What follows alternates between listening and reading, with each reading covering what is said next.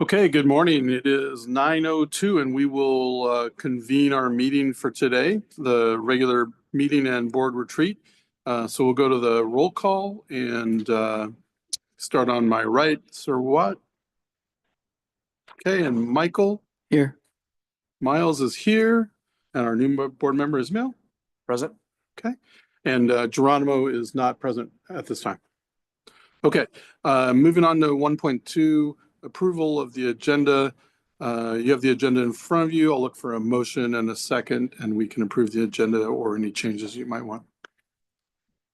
I motion to approve. I'll second that. Okay, all in favor, aye? Aye. Aye. Okay, I'm hearing all 4-0. And now we'll go to the Pledge of Allegiance. What? All right. Right hand over heart, ready, begin. I pledge allegiance to the flag of the United States of America and to the republic for which it stands, one nation under God, indivisible, with liberty and justice for all. Okay. All right, now we are moving on to public comment, and we can check to see that all of our locations are up and running. So we don't have any public comments here in person, but I will check if there are any public comments or at school sites. Vista Charter Middle School, are there any public comments? No public comments. Vista Horizon Global Academy, are there any public comments? No public comments. Palm Lane Global Academy, are there any public comments? No public comment. Vista Meridian Global Academy, are there any public comments? No public comments. Vista Lago Global Academy, are there any public comments? No public comments. That concludes the public comments. Wow, that worked great. First week back and already got it that done. That's super. Okay. Next item is consent agenda. It'll be 2.1 through 2.10. I know the board members have the agenda in front of them. Are there any questions or someone want to make a motion? My motion. Okay. I have a motion, looking for a second. Second. Okay, thank you, Sarawat. We have a motion and a second to approve the consent agenda. All in favor? Aye. Okay, I heard 4-0. Okay, now we're moving on to action items. 3.1, the updated joint lease agreement between Vista Meridian Global Academy and Rancho Santiago Community College District. Anything you want to mention, Dr. Felch? Yeah, so the board took action on this agreement back in June. Since then, there were a few very minor revisions that was shared with the board. And 2 weeks ago, the Rancho Santiago Community College District took action and unanimously approved this. So I'm bringing it back to the board for approval. Okay. Is there a motion? I motion. Okay, we have a motion. Is there a second? Second. Okay, we have a motion and a second. Any questions, discussion? Right, not hearing any. All in favor? Aye. Aye. Okay. That passes. Anybody opposed? Okay, that passes 4-0. Now we're moving on to 3.2, the Title III Consortium Online Application and MOU. Dr. Felch? Yeah, so this is for Vista Horizon, Vista Meridian, and Vista Lago, because each of those three schools do not have the minimum number of English learners at their school site to generate their own Title III funds. So as a result, they are together in a consortium. And so this is the annual application to be submitted and the MOU between the three schools. Okay, thank you. I'm looking for a motion. Motion. Thank you. Okay, we have a motion and a second. Any questions, discussion? Okay, I'm not seeing any. We'll take the vote. All in favor? Aye. Okay, that passes 4-0. Moving on to 3.3, the Think Together ASES agreement for Vista Horizon Global Academy. Dr. Felch. Yes, so great news that I'd like to share. This summer, we were notified that Vista Horizon finally was selected to receive the ACES after school grant. That is in addition to the ELOP funds that they already received. So we're really excited for that. And as a result, this agreement is with Think Together, the same after school provider that our other schools use to provide an after school program at Vista Horizon using the ACES after school grant that will then also free up ELOP funds to be used for other extracurricular activities. Great. Okay, is there a motion? Motion. Okay, Second. okay. A motion, a second. Any questions, comments? Oh, No. Sounds great. How did we get the grant? So we have applied the last few years. It's a combination of the excess funding that the state has for new schools to be accepted into the grant, and when they do, they make sure that the grant is written well, but they also award the grants from top down in terms of free and reduced lunch rate. And so Vista Horizon's FRL rate has been increasing over the past few years. So now it's into the 90% range. And so now they had a much more competitive application and were selected. Nice. Thanks. And just a quick question. So what's the fiscal impact for this? And then I assume part of it is services that we weren't able to provide before, but we're adding. Correct. So it's about 200,000 per year, which is it's significant. And then it's going to provide a comprehensive after-school program, so that way our in-house staff does not need to run their own after-school program. So we get all of the Think Together services for that, and so it's essentially replacing our own staff, but providing some additional staff while also freeing up our ELOP funds to do other things. Great, super. Okay, we have a motion and a second. Take the vote if there are no other questions. Okay, all in favor? Aye. Aye. Okay, that passes 4-0. Okay, on to 3.4 VCPS occupational therapist job description. Yeah, so this summer we did we looked at all of the special education contracted services and how much each of our schools were spending over the past year. And we've done that in the past, and that's when we've identified a need or it to be financially beneficial to bring, for example, a speech language pathologist in-house and things like that. This year, we realized that the amount that we were spending on occupational therapy exceeded what we would be paying for salary and benefits in-house. And so as a result, it would be financially prudent for us to hire someone in-house rather than continue to spend even more for contracted services elsewhere. So that's why we have done some research. Our special education team has put together a job description. We've looked at competitive salaries based on occupational therapists and have put this together and would like to start looking for someone in-house. Great. Is there a motion? I motion. Thank you. Okay, we have a motion, a second. Any questions? No? Okay, all in favor? Aye. Okay, that passes 4-0. Okay, that brings us to the conclusion of our action items. Now we'll move on to information discussion session starting, and just a reminder for folks where we're headed. We have the superintendent's report, and then we'll be headed into the VCPS, the Vista board retreat. And we will, after the superintendent's report, we will either take a very short break, but just really for the purposes of moving from the dais down to the floor here to make the retreat a little bit more approachable for all the board members. Okay, so we're now on 4.1, the superintendent's report. Yep. All right, so we have a short superintendent's report. I do not have a slide deck. However, the report itself was added to the board agenda, and all of the board members have it in their packet. So first, we have some really exciting news.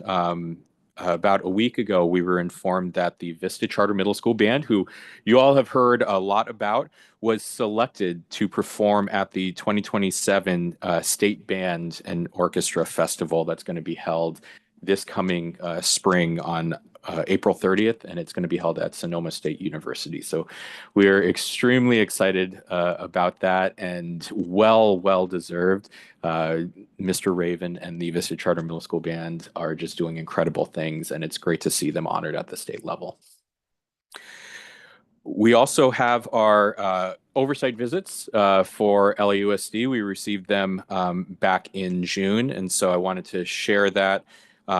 So for Vista Charter Middle School and for Vista Horizon, it's extremely important for Vista Horizon because they are going through renewal this year, and so these are the final oversight report ratings as they go into renewal, and they're very good, just about as good as you can get. So for Horizon, for governance, congratulations, board, received a 4 or accomplished there. We received a 3 or proficient in student achievement and educational performance. That was the 1-3 that they received. Horizon also received a 4 in organizational management program and operations, the highest rating you can get in that, and also a 4 in fiscal operations. So again, it's just about as close to as a clean sweep in terms of 4s. So congratulations to Mr. Benavides and the entire Horizon team there. Vista Charter Middle School, the ratings look a little lower, not super low, but I'll give you some reasons for that. So governance was a 3.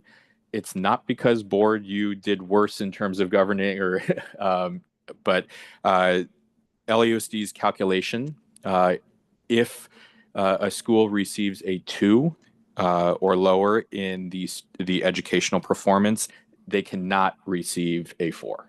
They can only receive up to a 3 in governance. And so that does not mean the governance was lacking in any way. It was directly a result of the educational performance.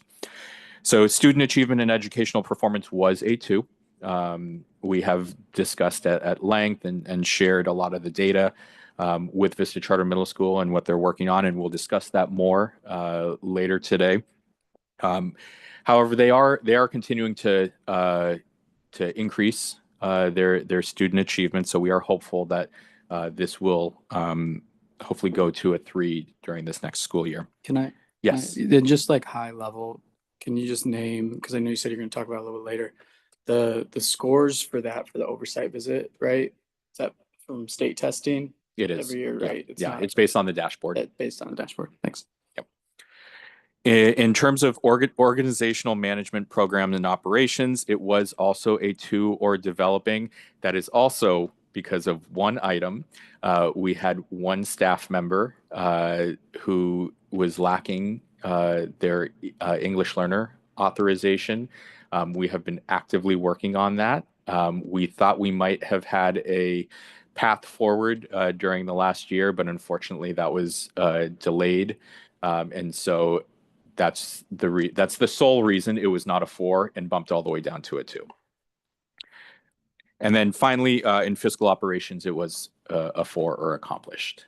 So overall, with a few slight tweaks or things done different, we could also have scores that were matching Horizon. And we know exactly what we need to do in order to achieve that. And so that's going to be our drive, working with Vista Charter Middle School this year, especially as they go into renewal during the following year in the 27-28 school year. We know how important this year is going to be for them.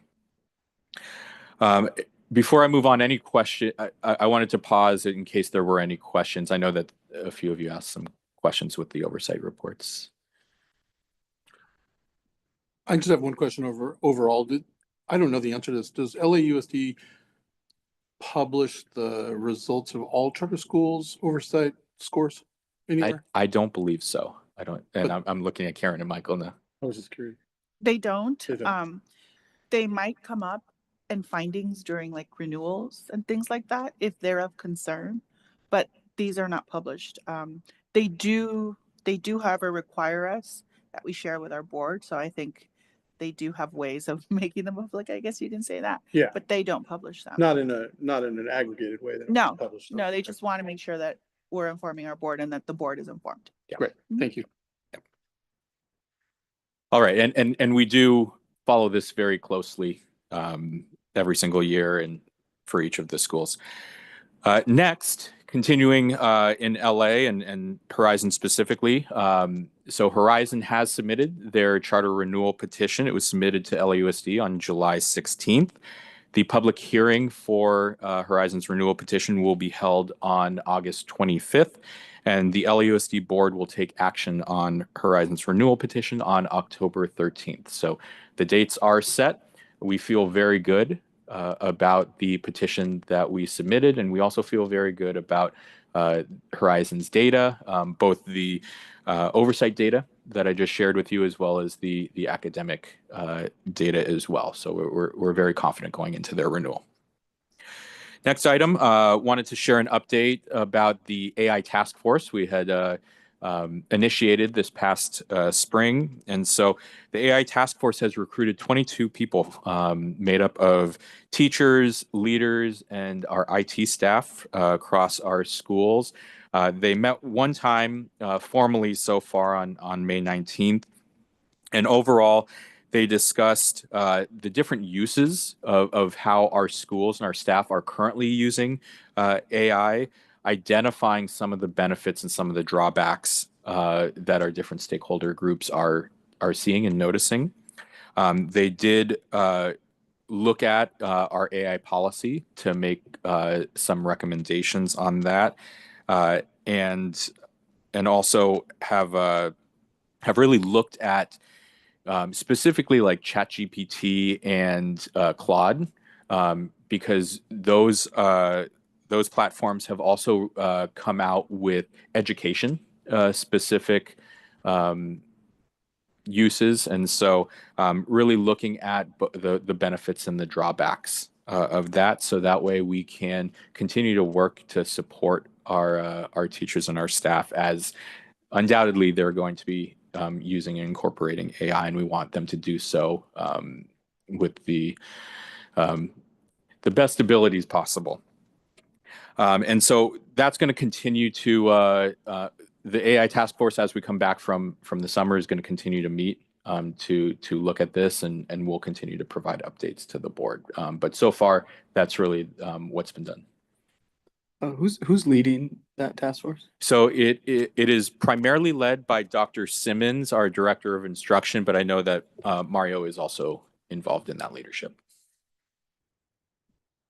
And board, if any of you would like to be involved at in any capacity, whether it's actively involved in this committee, as long as it's not a quorum, that invitation is open, as well as if you'd like to meet with either Mario or Dr. Simmons on the side, that's a possibility as well.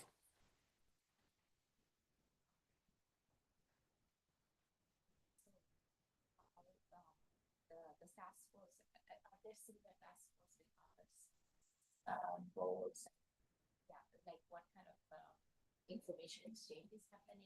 This is something I'm following very quickly also with the, like within cloud, you have the, subscription base and how at school level we can access. Absolutely. Absolutely. And Mario, you can connect with Sarwat on that. Great. Yeah, and I'm hoping to set up just a meeting to kind of go through where things are. I'm very interested in where we're approaching this too. So with Mario and Dr. Simmons. Definitely. All right. So not all updates are great news. This isn't necessarily bad news, but I wanted to share with the board, especially because we did approve a position this past spring. We did not receive the LCSSP grant, which would be a supplementary community similar to the community schools grant. It would have provided funding for an attendance social worker, which would have been great to help address chronic absenteeism. However, we won't be hiring that position because we didn't receive the grant funds, at least at this time. We will be continuing to work on attendance and chronic absenteeism. That is a new initiative that I'll be discussing later on in our strategic plan. So that way we organizational wide, we are going to be putting a number of things into place to make sure that despite not having this specific position in this grant funding, that we still are making sure that we're following best practices, really looking at the data to ensure that we are addressing the needs of our families to ensure that our students are coming to school on a regular basis.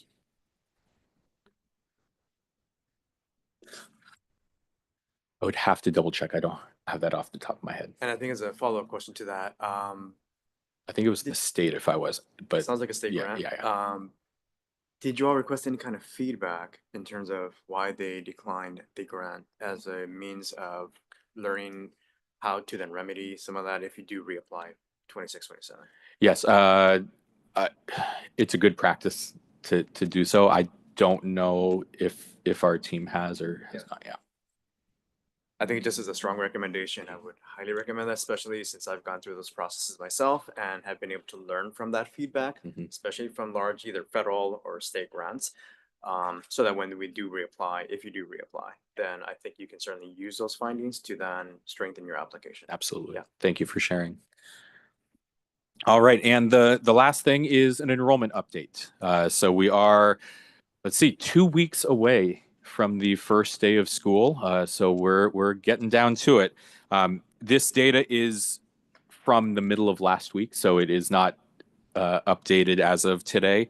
But some of our schools have already exceeded their budgeted enrollment goal. So Vista Charter Middle School, for example, has increased fairly significantly since our June board meeting, and they're at 331. Their budgeted goal was 330, but they're continuing to work on enrollment there. Vista Horizon had a discussion with them last week about not seeing the growth since the June board meeting. They did share that they do have about 10 families that have submitted most of the paperwork. They just are not counting those families because they don't have all of the paperwork in there, and so they're continuing to engage with those families as well as any new families there, and are cautiously optimistic about reaching and exceeding that 190 goal. Palm Lane has grown a little bit, but still working on getting towards 275. They also have about 7 or 8 families that are still in the process of completing all the paperwork. So again, we're working towards that 275 goal. Vista Condor has exceeded their goal. They're at 377 right now, and I know they just had their orientation last week. Same with Heritage. Heritage did see a little dip. I think some of the families I think had decided to either go elsewhere, or some of the families that did enroll have, as we've been continuing to engage with families, informed them that they decided to go elsewhere. Vista Meridian also had a little bit of a drop since June for the same reasons as well. And then Vista Lago, it doesn't look like they've grown too much. However, I did put an asterisk there because they don't have a lot of space to grow.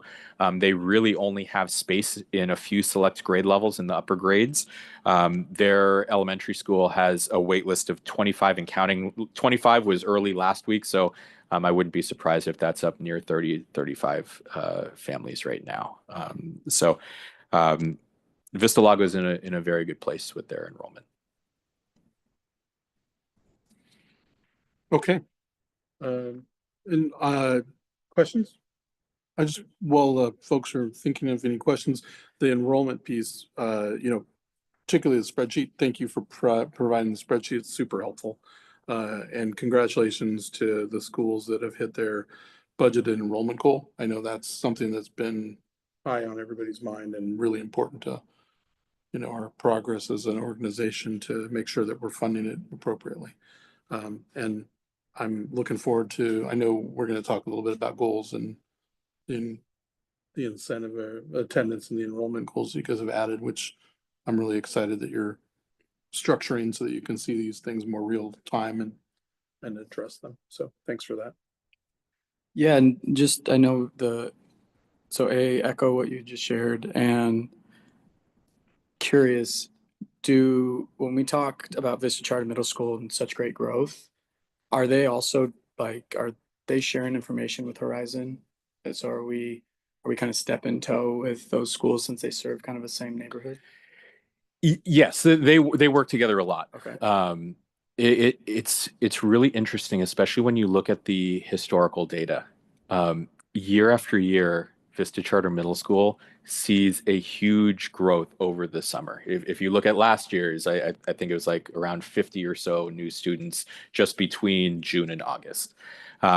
It's every year. It's the population the community that they serve tends to enroll over the summer. And so it does give us a little anxiety every single spring when we look at the numbers and we see it relatively low, but year after year, they seem to perform over the summer and open up in August with relatively good numbers there. Horizon doesn't. They're about 3 miles away, and you would think that the trend should be similar, but it's not necessarily the case. Horizon has historically, and we saw this this past year, seen more growth over the spring and less over the summer. It doesn't mean that they haven't been trying or haven't been active. I know they have been at a number of events over the summer. They were even during the World Cup. They were out in Koreatown at some events when there were going to be a lot of families present. And I don't want to say that it hasn't turned into enrollment, because I do know that some of those new families that haven't completely filled out all the paperwork have come from some of those interactions. But it's not for a lack of trying. I can tell you that they're working very hard. Just one more moment on this, just the way that I look at numbers, right? The numbers like 190 versus 174 for their budget for Horizon means 26 students, which is 16, sorry, 16. Yeah, which is close to one classroom. I mean, half of a classroom, I guess, in some ways. Yeah. The piece though that I think I continue to wonder is how data can help you. Like, where are the leads? Where did why did that student convert from a lead to an actual student, and I'm not sure how systemized we have our organization to do that, but I think that's where we're going to find the way that we can best efficiently use our time to recruit, knowing where we convert people. Yeah, and that is something that we have added into our enrollment application this year is, why did you choose us and how did you hear from us? And so we've collected that data. That data was actually something that we shared and discussed at the principals meeting last week. So our principals have that data, and we know why our parents are choosing us. And so we can also then better target our outreach and advertisement based on those factors. Okay. Quickly, if I can. Yeah, please. Just to piggyback up what you were talking about, Miles. I think certainly that data is important. I run enrollment, marketing enrollment for schools, and I see the value of the data, but I also see that there's ways to use outside data like census data or even using heat maps to see where the students of the age groups that we're looking to enroll actually live, and then be very targeted in terms of the marketing that happens. So certainly I think the boots on the ground work that's being done like in Koreatown is super important. However, I think as part of a multi level approach, having that data both from like surveys, from enrollment packets, but also like the census data, heat map data is going to be extremely beneficial as you look to fill in some of these gaps. Absolutely. Yeah. And I do want to share specifically about Koreatown and the general LA area has seen a huge decrease in population, especially population of school-aged children and families. The surrounding schools have seen a noticeable decrease in their enrollment as well. And so for Horizon, they've already backfilled their graduating fifth graders. So they're essentially stable at where they were last year based on this current enrollment, but we are expecting them to continue to grow at least incrementally. I think Horizon's team is probably one of the most boots on the ground teams from all the schools. They're out very much in the community. There's 2 events coming up in a couple of weeks, like Central American festivals that they're already scheduled to attend.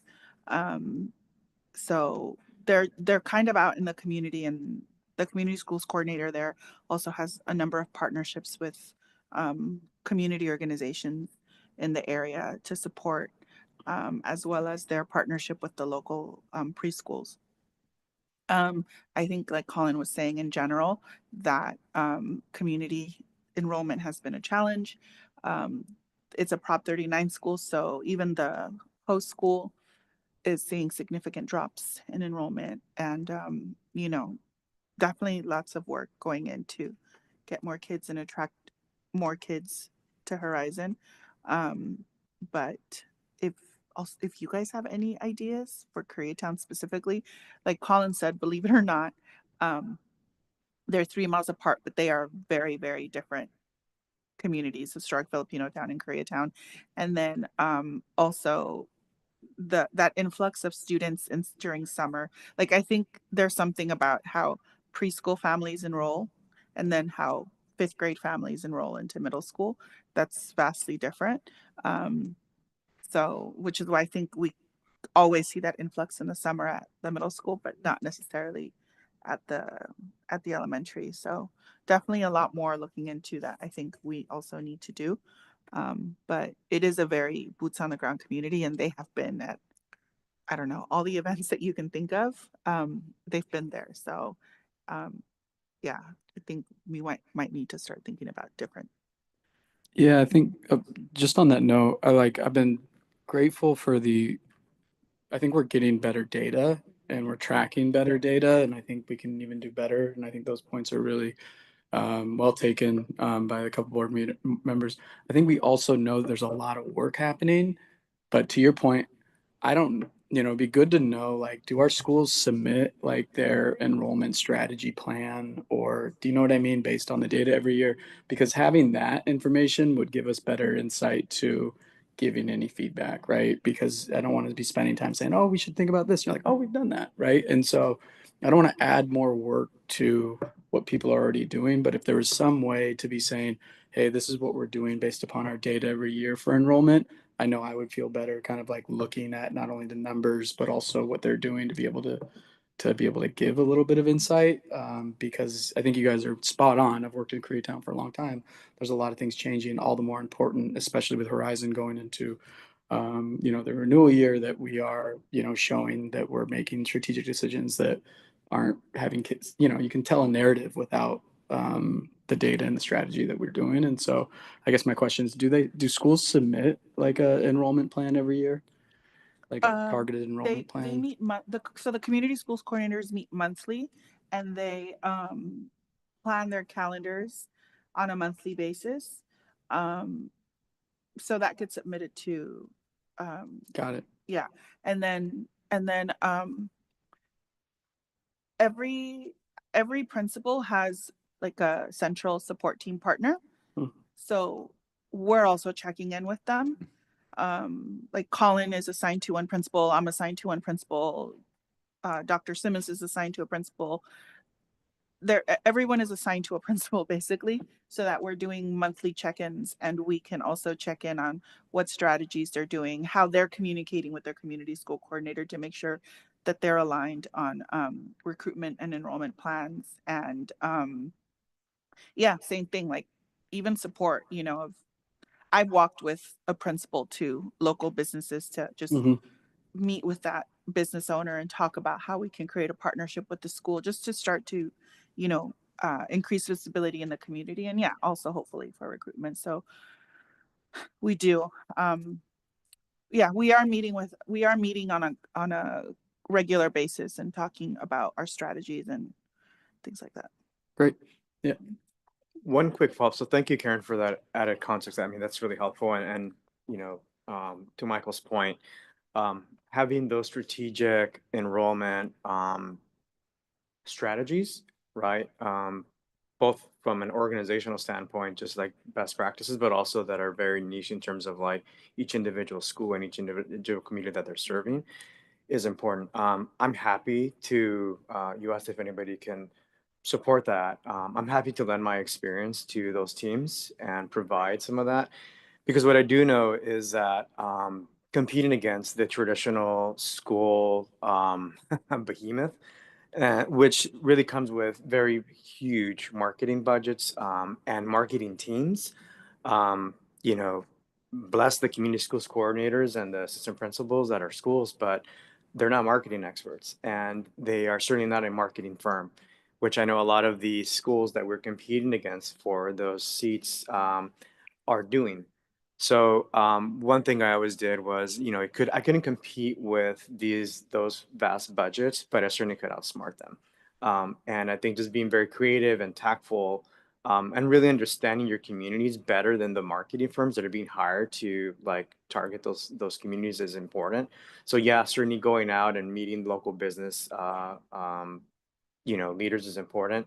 But I think also having like a strategic marketing plan that's led by marketing experts would be something that, you know, the organization might want to look into, because, you know, it is extremely difficult and extremely competitive right now for every single seat. And to fill a 16 for Horizon, a 16 student deficit, uh, is a huge task.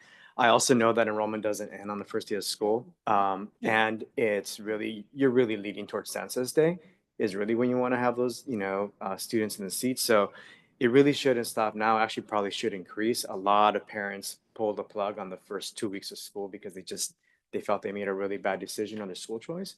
So it's really important that the work continues and maybe even elevates at this point. But certainly happy to lend my expertise in that. Thank you. And I do want to mention a point there.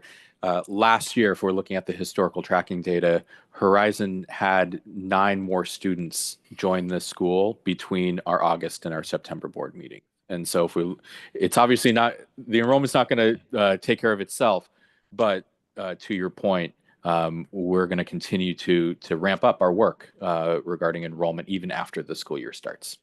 I think, Sarwat, you had a question.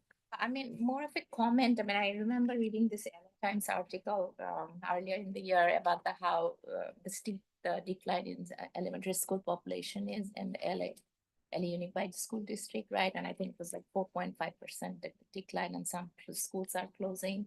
So it is a very challenging time. And so I think, yeah, kind of figuring out how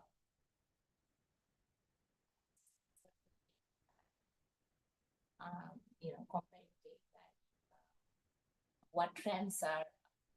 And I did want to ask that same question at the school start and through the school year. So that may also help, right? Something day off afterwards. So, but yeah, I think it is a pretty.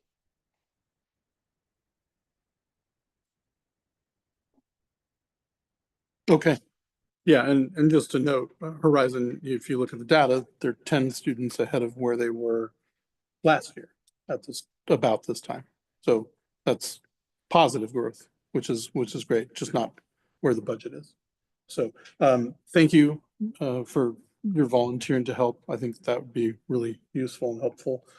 It would be great at some point to bring back something to the board to just show the specifics of what, like the demographic. And now, I mean, at some point, we're gonna need to start thinking through what the long-term sustainability of these campuses are for all of our campuses over the long term. And I'm talking 5 years out, but just what the demographic trends are doing and how what areas we're gonna be better serving students in. Those kinds of questions could come up. So it'd be great to see some of that data at some point, just to get a sense of, what we can gain from the demographic data. I think that was an excellent point. So thanks. All right. See no other questions, discussion on that item. We'll move. Thank you for the superintendent's report. As usual, great information. We're going to now move into the board retreat part of the meeting. And then we'll be back to do a closed session, and ultimately we'll end up at the dais to close the meeting more around 4 o'clock-ish today. Okay. So I will just stop the meeting. We're just gonna walk down, right? Okay, so we're gonna go to a different camera and we'll be right back. You things on the left hand side are and the items, yeah, just bring your we're actually gonna start not with a table, because we're gonna be doing some activities, and then so if we want to just leave it on.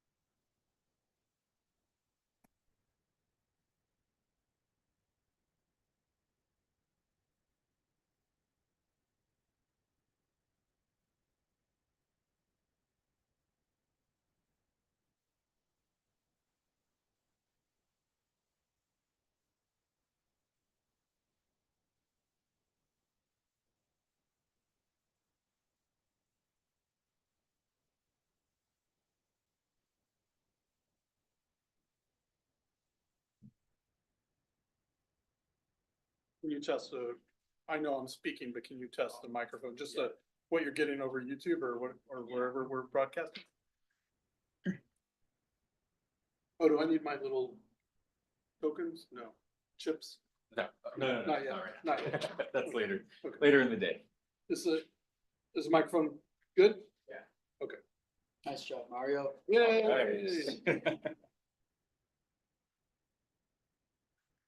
Okay. Okay. Great. And Karen's joining us too? Yes.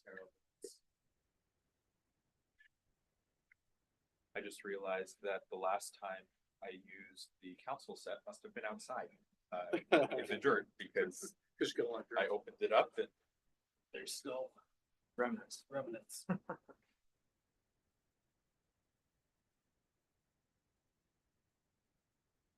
Yeah, I think actually it was at our administrative retreat.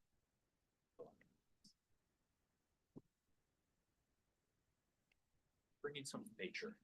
Yes. Why not?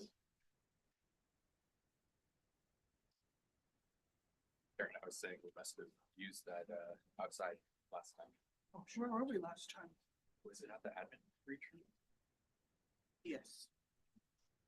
Yes, I don't know, maybe. All good? Yeah, and so if you guys didn't, just so everybody on board knows, the microphone's live. We're not videoing, we're just gonna leave the screen up. So the screen we can all see and the viewers, the massive viewership that you all are getting is that screen. Just so you're aware. Yes. Exactly. But the microphone's live, so it'll pick up, and it's picking up pretty much anything that any of us say. Okay. So we're gonna start the board retreat. Want to share some of the objectives for the time that we have today. So the first thing, and we're sitting in council, one of our signature practices, really want to spend some time building community amongst the board. When we're all together because of the Brown Act, it has to be about business and so on. And we don't really get time outside of this to really build community amongst ourselves. So I really think once we're able to do that, it really helps accomplish the second and third objective. So the second objective is really about developing a shared vision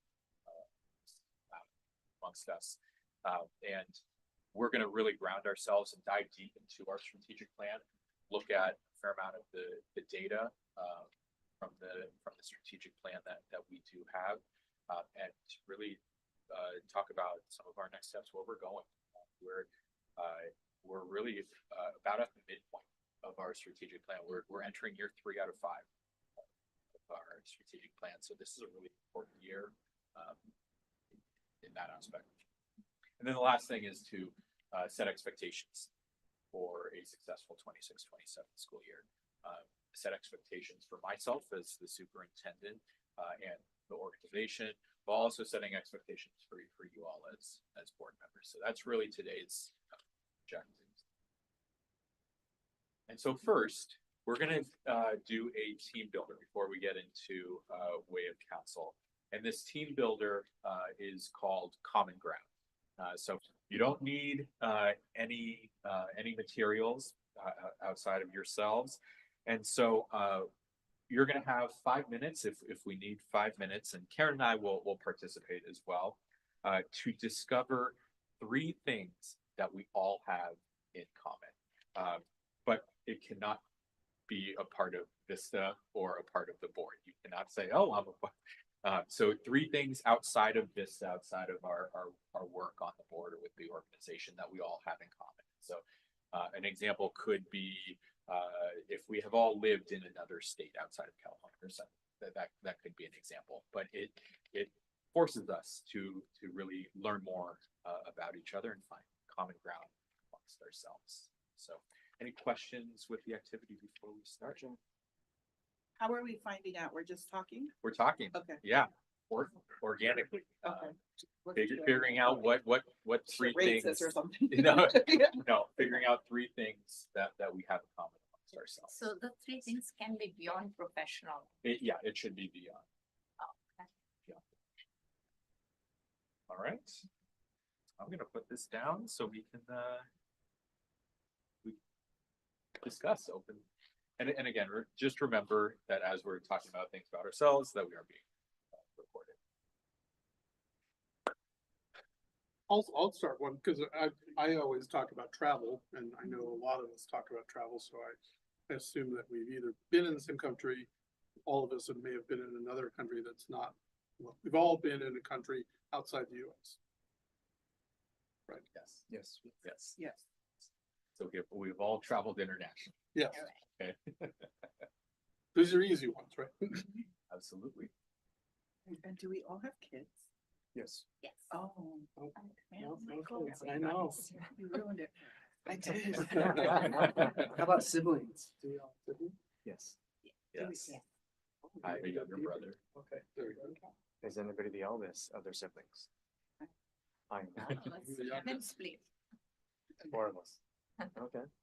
So you have a younger brother. I have a younger brother.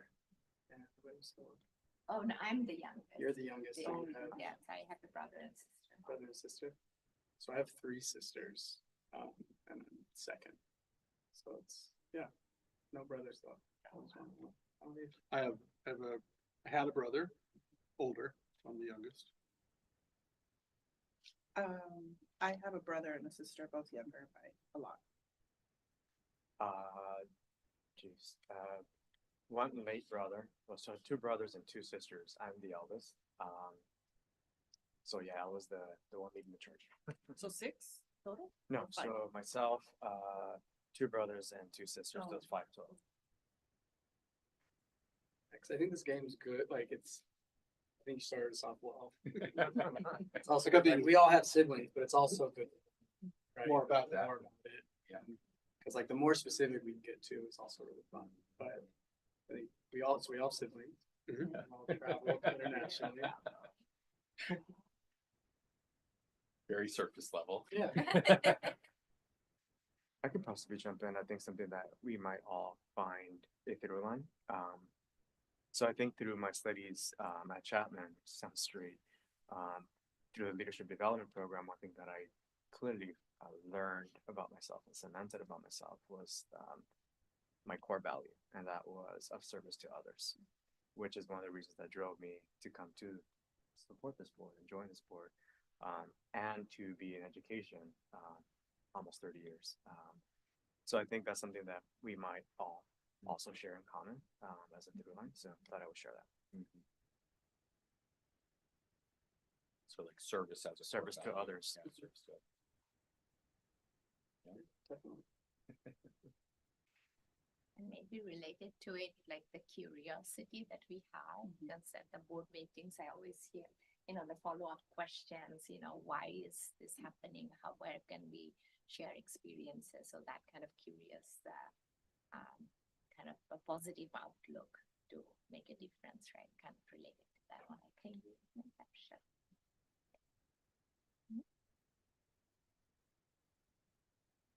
Is there anything else we want to add, or do we feel good about the international travel, having siblings, and core value of service to others? Well, maybe we can go a little deeper. Okay, thank you. Yeah, and I guess for me, it would be helpful to know about how long I know. I was thinking about 5 minutes. Again, Yeah. this is to get us going to. Yeah. Yeah. Because For this would be example, like I a didn't 30-minute know about. conversation. Yeah, right. Oh, no. We don't need to do a 30-minute conversation. But yeah, probably about 5 minutes. I think we're at about the 3-minute. Maybe we can find a country that we've all been to, or a city. Might be. I like it. International city. Yeah, maybe we should country. try to get to a city. Yeah. I know Miles and I have both been to Paris. Yes. I've been to Paris. I've been to Paris, I've yeah. I've never been I've to never been Europe. to Paris. So, Oh, so Europe's off the table. so that's gonna make it harder. Yeah. How about Mexico? No. Oh, yeah, but So where are some of the places that you've been? where did we go in China? Beijing, Beijing. right? Yeah, I've Beijing. been to Beijing. I've been to Beijing. I've not been to China. Neither. We went to Beijing together? Yeah, No way. Oh, that's Yeah. cool. With Dawn. No way. Oh, Uh-huh. we were hoping in November of 2019 Uh-huh. to build sister school partnerships. And unfortunately, something happened Yeah. a little thereafter. Timing wasn't great. The timing didn't work, yeah. Anywhere else that you've traveled? Yeah, just Mexico and El Salvador. That's it. I think international. Yeah, that's it. We've all been to Mexico? I've been to El Salvador. I'm not, I don't No, know. I've been to Mexico. I've been to but Mexico. that was No Mexico? Mexico, Baja. It's kind of boring. So like Ensenada, Rosarito. I've actually never been inside Mexico. I'm a bad Mexican. Sorry. I've been to Mexico, I Rosarito. love I've been Mexico to- City. Rosarito? Have we all been to Rosarito? Yes. Oh, No? I've been to Ensenada. Ensenada. yeah. So you have to drive by Rosarito to get there, right? Yeah. I guess driving, yeah. The wheels touch the Yeah, ground. Yes, yeah. Ensenada? Baja? Oh, yeah, I've been to Ensenada. Ensenada. Hey, Ensenada? hey, I've been to Ensenada? Ensenada. Ensenada? Yeah. Yeah. There you go. Okay, there We we all go. have one experience. Okay, There we go. perfect. Okay, so we'll better define our international travel by all having And been Ensenada, to we've Ensenada. seen it. Yes. Okay, so I hope we all know each other at least a little bit more, but this is only the beginning. So the next thing that we are going to do is one of our signature practices, which is way of counsel. So this is something that all of our schools do, all of our classes do on a regular basis with their students. Our staff do this on a regular basis through professional development. Our leaders and our parents do this through coffee with the principal. Our principals do this with Miss Amaya and myself during our principals meetings. And here we are doing this as a board. So this is really something that is weaved throughout the entire organization. Way of counsel is the practice, but it's really focused on the idea of social emotional learning and building deeper relationships with one another by sharing and hearing our stories. And so it's a very simple yet powerful thing. So the four intentions of counsel as we start to dive into this, first one is to speak from the heart. Just share whatever your heart and your mind want to share. Second one is to listen from the heart, really authentically listening, not thinking about what else is coming in the board agenda or what's for lunch or anything like that, but really focused on being in the moment. Being spontaneous. It's easy when we're listening to other people's stories to think about what we're going to share, but it's important that we are listening from the heart, so that way when the talking piece does come to us, that is when we think about what we're going to share. So really focus on being spontaneous, and then also being lean.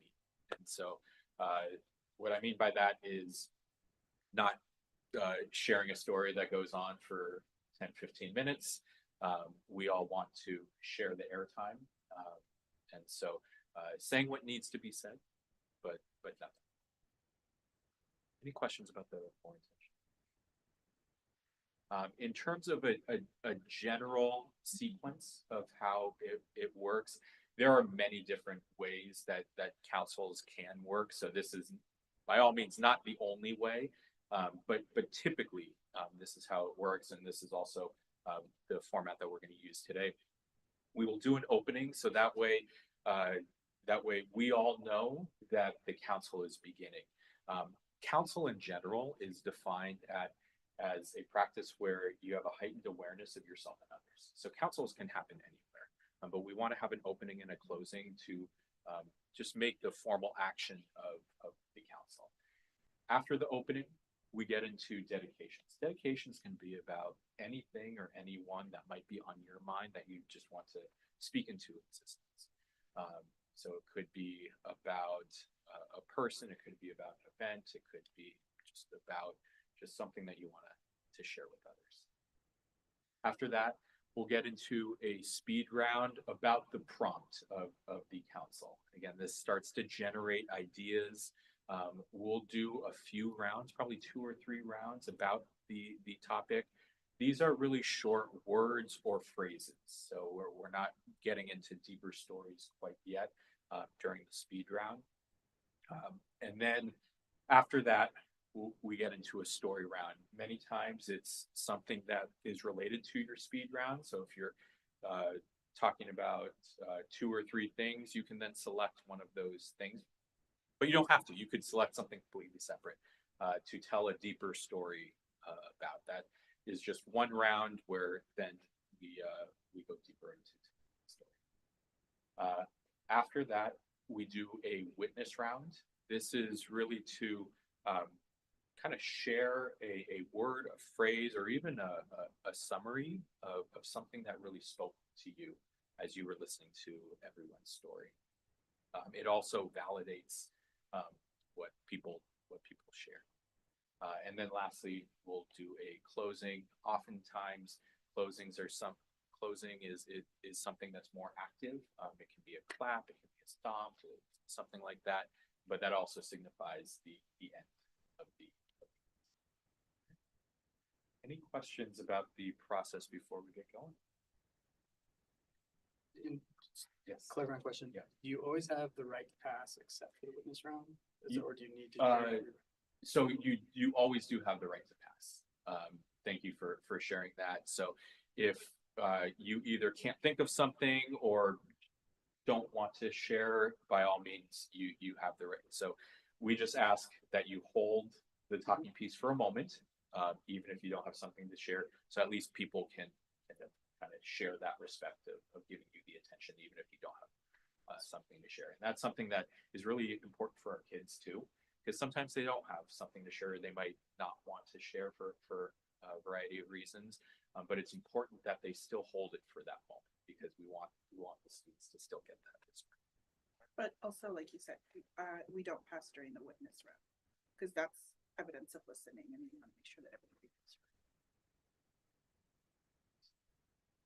Okay. So we'll go ahead and start.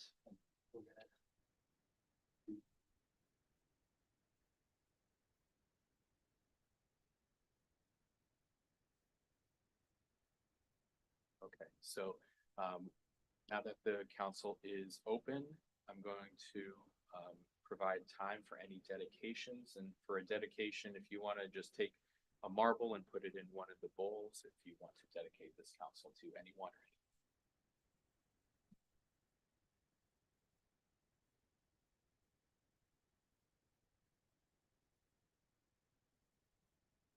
I want to dedicate this council to my son, who is starting his freshman year of high school, and my daughter, who's starting her senior year of high school.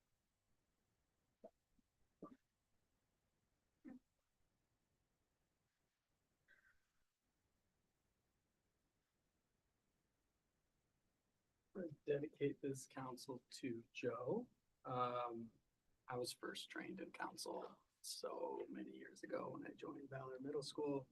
And I'm really biased, but I love it. And I just want to, Joe was the guy who taught me about council, and just want to send some love his way. Dedicate this to him.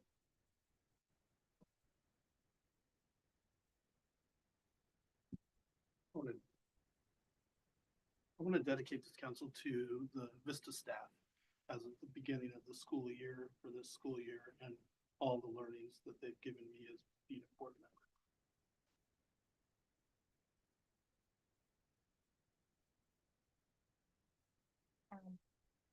I'm gonna dedicate this council to all of us here and our families.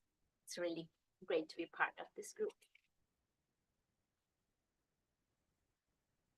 I want to dedicate this council to all of the students who are entering new schools, coming in with lots of question marks and anxieties, but sending them all of the love and the positive vibes and energy that they need to be successful this academic school year. I want to dedicate this, first of all, Joe also taught me my first council. I want to dedicate this to my wife, Beatrice. She's my rock, and as we enter a new school year. I know that it's easy for my work-life balance to sway in the work direction. But she always kind of recenters me and makes sure that I'm always focused on what's important. And family always comes first.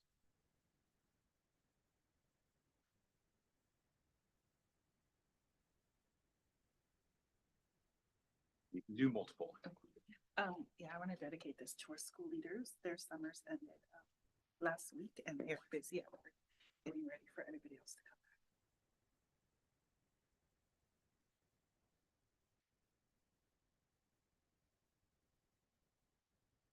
I'm gonna dedicate also to my kids, taking kid from you. So my son is hoping to go to law school, and my daughter is starting her sophomore year in college. So really exciting time for their lives.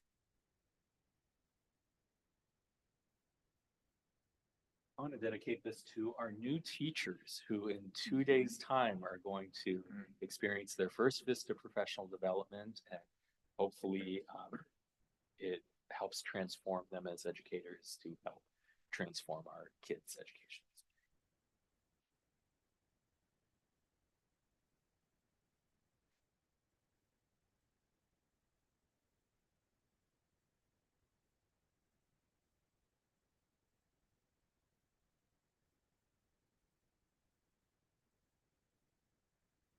Also give wait time in council, so that way if anybody has anything else burning on their mind. I have one more. Also want to dedicate this council to all the families and parents of the students. It education doesn't stop at the four walls of any school. We all know that. And I think having parents, be part of that education process is extremely important. So I want to dedicate this council to them for all the support, all of the work, hard work that they do to ensure that the kids get a quality education. Yeah, and on that note, Geronimo, listen to you. Great. Let's call for dedication. All right, hearing none, we will move on to the speed round. So the topic of today's council is coming to fruition. As we think about our organization and a lot of the work that we're doing coming to fruition. But again, when you think about what you want to share, it doesn't necessarily need to be about Vista. It could be, but it could be something completely separate. So coming to fruition, that phrase means a plan, idea, or dream that has successfully been realized and produced the results that you're hoping for. So starting with the speed round, share a word, a phrase, or a topic that you think about when you consider the phrase coming to fruition. And strategic plan. So what we'll do here is if you want to start, you'll take one of the talking pieces and then you get to decide which direction around the circle go. And we'll go around 2 or 3 times. Any of the pieces. No, this one seems like a champion. I think the word that comes to mind when I think of coming to fruition is strategic plans. Been part of those processes in my career, and I think as an organization here at Vista, being able to have seen the totality of the work over the last 3 years, but being able to see kind of the end goal very clear in mind is important. So when I think of fruition, I think plans, completing those plans. I'll go this way. Data. I think of intentionality and discipline. Valor Academy High School. I'm sorry, I didn't hear. Valor Academy High School. Thank you. And I'd say aspiration. Perseverance. We'll go around 1 or 2 more times.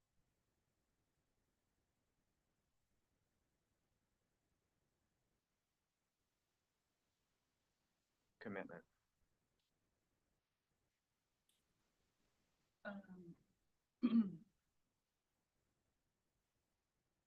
Celebration. Empathy and sympathy.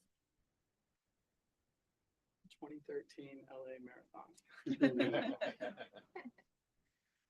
Discipline. Mhm.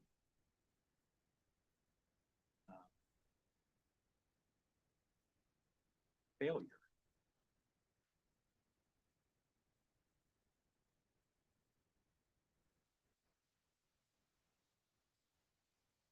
Vision.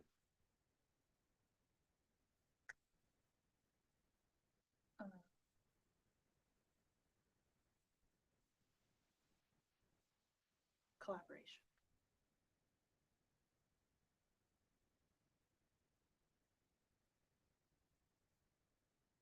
Teamwork. Discipline. Learning.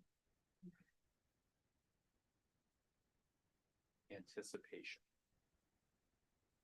And we'll go around one more time. Feel free to pass if you don't have any.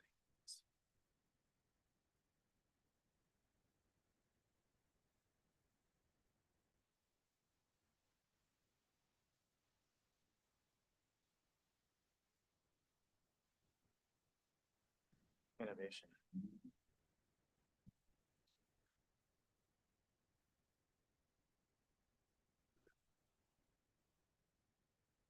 Valerie playtest.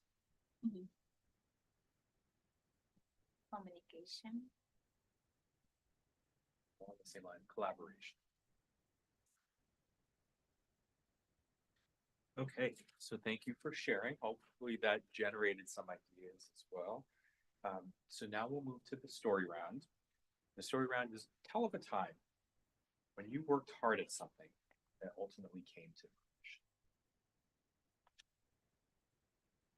Again, we'll do same format. So whoever wants to start, will pick up a talking piece. They will share their story, and then they'll decide which direction they'll go in. We'll only do one round this time.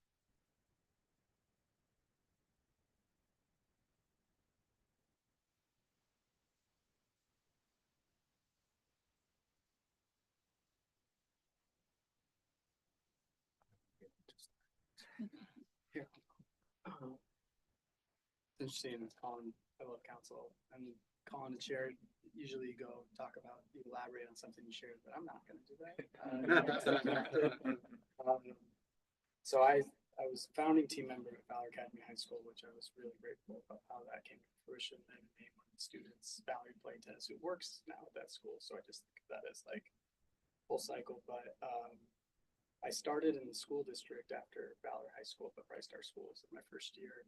I worked with the team of deans, and we identified that there was, our middle school boys really struggle. There's just kind of a fact of life that there's a group of kids, young men, who tend to struggle in middle school. And one of the things that I was really proud of is that I took that problem and identified an opportunity for us to solve together, which was to create a Bright Star Schools middle school boys retreat. And I was really, really excited to be able to take some of the things that I'd done at Valor High School, also some students from Valor High School as high school, young men, high school leaders, to be essentially camp counselors, weekend mentors. And it was a great success. And then throughout the years, we had told the students who had participated that, because they would say, when can we go back to the retreat? And I was like, can't come back as a participant, but you come back as a counselor. And so we had grown it to where we have 3 high schools and 3 schools in different communities. So now that continues.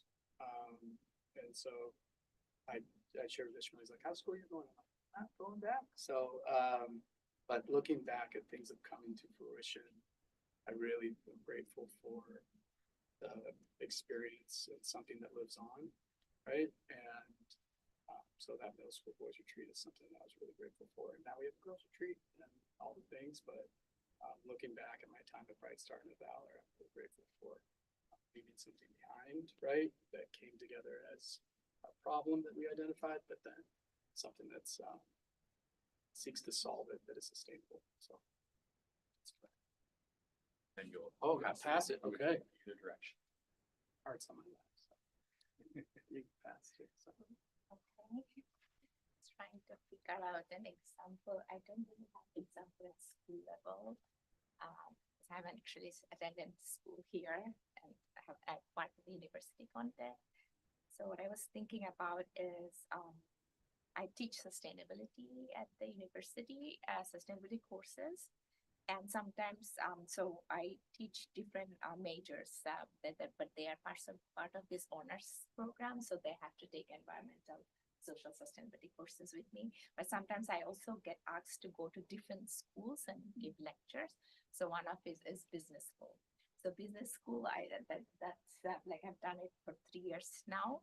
So business school students have a bit of a different mindset than kind of, caring about environmental issues and social aspects. So depending on, the student, of course. So what I remember doing by the third year is introducing a kind of a lab for the students rather than just giving them a lecture, where they put themselves in place, giving them some examples of, put yourself in someone else's position, choose like a person from a kind of a frontline community within the US or overseas, a different country, looking to kind of think of their social context, their income level, and then kind of try to figure out what we can do for sustainability issues. And so they did a lot of data collection, and then kind of prepared a short presentation and talked about them as that person X or Y. And doing that instead of just giving them a lecture on what needs to be done, kind of made a huge difference for the business students. So that I kind of doing this for 3 years in a row, kind of I'm figuring it out how to reach out to those students and their mindsets. And some of them are now reaching out to me in terms of how can I have a career in global sustainability in the private sector, in the business community. So that's something I feel pretty good about, that, even if, a couple of students from that school and from that major look into, doing sustainability work, using their business school, but from the private sector, that can really benefit, right? So something I'm working on, trying to figure out how to reach out those mindsets.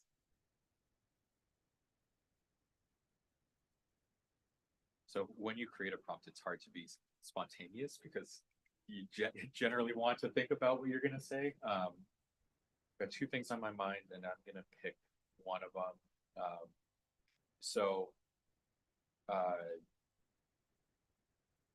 When I think of coming to fruition, especially sitting physically right here, it makes me think of this building and kind of the evolution of the site here in Santa Ana. And I shared a number of the speed round items were kind of more on the negative side, or the bumps in the road, because this project was not without its obstacles. And so I started here at Vista as principal of Heritage in 2017.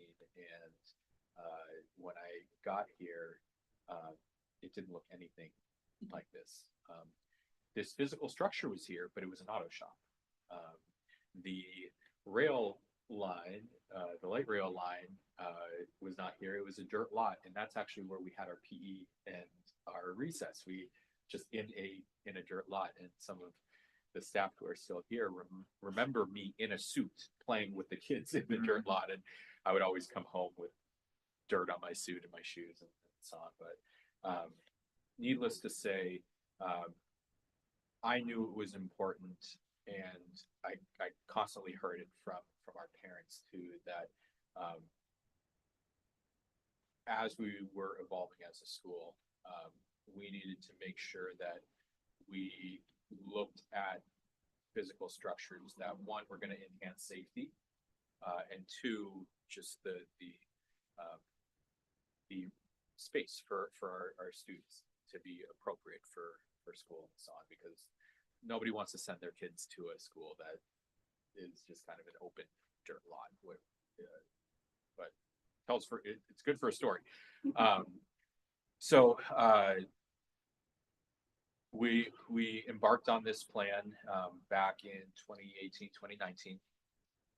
That's also the time when Condor opened as a school. So we knew that we were growing, and we had a lot of families that were behind us. And this was my first foray into any type of construction or development stuff. So I was a principal. I'm an educator. I didn't really know what I was getting into. And so through this, working with architects and developers and so on, we were starting to put together the plan. But I really underestimated the political work that was involved. And so in 2019, as we were submitting our plans to the city of Santa Ana, we submitted it, went to our public hearing and decision, and on the decision day, I was confident that we were going to get approved, but there was actually a vacancy on the board, so it was a 3-3 split vote. And so because there was a vacancy on the board, it allowed us to table. It was not a no, but it tabled the vote until the vacancy was filled. And so once the vacancy was filled, luckily it was someone who was supportive of the project. And so we were finally able to get the project approved. And that was also around the time that the pandemic started. So it was also a blessing in disguise, because we were about to embark on a lot of this construction. And again, without having gone through construction, I didn't really know where the kids were going to go when construction was starting. But it just happened to be when everyone was forced to be home and remote. And so it allowed us to really develop the school during that time. And then we were able to kind of build the outdoor play area, build this space. And I've learned a lot during that time helping this come to fruition. Thanks for that. So coming to fruition, sharing story. I think as soon as you mentioned that, one thing specifically popped to mind immediately. And as I shared during the speed round around strategic plans and innovation, these are just words that just keep popping in my mind that I share with the group, with the council. I think back to 2015, and that's when Dr. Caprice Young, founder of CCSA, former LAUSD board member, hired me, brought me on board to the Magnolia Public Schools team. And one of the first things that she came to me and told me was, this organization is at an inflection point. It's ready to grow, but we don't have a plan. We have the desire from the board, from leadership, from our families to really extend the work that we're doing, but we need to do it strategically and very, very mindful. And she came to me to lead that charge. And so working with families, working with the community, with the board, with the C-suite, I was able to put together a task force that really originally was just supposed to be, and I just say just, a 5-year strategic plan. But what it morphed into was the idea of almost reinventing the organization after it had been around for so many years. It resulted in a brand new, not just a strategic plan, but a new mission for the organization, a new vision, and even a restructuring of their own logo, their brand, to rebrand themselves as this new, rejuvenated organization. And over the course of 2 years, it also consisted of a new portrait of a graduate, which I know we're going to be talking about here for Vista. It included, work that was never part of the Magnolia family, including work that I would eventually start leading, which was the creation of a development department, of a communications department, enrollment marketing, all these things that folks did in silos, but was now being done with a very structured department and worked out how the home office was going to be restructured to support the work at the schools, what growth looked like over the next 5 years.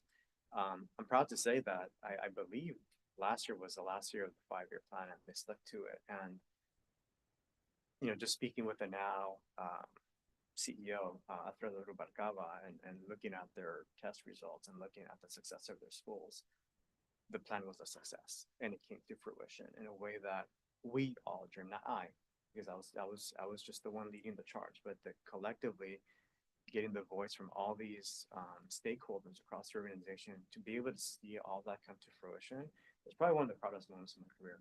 Be able to look back and take a look and see what they've been able to do with that. And I'm really excited for the organization to see what they're going to do over the next 5 years, which is why I'm really excited to be on this board, because I see very much what I saw even back in 2015 starting to happen here, where it's at an inflection point. We're really looking at being able to support the communities and even other communities that the Vista charter model can really benefit. So that is my story. I'm gonna pass it over to you.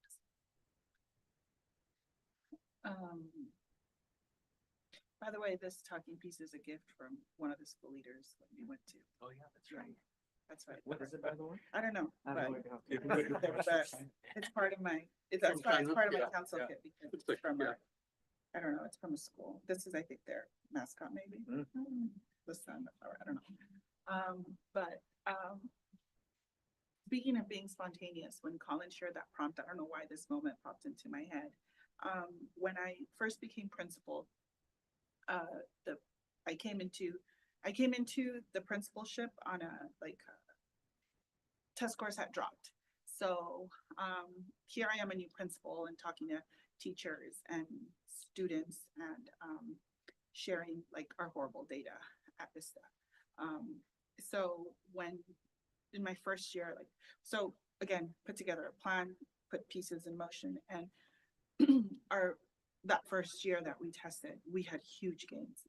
And I remember that Don, I don't know if you know Don, former superintendent, when he came to me to congratulate me, he said, "Congratulations," and I said, he said, "Congratulations on your data, wow," and I remember saying to him, it's not the numbers that I'm proud of, it's the fact that I know every single step that I took to get here.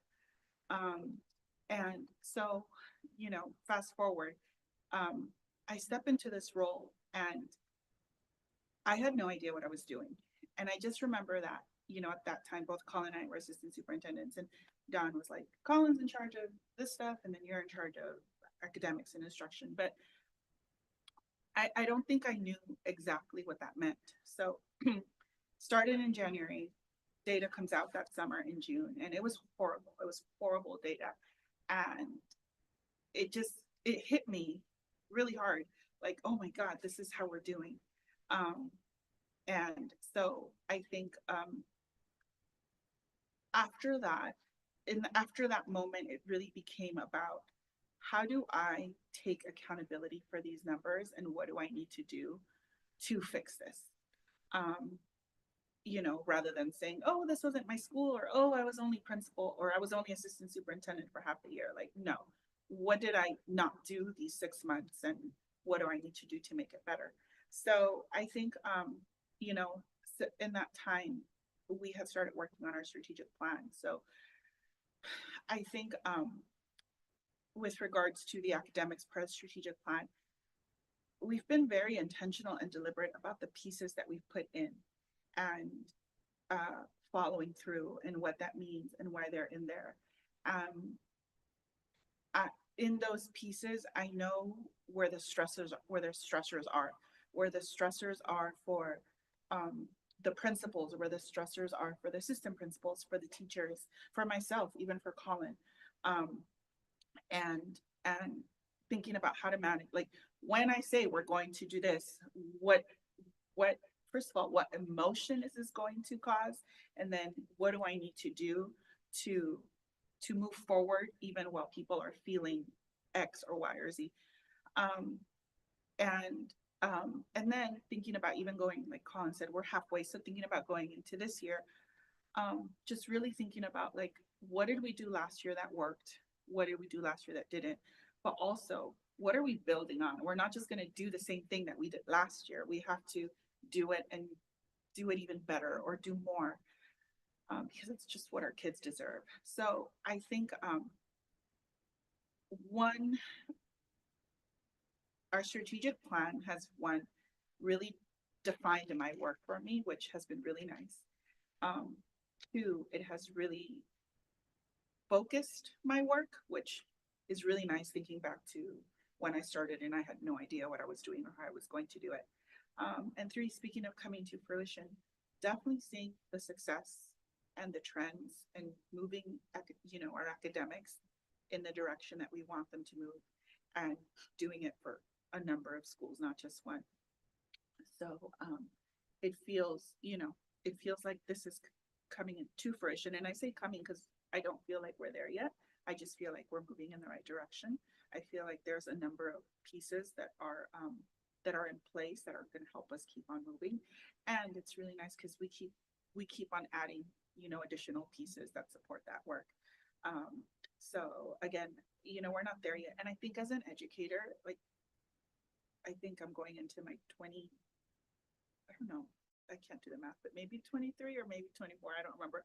Going into my 24th year, I don't think we're ever going to say we're there, we made it. I think we're always going to want more for ourselves and especially for our kids. But it's just really nice to see the work that has been done to this point, see the success that we're seeing, but also we're seeing success that we've worked for. It's not random, it's not haphazard. It's been very intentional and deliberate, and we're moving in the direction that we want to move because this is what we've said that we want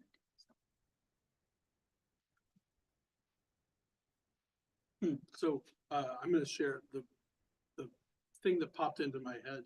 But when I think of coming to fruition, there's so many things that pop into my head as I start to reflect on it. And so the one that popped into my head is a short story, and then I'll tell the context of why that's important to me. But I have all of these visions in my life of moments where I was on my cell phone, either on a boat in a random country or in a parking lot, or I was always famous for taking a call on Zoom from my car so people would laugh because they could see my seatbelt and my head restraint in the back while I'm taking a Zoom call. And so a lot of my moments of my life correspond to where I was at that moment.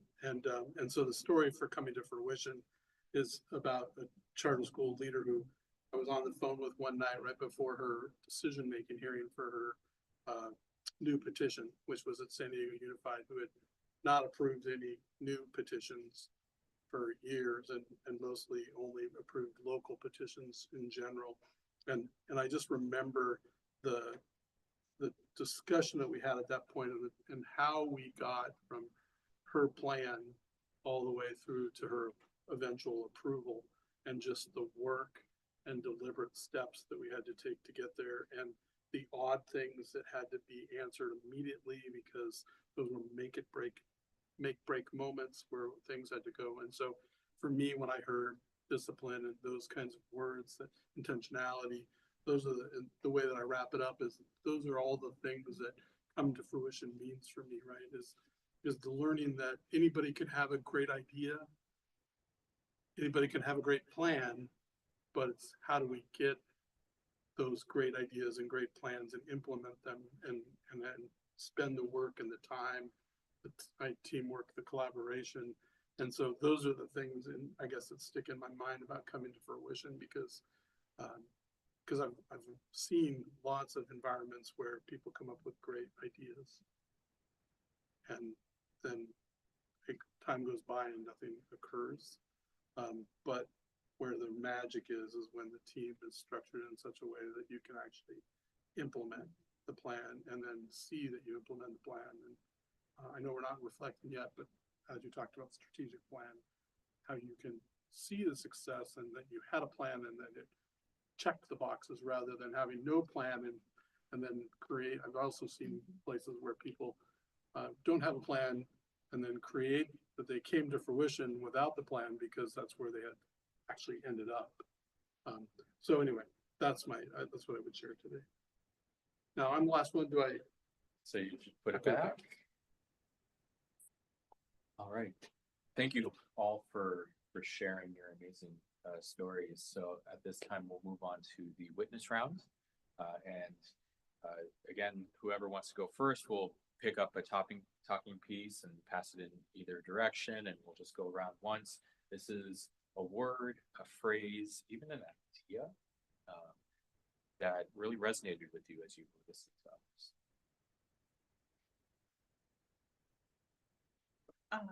Project versus lecture.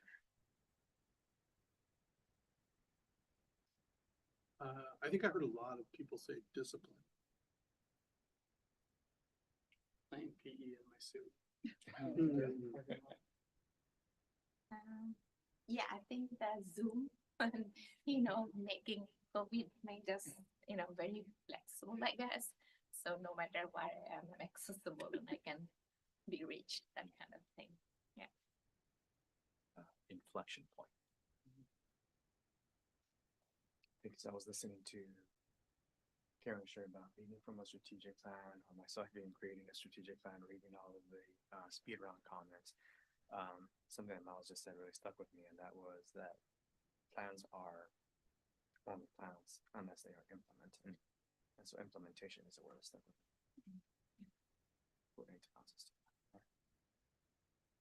Okay.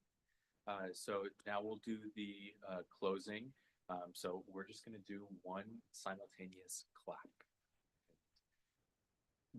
So are we going to do the beginner or the expert? So we'll start with the beginner, which means I will count to 3, and on 3 we will all clap at the same time, and then we'll decide if we want to try the expert. Okay, so 1, 2, 3. Well, let's try the beginner one more time. 1, 2, 3. Let's try one more time. So you said on 3. You said on 3. But you're actually going a little after. Oh, After okay. 3. I'm watching your hands, which is helping me, but are we doing on 3? 1, 2. 3. Clap. Okay, we'll do on 3. On 3. That's on me. Okay. 1, 2. Okay. There we go. Do we want to try the expert? So the expert one is where we don't count, and we all just kind of try to. Let's try it. Sure. Let's try it. Okay. Very good. Not bad. Not bad. That might have been better. All right. So that was council. And if this was your first time, welcome to council. And some of us have been doing this for years, but again, this is a practice that we do at all of our schools on a regular basis. And as you will see, as we continue on with the board retreat, we're going to be weaving in a number of our practices and what makes Vista throughout the day-to-day, and that's very intentional. So you also get to experience what our kids and our staff experience on a regular basis. So we're going to transition out of council, and we're going to bring the tables in for more of the formal part of the day. And if you need to take a bio break too.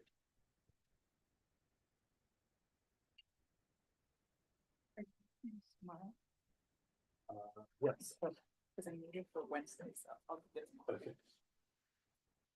Look at that.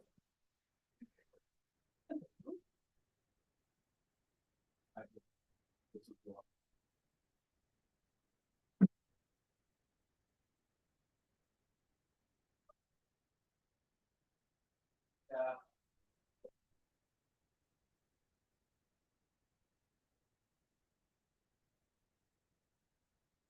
So I want them just like this. How do you want it? Together? Yeah, I think we will put it together and then we can put our chairs around.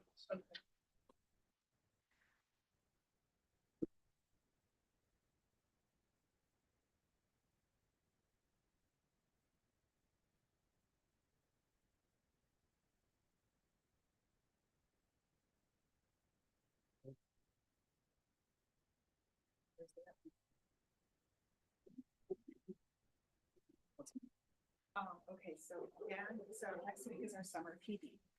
Dan is trying to get his kids to do like a mini portfolio. And Thursday at 1 is when his teachers are going to. Okay. So Yeah, send me the details. I will. Yep. And if you're available, Mhm. then he Yeah, had, I'll he had asked confirm. me, yeah. Yeah.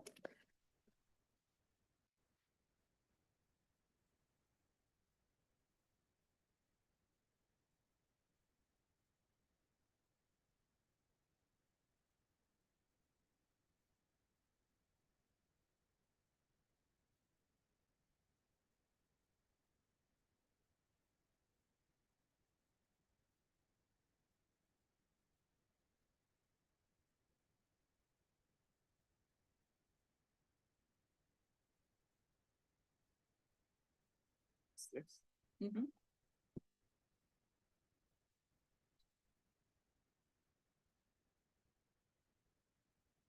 Oh, doing your computers or? I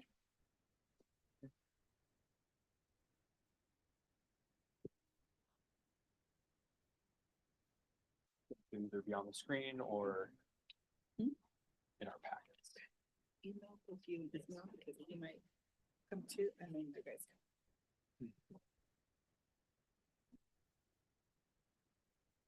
You always do council on the ground, like the circle on the ground.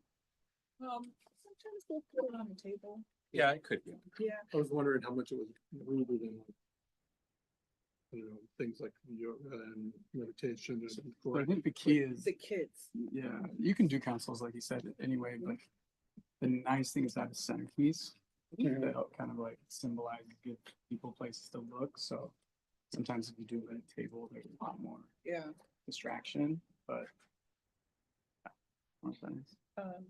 Also, usually the kids sit on, actually, no, older kids sit on chairs. It's really. It's just important that everybody's on the same level. Yeah. Yeah. It's a circle. And that it's a circle, so that way there's no like point or. Yeah, you can do lotus councils though. You ever done those where you just essentially, if you're in a classroom, sometimes it's hard to get into that. But if you just identify a centerpiece and everybody puts their chair towards that centerpiece, it's not nearly as effective, but you can, you know, those ways. And then there's like concentric or. Yeah, the inside circle, outside circle. Does council become like, do you use it in place of like restorative circles? It is Or, a variation, similar? yeah. At the middle school, they use it, like the restorative circles. As part, it Yeah. can be a strategy that everybody's familiar with that can Yeah. dovetail into a restorative. So the behavior support team will pull kids at recess so much when there's issues and. So yeah, we actually do like harm circle. So if there is a conflict or if there is harm done, then we'll do a restorative circle in the same council format. You can also do them academically. Because we just like storytelling Yeah. about how things are going in the classroom, but also specific projects.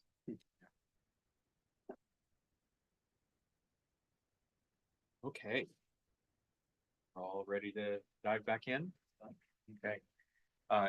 So the next part of the agenda is really familiarizing or refamiliarizing ourselves with Vista and especially some of our core values, core documents. So the first thing that I'm going to ask you to do, there is a one pager. It's the one without the portrait of the rector, like the one with mission on top. So this is taken from our websites. It's on it's in all of our charter petitions, except we put the specific school obviously in there. So this is a one pager with our mission, our vision, and then we also have a little paragraph on our educational philosophy and learning environment of our school. So I'm gonna ask us to read through this about 2 to 3 minutes or so. There are highlighters and pens in the center, and here specifically, I'm going to encourage you to highlight some key words and phrases that speak to you as you are reading through this.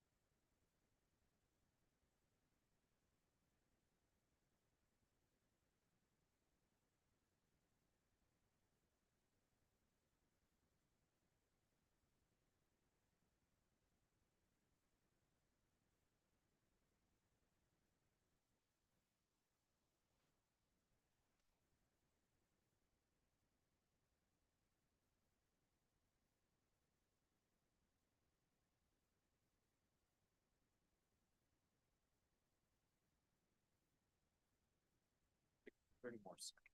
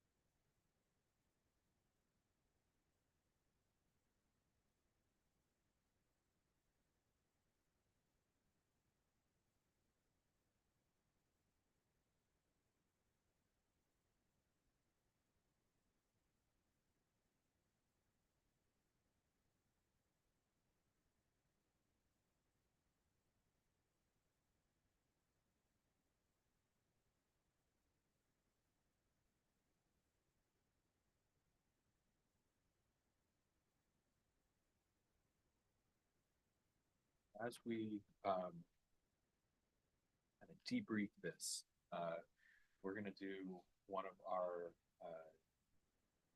cake instructions. So similar to council, one of our other signature practices at Vista is a cooperative learning to really engage all students. One of the cadence structures that we use a lot in our classrooms is a round robin. So we're going to do here in it's not too dissimilar from council. We'll start with one person, then go around in a circle, and we'll do a few rounds of this. Just share one of the words or phrases that you highlighted, and we're not going to elaborate at this point, but just what is a word or a phrase that resonated with you that you highlighted? Anybody can start. I can start. With starting with mission or all of them? Any of them. Or any of them? Yeah, any of them. Got it. Well, I'll start with mission since it's at the very top. And one of the things that really sat with me was the term both heart and mind.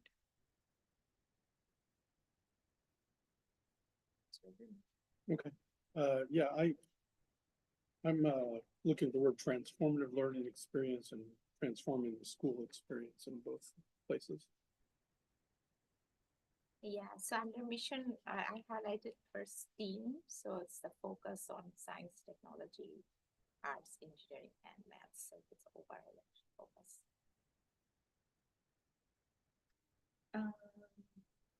Students enter to learn but leave ready to humanely serve. Students have a say in what they learn and how they learn it. Address the growing opportunity. I'm also going to piggyback on STEAM focus. I highlighted strong STEAM, not just STEAM, but strong STEAM foundation for college and career readiness.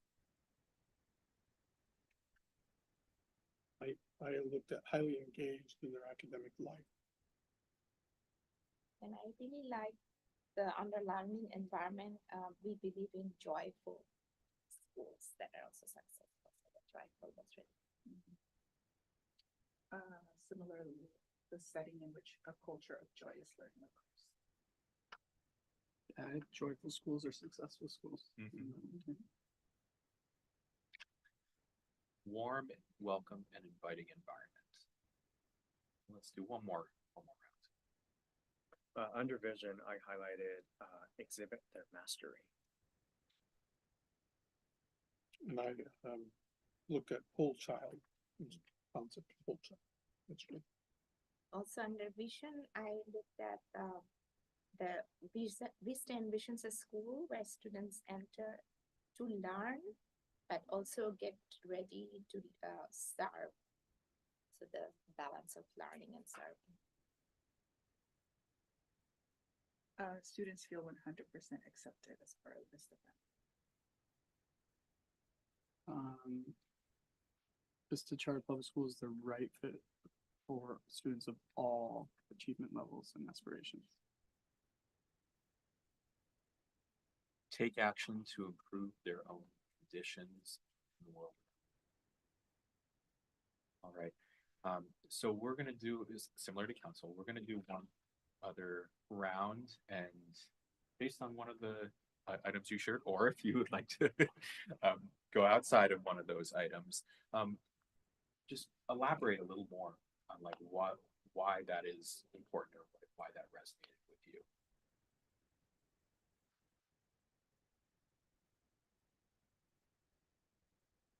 Since we're going clockwise, I can start again. No big. I'm going to lean into STEAM. Because one of the first things that I saw on the mission, and any good nonprofit should be really driven by its mission. And the word strong STEAM foundation for college and career readiness really stuck with me because it's something, for those of you all that don't know, I have an arts background. My undergrad was went to Otis College of Art and Design. I was supposed to be a fledgling artist.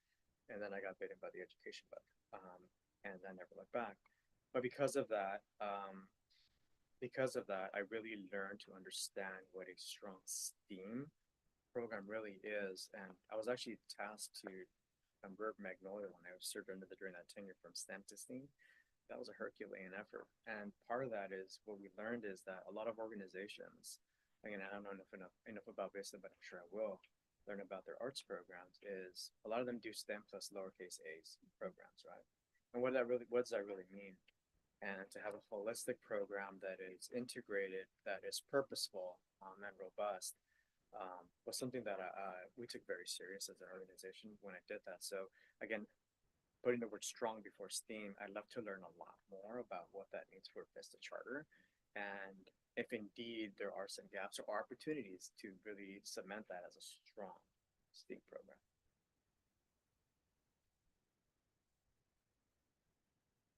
Yeah, so my wonderings, I think, from putting this, seeing this on paper again, refreshing my memory on it, is goes back to kind of the transforming education, the whole child aspect of it, and yet what we measure most is the scores that we get. And so for me, the wondering is, how are we articulating in a meaningful way? And I know we're going to talk about Portrait of the Graduate, but how are we articulating in a meaningful way on a daily basis in our organization and externally out to our authorizers and people what our mission vision is, and how that works with the test scores, but also is much bigger than the test scores, but in ways that people think success is measured, which right now for us is test scores. Middle track, low track, high track. Anyway. Yeah. For me, I'm looking at the last sentence for under the mission, right? So our compassionate community of global learners. And I mean, that's kind of one of the reasons I was really interested in the board, right? Like the SDGs that I saw in the school, right? So on the wall, and like how, you know, it's pretty, it's special, right? So for us, our students that are learning about the global issues, and you know, kind of their aspirations, their beliefs for success, especially in such a connected world now that they are learning about this. And then so yeah, that really I think is really important, and that's very distinct, I think, for our students here. And then that kind of relates to the last sentence in under vision, right? So when they are learning all of these, but they're also ready to kind of serve the humanity. So it's kind of beyond themselves, you know, kind of a understanding of impacting positive changes on their world around them. So I think that's very comprehensive, and that's very holistic. So yeah, that's what I wanted to highlight. Similarly, I highlighted, well, one of the things I highlighted was that last sentence under vision. I always say, I feel like Vista gives students a purpose for learning. Like we all went to school, we all had to, right? And all of our kids go to school, they all have to. And you know, kids everywhere go to school because they have to. For most students, the purpose of school is school. And I think Vista just gives a purpose to school where we want our students to go to school so that they can use that to understand what their role is in making an impact in the world, and understanding also that they are able to do that. Yeah, my mind went kind of similarly to Miles's mind of like, I'd read this stuff, familiarized with it, and then I was like, I think this is really well written and curious, and I know there's aspects of it, of this stuff that I've learned about where I do know there's evidence in things that we do, but it's more, I think, just my own curiosity of how well we tell this story to others and how well this is really lived out. But I also, just on the name of like, joyful schools are successful schools. And I think that's a really powerful statement. And I see the connection here of how all this stuff would lead to joy. But again, a lot of it was like curiosity on my point of wonderings of like, well, how do students have a say in what they learn, how they learn, and do they know that? And is is that something that our parents know, and is there evidence of it? So, yeah, but, yeah. Every time I read this, I try to force myself to go to something else. But I always come back to that last sentence, you know, in the vision statement. And if we don't touch on any of the other items, I feel like that's really what it's all about, is we're educating humans, and these humans are going to leave us at some point. And we want to equip them with these skills, the knowledge, and the dispositions to be able to go out and make a difference and be good humans while doing so. Kind of to Miles's point, like, yes, it's absolutely crucial to make sure that our students are able to read and write and critically think and so on, get good test scores. Not only for the accountability aspect, which is a real thing, but also because that will equip them to be able to have the skills to be able to go out and change the world around them. But at the same time, if we just stop there, that's not enough. To Karen's point, they need, like, our kids need to develop their passions and find that sense of purpose to then be able to go out. Because if you want to go out and change the world, you also need to, like, have that drive to and understanding of, okay, where am I going to make a dent in my part? And so that last sentence always speaks to me deeply, and is more specific to Vista than many other schools. Okay, so I always love going back to the mission and vision because it is a seminal piece of who we are. However, can't just stop there. And so we're now going to move to the second item, which is the portrait of a graduate. So I was talking with Ishmael earlier about how this, speaking of coming to fruition, this came to fruition about a year and a half ago. It was some of the first work that we did in our strategic plan during year one of our strategic plan, and was presented to the board, I think actually last year. But we haven't really had the opportunity to dive deeper, or really make meaning on a theoretical or practical perspective. And so this document, which is about 3.5 pages long, is something that it was some collaborative work, but also our director of instruction, Dr. Simmons, a year ago, sat down and wanted to make deeper meaning of the portrait of graduate. And as we start to roll out the portfolios and a lot of that work, and supporting our schools with that, we wanted to start to backwards map. We've started a lot of this work at the high school level, so that is more built out. But now the charge is really to make this into a cohesive, vertically articulated TK through 12 system. And so let's take about 5-6 minutes or so to read through this as we backwards map from high school graduation all the way back down to the lower elementary levels, and think of these core values of investigating the world, weighing perspectives, communicating ideas, and taking action, and what that means at every level through our sequence. And here you can highlight, but also feel free to make any notes or write any questions about this, because there definitely is more to this, and we'll do a slightly different process once we're done.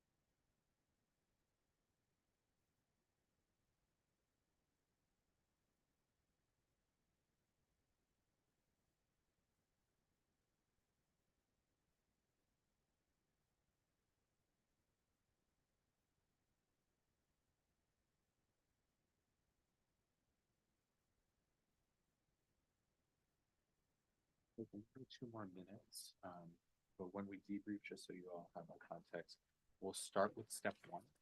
This is one section. Share any questions or comments specifically in that section. We'll go to step two.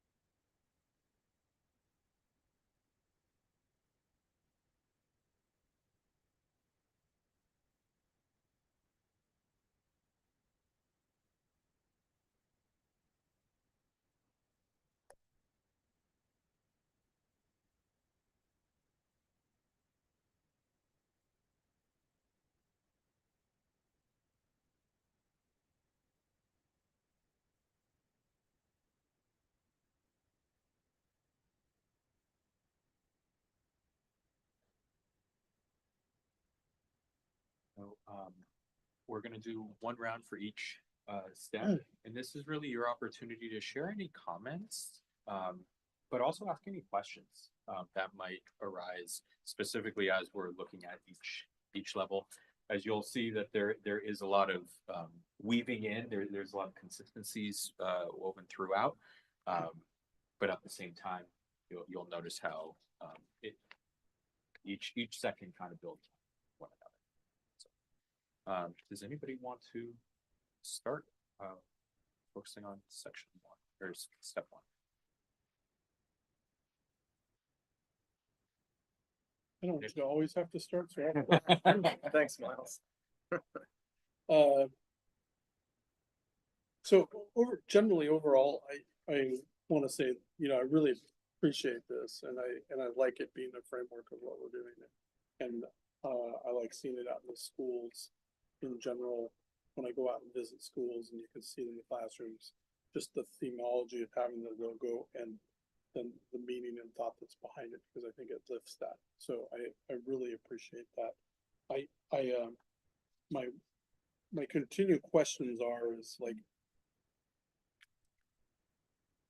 some of these things are aspirational or very general in nature of how you approach them. And to me, it's hard to have a concrete measurement of how do I know that one student, is meeting those goals, or where they're doing well and where they're growing. And then I will just also say, the part where I struggle sometimes and want to better understand how it's communicated is like making an impact on the world. Well, I showed up at class today, so I made an impact in the world. Right? It may have been a positive, negative, or somebody else may judge what that impact was, or we may be able to look back in the future, or as the future goes on, and make a determination of what that moment meant for the world. But it's hard for me to see the directionality of that, so in a way to measure a student or to help a student grow, which is measurement's not always important. It's the how do we help the student grow to the aspirations that they have and society has of them, maybe. So that's my thought on this. Step one. Thank you. And just so you know, as you're asking your questions, I know Karen and I are taking notes as well. We might not answer it in the moment, but this is really good for us to take in. I think I'd like to piggyback off of what Miles said, because actually that's part of the notes that I took. I mean, first and foremost, I appreciate the Portrait of a Graduate process. I've actually run it as well. And I can see, I know this isn't the whole thing, 'cause it's a huge process, like there's competencies that students have to achieve as part of this. But I think in line with Miles' comments, I jotted down under section or step one. Well, number one, clarifying, the four domains of both competence, are they investigate the world? Yes, okay, fantastic. Under the take action items, I just wrote down the word tangible action items as compared to, again, to Miles' point, aspiration. I see attempts at that at steps 2, 3, and 4, where it's like identify something that's tangible, engage in small scale, conversations. Whereas I think the take action items under step number 1 kind of fall more in line with the aspirational. See themselves as players, not bystanders, showing courage. So I think as this portrait of a graduate evolves, and I assume it's a fluid document, as the organization shifts and moves. Looking at it through that lens of action items that are tangible, because as a school leader that would share these competencies and or steps with their students, the students being able to see something that's tangible, I think makes all the difference. So anyways, that's just something that a quick note as a piggyback to Miles. I guess I'll go next. So I really try to, I'm focusing on the take action piece, as I'll share. That's our focus going into this year. And the thing that came to mind, especially in the high school or upper high school level, and I'll share this in next month's superintendent report a little more, but here's a quick preview. So Jessica, our student who went to the Stanford intensive law trial program. So I think last month, earlier this month, she was able to go. And I think last week, when she finished, she sent me this really long, amazing email, just thanking me and us and so on, and some of her learning and reflection from the program.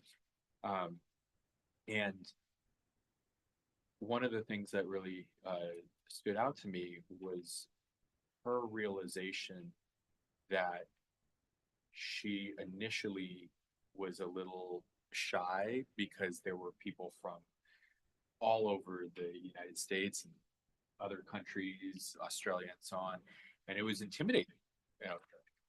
I believe it. But my response was that, never underestimate yourself and always believe that you belong. And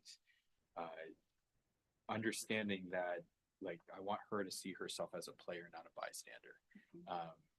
And as she was diving into this, and they did this whole mock murder trial type thing, I can tell that she started to generate that belief that even if she's in a very different setting from what she has grown up in, that belief that she belongs regardless of who she's around or what room she's in, is going to be so important for her as she continues to grow. Yeah, I just had a deep appreciation for the thoughtfulness of it, but then my mind went to just a lot of questions, right? I think it was, again, as this measures progress monitor, questions like, do all classes connect to this when it says interdisciplinary, right? What do kids think about this?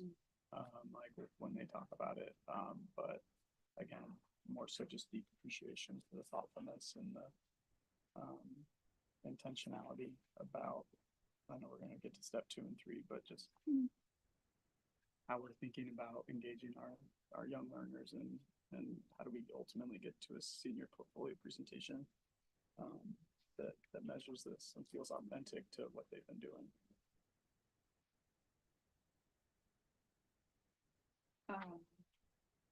So this is a very generic draft that we're hoping to move forward with. It's a jumping off point. and solidify as we go through these processes and learn from these processes. So I think when I was reading it, I was thinking about what's missing, like what's missing for me. So I put a couple of things, and I'll just go over the step one piece. So one, working together in collaboration. I think there might be like one or two mentions of it throughout, but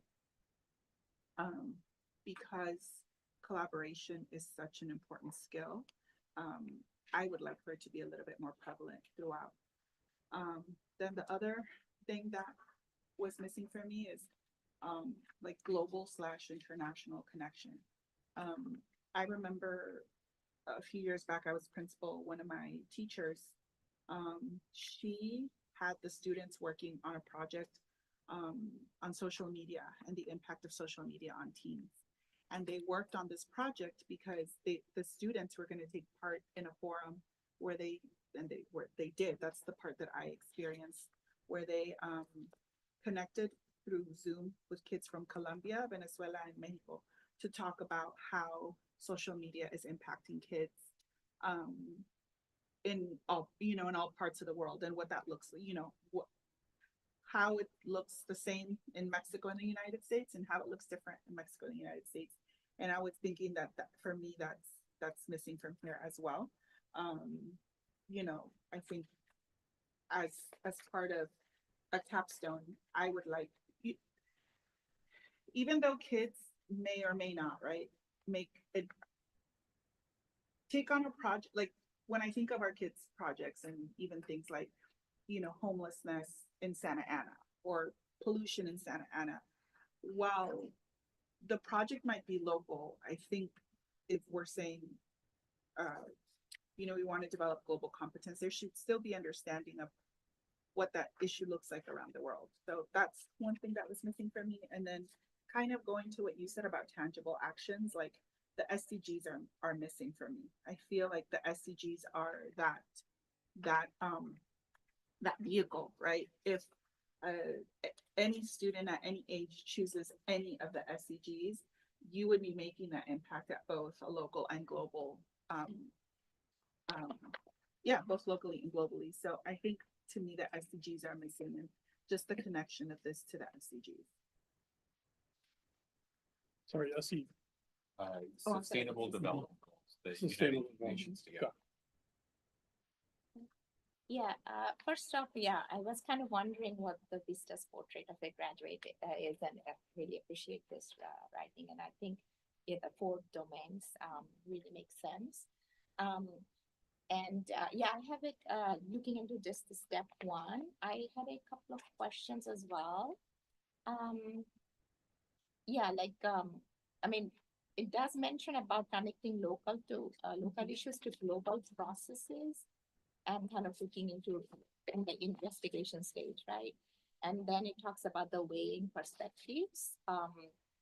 And the point about access to knowledge, that's really, I think that's very powerful, right? So, I guess my question was how this is kind of, they're understanding it, right? Like access to knowledge may mean different things, right? Different contexts. How do you access it? How do you access the technology? How do you access the knowledge? And everyone, do they have the same kind of level of capacity and agency, right? So those things are how they are understanding those. I see the words, but would like to know a bit more. And also same with the last bullet point under that, the integrating diverse viewpoints, right? Again, how are we going to actually implement that? Or maybe it's already being done, but I'm just curious. And I think I may have, historical knowledge. That's also actually, it's something I wanted to know, like deeply informed by historical knowledge about other culture as well as contemporary events. Again, historical knowledge from whose perspective, right?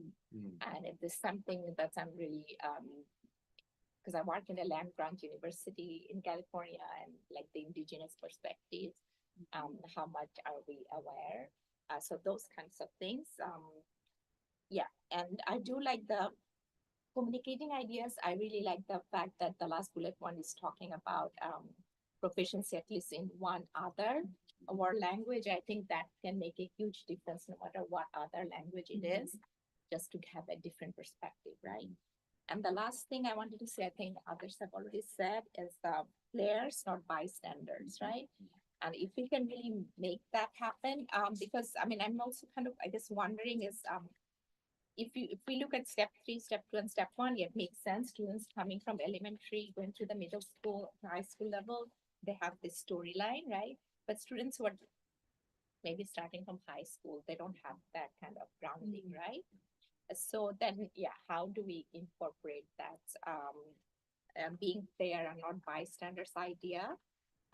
Because I do think it's really important, right? Like, because sometimes we kind of see in general, I'm not saying our students, like, you know, they may not really care about being socially responsible or environmentally responsible, but having that sense of agency that I can make a difference can also make them more sensitized to support others rather than just being, you know, caring about what, you know, not to be so involved in socially and environmentally responsible activities. I always come back to environment, but yeah. But it is a great draft, yeah. Thank you. Yeah. Wonderful. So let's go to step 2 again. There's a lot of consistencies that you'll see. If there's anything new that you want to add on, especially as we focus more on the middle school level, it's a really important time developmentally for our students, and also getting into kind of early high school level. So anything that you want to add above and beyond what you've already shared. So maybe Yeah, go ahead, start us off. so the communicating ideas, like the step 3 is talking about at least one other world language, right? But step 2 is talking about verbal, non-verbal communication. That's excellent, right? Like communicating, but also listening, right? Being able to understand each other, that kind of, and non-verbal, picking up on the cues of people's, you know, how people are receptive or how they're, what their reactions are. So that those kind of cues. But I'm kind of wondering, there's no kind of mention of it, one other language in the, maybe it's a missed element, but it's. I think it Conversation. investigate. It's the last. Are you talking about step 2?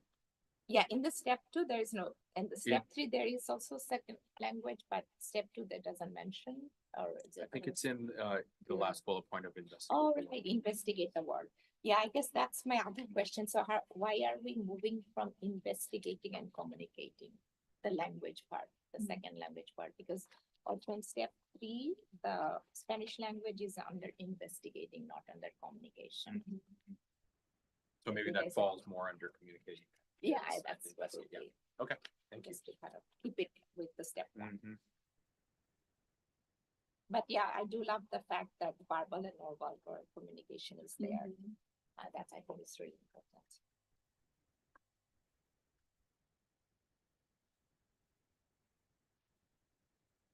Anything else?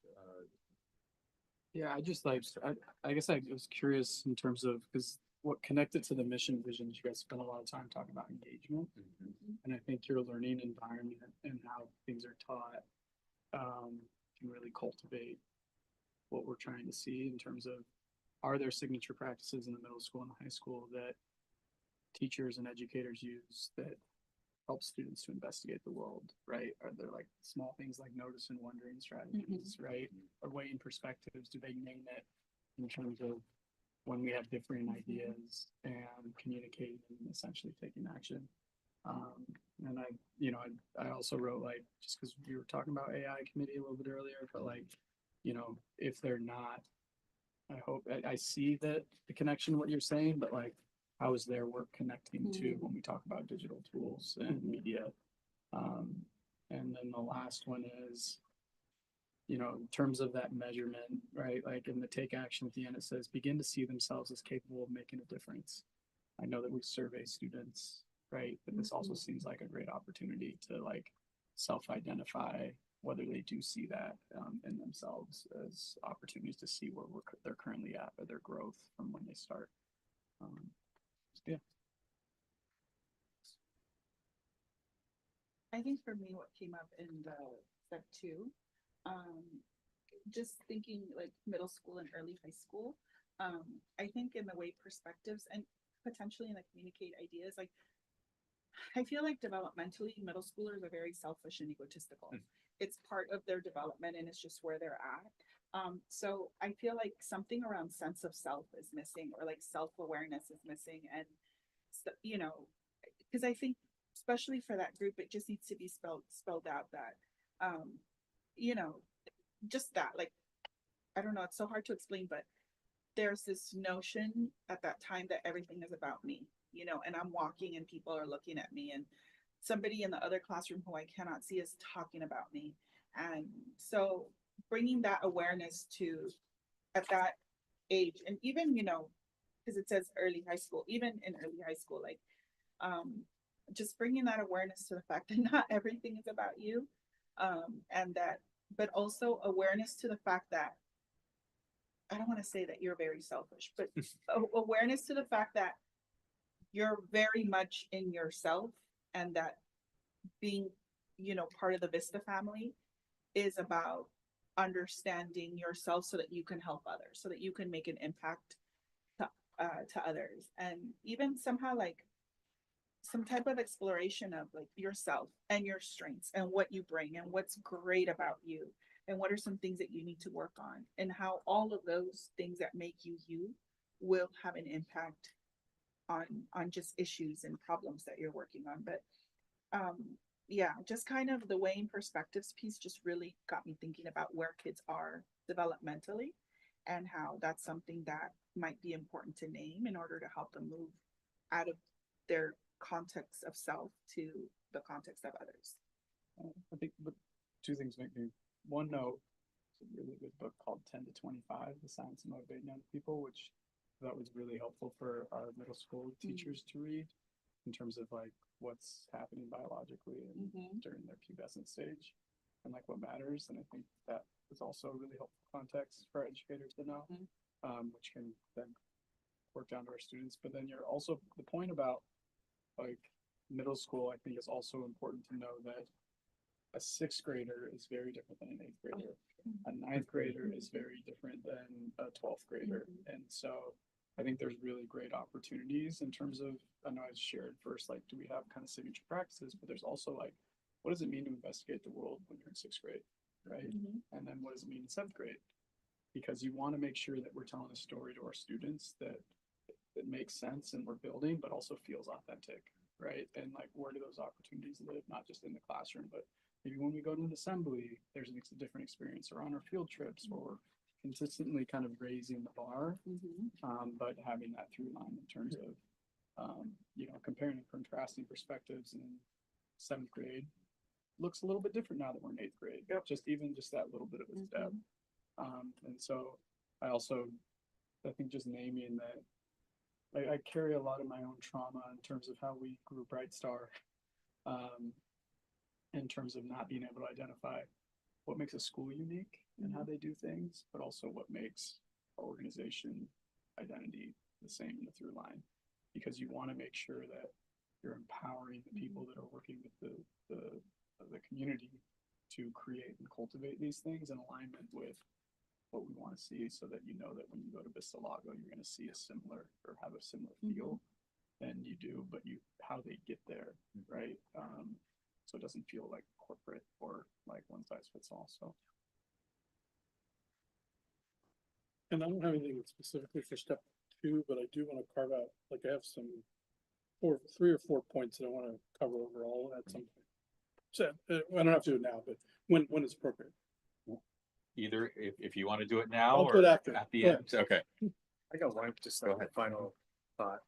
As I was looking at, I'm talking a lot about middle school right now, obviously for step two, I keep thinking about my own daughter who's now entering her eighth grade. And to Michael's point, you know, yes, eighth graders are very different than sixth graders, but also middle school is very different than it was even 5-10 years ago. And I think when I'm looking at step number one, and I'm looking at under communicate ideas, choose an effective utilize technology and media. I think about the term iPad kids. I think about the term, YouTube generation, right? my daughter's in middle school and has been involved in that since day one, sixth grade. So I think being able to trickle down some of that work that's happening in step one into the middle school, more purposefully, where they're really thinking about respectful online social networking at a very early age, because it's happening much sooner than it happened even years ago. And I, again, just from personal experience, I know that. So Why don't we go on to Step three? Yeah, step go ahead. three? Yeah. And really now focusing on our youngest learners, elementary. This is such an important time where you're building a foundation for global confidence. I guess my question is, I know council is a process and you used it for social and emotional learning, but is there a set curriculum that we use for SEL in the elementary schools? Not set. Some Yeah. schools do. Some schools do, but there is no Vista-wide curriculum. I know some schools use like second step. Yeah, and I Yep. know, Condor Heritage is gonna start using Legacy. Yeah, but there is none, there isn't like a set curriculum. I think that the one thing everybody has to use is council. Yeah. Mhm. Just before I forget it, and I'm not here to promote, but I do know that there's Project Wayfinder, which can start all the way through, which essentially is a log line to like, to what you were talking about identifying self and working your way through an awareness of self. But yeah, it was more just a question, not a plug for that, but in terms of thinking about when we say learning through play, right? And learning through curiosity and exploration, where that takes place. There's step three or general. Yeah, I'll do the general piece. Can I But- do a step Yeah, three? please, before go I ahead. do Please, just one? please. So I wrote, I read step one and I wrote, I feel like the SDGs are missing. And then I wrote it again in step two and I wrote it again in step three. And it just kind of got me thinking that the SDGs might be what connect Vista to the world. Like if we say all of our schools are working somehow, somewhere, right? Because eventually they'll decide and they'll figure it out on the sustainable development goals, right? These are the United Nations goals. I think that would be a good way just to connect Vista to the world. And then whatever happens at the school site, whatever these projects end up looking like at each grade level, at each grade span, it's going to be different. But I think, yeah, that's just kind of, I was like, why am I so hung up on the SDGs? And I don't have an answer to that question, but I do think that they're important. And I do think that it's just that it's a way to connect when we're talking about wanting to develop globally competent learners. I think that's a good way to connect Vista to the world because everyone in the world is working on these. And it also might be a good way to focus our learners and also to focus our teachers. That's just came to me. No, it's great. You go. Really appreciate your focus on SDGs since that was my life's part. Yeah, no, I mean, definitely that's like an international framework, right? The sustainable development goals. And so when we are talking about our students becoming global citizens, that is the globally accepted framework, and the goals cover all of that, right? The environmental, social dimension, inclusive economic dimensions, right? So, yeah, I think more, just saying it, right? Putting it in words and SDGs would really help. And I did kind of like the action part was really interesting. I wanted to comment on that the students are kind of they're identifying problems, but they're also already being involved in initiatives, whatever the age appropriate is. They're doing some recycling, some community service. That's how we get started. That's how we catch them. Maybe in middle school, it's a bit different mindset in the students, but if they start doing that in elementary, and then in the capstone project, they're actually trying to figure out kind of solutions, right? So I see that kind of the trend going on. So that was really, I wanted to appreciate that. Thank you. Yeah, it's really at the elementary school, it's within their own world. And developing that sense of personal agency is how can you make a difference, make a change within your world, whether it's the classroom at home. And that's when they're excited to do this. Exactly. Things, right? Yes. So, Yeah. Yeah, and I think I'll just like quickly add, 'cause I don't want to add to anything, but when you pointed out this idea of like they need to be aware that like, and when you're in middle school, like this is kind of naturally what you're doing. I also just see like a little bit of a gap, but also maybe a connecting piece of just like knowing yourself and your identity. Mhm. Because that is a really, I think, important part about all of these things, right? Like we want to have our students have a sense of who they are and know that that changes, but there's certain things that your values and those things, you know, and your strengths of that to connect to this idea of, you know, when you do a portrait of a graduate, we're identifying these things for as Vista that we feel like align to being a portrait of a graduate, but you also should have a sense of when you say like, you know, going out into the world, like, do I know who I am, right? Do I know how I fit into all this and also what my strengths are and what I'm passionate about. And I think there's something that can maybe connect to there because I think that's the only piece that I would identify as I look through this is like, where's their sense of identity in this? Because that's such an important piece that connects and engages them with that process. Yeah, and that's extremely important at the elementary level is because Mhm. before you go out and change something externally, you have to understand yourself. Yeah, and that changes Yeah. as you go through Yeah, yeah. every year, right? And it should be changing as, you know, you grow up in life, right? Like knowing yourself, and what role you play. But to Starwell's point earlier, what if students come in the ninth grade and they don't go through the process of entering through middle school? I mean, it'd be ideal because this obviously is there's a through line from TK all the way to 12th grade and maybe even beyond, right? But to that student that enrolls for the first time to Vista as a middle schooler, as a high schooler, how are they going to get that sense of self-awareness of self, right? And so that it's not just purposeful in the elementary, but maybe something throughout. Because what I was, maybe this is more of a general comment, I'm jumping ahead of my last, but, I'm obviously very new to the board, and one of the things I've been trying to understand and learn, and even through this process of the retreat, is like, what is a secret sauce of Vista? I'm really trying to understand that, and I think through this conversation, whether it's through self-identity, self-awareness, the global citizenship, what that means, I think defining that as well, and what separates Vista from every other school, whether it's traditional or the charters, is going to be important as part of this process. So that, and then to Michael's point, how does this communicate it to the students, not just to the leaders of the schools, but so that they understand that there is a vision for them holistically, so that when they leave a Vista school, regardless of when they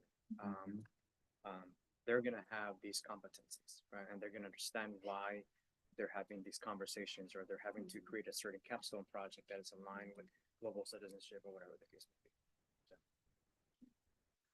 And to your point of sense of self, I mentioned it in the middle school because it's such a big thing of like middle schoolers and even like you said, even ninth graders, I think so. But I think when we hear the term like perspectives, we always think about the perspective of others, right? Which that's exactly what it is. I think there's a value in step 1, step 2, and 3, like understanding sense of self, because that plays into how we understand others. And to your point of like, whose historical perspective, right? Especially here in California. That's something that's very key that might not be key in even other states or, other countries. So I think maybe in that way, perspectives piece at all steps, that might be something that we consider adding, like understanding others' perspectives, but also understanding your own influences and impacts. Recognizing your own biases. Exactly. 100%. Yep. That might not be at the elementary level, but. Yeah. Okay, so All right, I'm are you gonna ready? bring it up a little Okay, bit. and let's, it'll be a little bit I was waiting abstract. for it. I was waiting for it. Some of it's like, but I haven't, but the reason that I think it's so important is because of what you said, which is when I look at this document and the work you put into it, I think it's already so great. But I also think it's the secret sauce. I think it's the culture building document of the organization. And so while you've spent a lot of time on it, the more focus you have on it, I think will allow you to integrate your culture and create the system that you are. And so what I would use as examples that came to mind was the IB program. And I'll tell you, I'm not always a big fan of the IB program personally, but what I will say about it is the integration, of elementary, middle, high school, right? There is an intent to do that. I don't think they do it really great in the elementary step one, but they carry that all the way through. The other story I will share about it is if you, I have a lot of experience with High Tech High because they were in San Diego and they're a large system of charter schools. But one of the times that I sat on a plane with a High Tech High student on the way back from Sacramento, and the fact that they could articulate their program, they knew that they were project-based, they knew that they were allowed to talk to that they were one of the community members, not the faculty wasn't separate from them, that they were part of the faculty because they could sit together and talk together. That was their culture, that was their structure.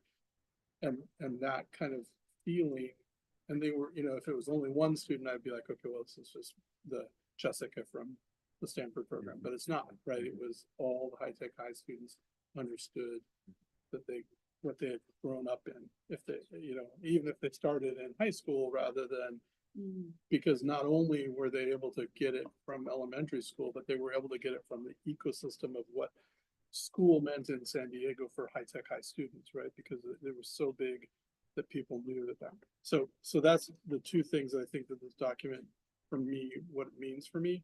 The other thing I was going to say is the voice of this document is interesting because the voice is really the student, but I'm not sure it's in the tonality of what a student would want to receive, right? And so it's really more a voice for the staff and the community than it is for the student at this point. So there may be some need to separate documents or to create different document standards based on that. And one of the languages that I think is missing from a person, well, it's not missing, but would help me if I were trying to translate is, a student demonstrates this ability through, like because there's a lot of things in this and it doesn't really tell me how you're going to look at me or what you want to see from me. Sometimes I don't feel that as much. So that's part of it. The only other, so the other part, the only other concept, attendance is going to be, it's on top of my mind like all the time. But especially in step one, what I'm seeing is you could integrate the idea of the attendance problem can be integrated into the philosophy of this, right? Because the culture of attendance is all of these things that they all fit in here. Global, take action, there's a whole bunch of stuff in here that fits right into those strategies. And I'm only looking at the attendance strategy, but it's how do you get your staff to integrate this into all of their thought? And so when I close this down in my thought process, I go back to my Nordstrom story because, I worked at Nordstrom and the biggest Nordstrom service myth at the time was about the person that brought a car tire into the store and then refunds that car tire, although Nordstrom doesn't ever sell tires. And the point of the myth was that they wanted the culture of the organization to continue to be, the customer's always right, we always provide service, whatever they want, we give them, and then they built that culture and then they identified people that could be, somewhat gatekeepers to the culture. But the other part of what Nordstrom did was they empowered their people.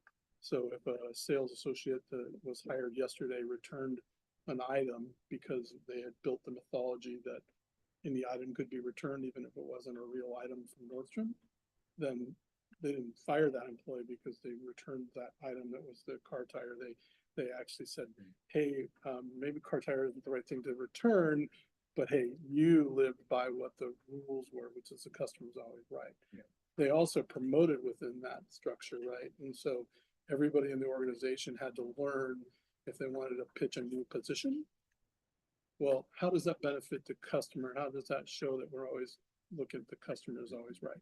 And so, anyway, I just ended with that because I think that's, you're on the cusp of that. But when we go back to like discipline, planning and implementation, it's like the leadership has to say, well, when you bring this idea to me about the new network router we need, how does that fit into the portrait of the graduate, right? Or the mission vision, and how do you start to send those messages? But anyway, okay, so that's my thought. I just want to make sure I covered, because I'm so proud of the work that you've done on this, and it's so, like, I think you can take this and move it even further, and it'll just drive the entire growth and structure of the organization.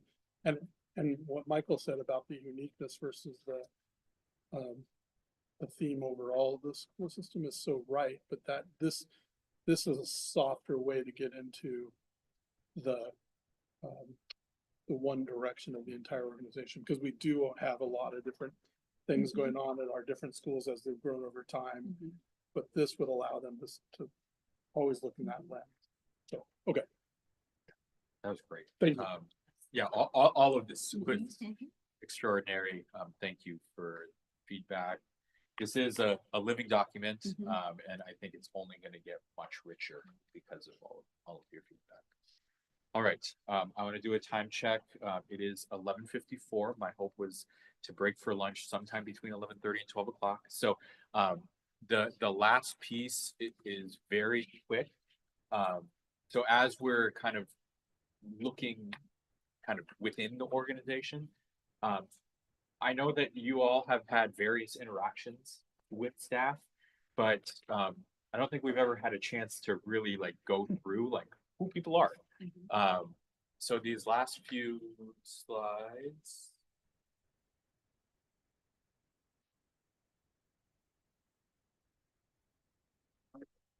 Who's the computer? Do you want me to?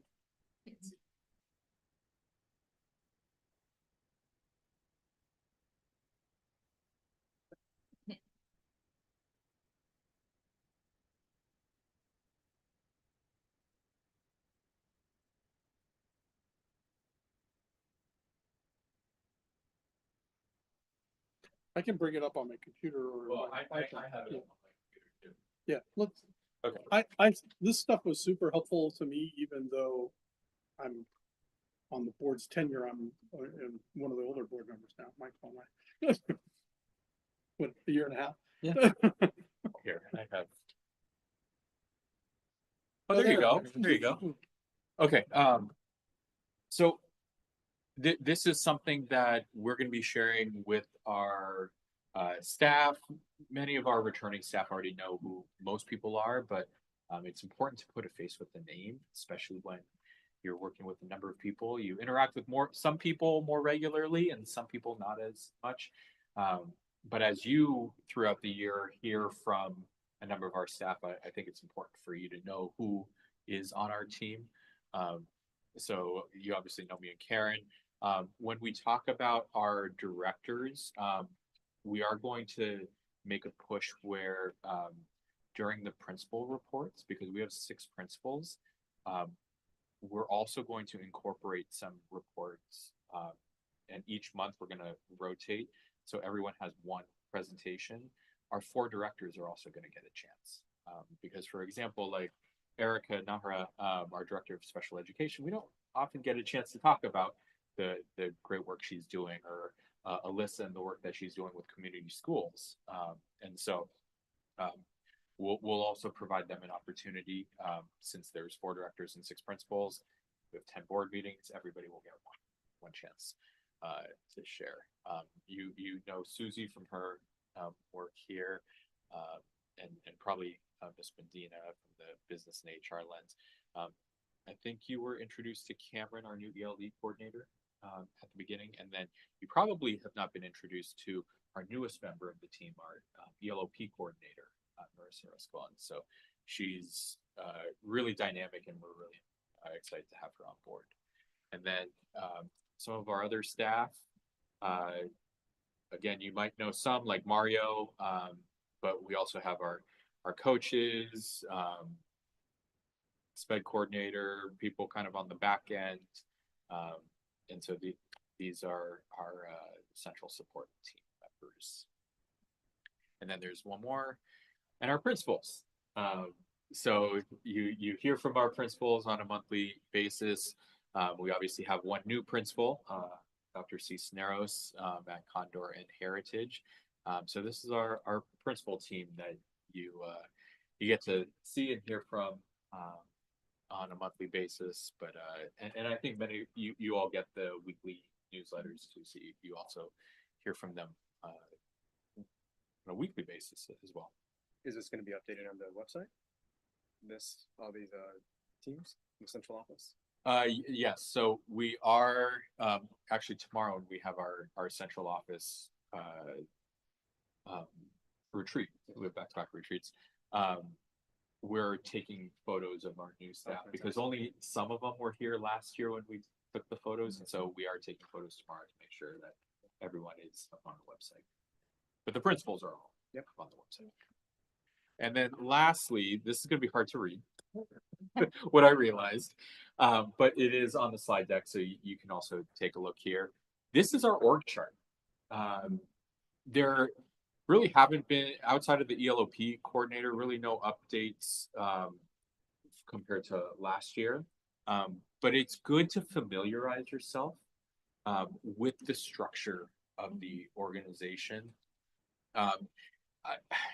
Org charts can be helpful, but at the same time, we also try to flatten the hierarchy as much as possible, just from a culture lens. But it's still important to understand like different departments and who at the end of the day, who's reporting to who and how we're all held accountable. But wanted to share this org chart. Can I ask a question on this? So not every one of these boxes has an employee though, right?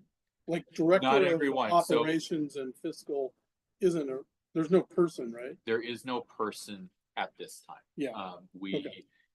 There was a moment, I would say 2 years ago, where the board approved the position. We thought we were going to hire for that, but then we decided against it. And for the most part, we lean on Icon for that, but at the same time, I also take on a lot of those duties in terms of finance and operations as well. Working with working closely. And sorry, the other question is do you feel like this is different than it was last year?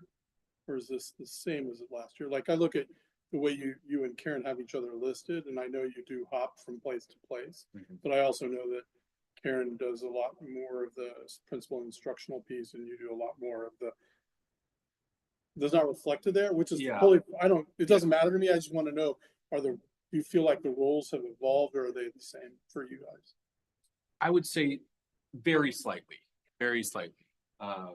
So for example, I know that this year Karen is also working more closely with like after school programs and our new ELOP coordinator. And so there are slight changes, but for the most part, the general.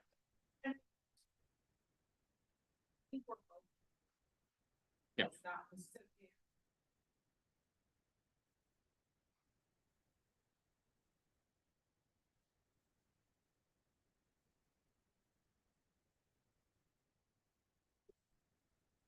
Yeah, and I would say, that like there are certain ways where like I think when it comes to instruction, she's 1A and I'm like 1B. 1B. Yeah. Yeah. Great. And I think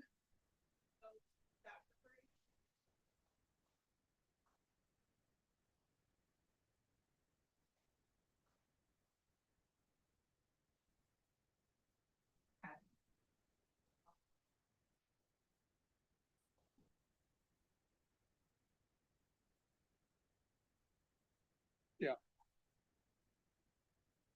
Michael, I thought you. Yeah, no, this is helpful.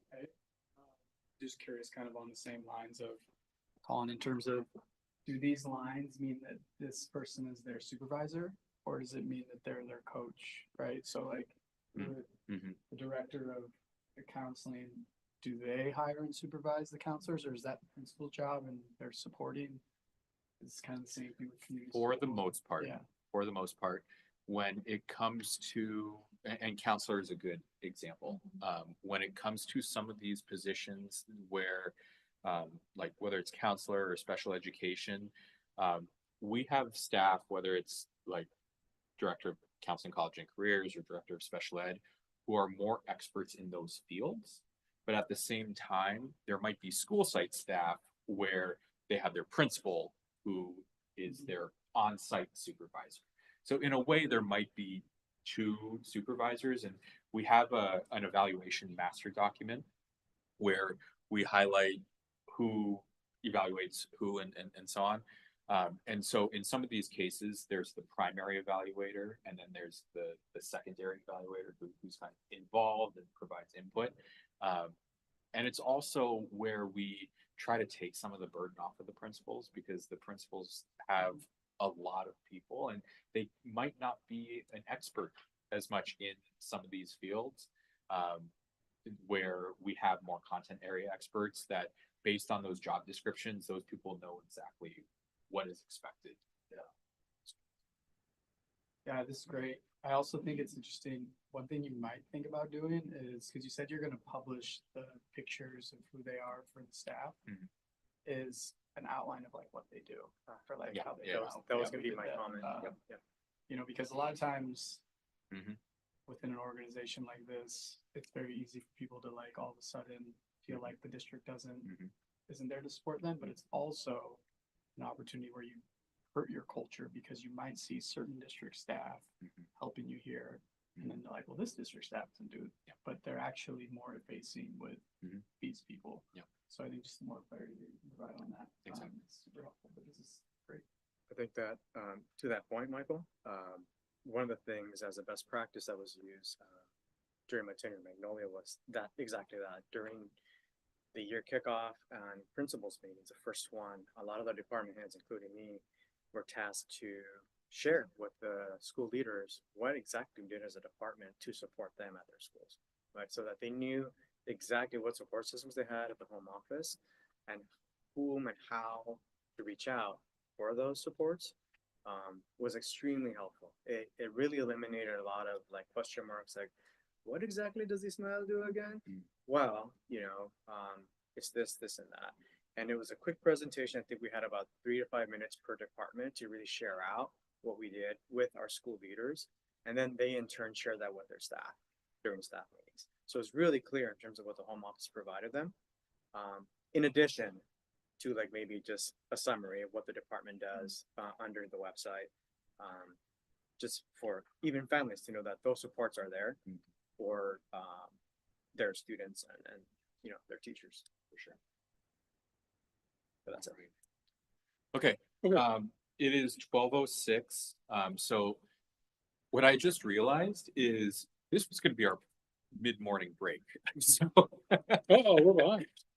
Let's break for lunch, because I believe lunch is here. And then I'll work on making sure that we get everything in the afternoon before we break for closed session. And we do have a time certain closed session at 2:00. So just a reminder, because we are going to be breaking for lunch and we're going to be exiting this room. Since we are still together, let's just not talk about business, Vista business. Ask about your summers or things like that. So that way we're not breaching. Okay, good. And then I think we can probably do about 30 minutes or so for lunch. So we can play it by ear. But that way we come back and. Yeah, I mean, I don't know how other people feel, but short lunch or even working lunch is fine. Either one. And that'll help us get back on track, because I don't want to miss any of the great stuff. Yeah, for sure. I don't agree. Okay. So what do you want to do? Can we just do working? We can do working. We can grab lunch. Do you need a break? Bring it in here. No, yeah. Okay. I'm The one speaking. I'm the one speaking, but I can, when we're discussing or things like that, I can. You sure? Yeah. Yeah, I'm fine. Okay. All right. Great.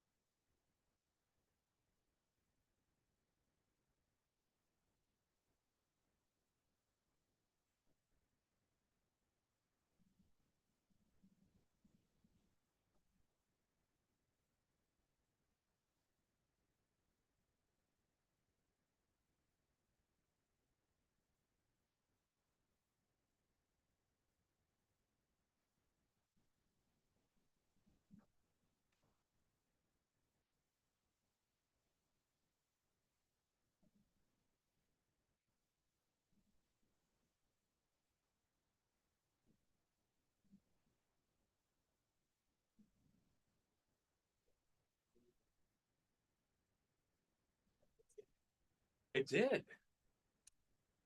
Well, for a minute, then It was cold for before, yeah.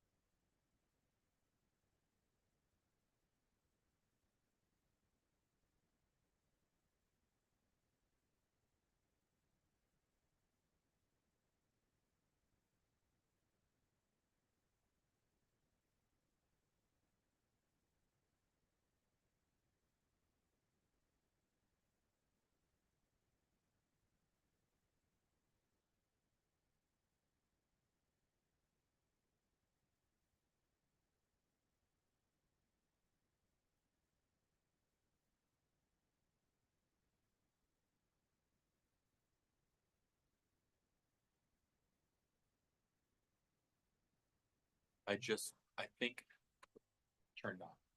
Okay, I just told Alyssa, because I went and I pushed some buttons earlier. I don't think I did anything.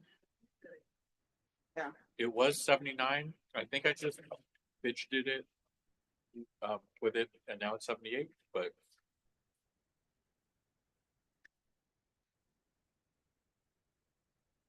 check to see if I did it right.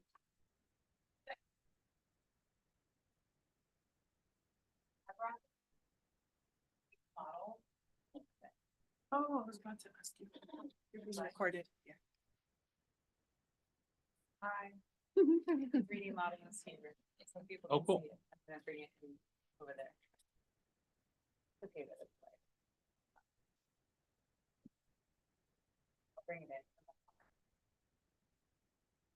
And then feel free to get. I will, just go up. Oh, what do you see here? And your May class is on here Wednesday. They sent me the confirmation of your spelling and I never clicked. I apologize. But it'll be your It's good to Wednesday. see you, yeah. Thank you. I drove by the new Magnolia one on, Oh, Anaheim? now in the valley. Was it Roscoe? I'm not familiar with them. Oh, okay. I'm just familiar with the new ones in OC. Well, it's a new, like, construction. I don't know that it's a new school. You're right. It's not a new school, yeah. Thank you. Their director of facilities and in-house legal. Patrick's been working on that for some time. Since I was there, no, at least 5 years ago. Oh,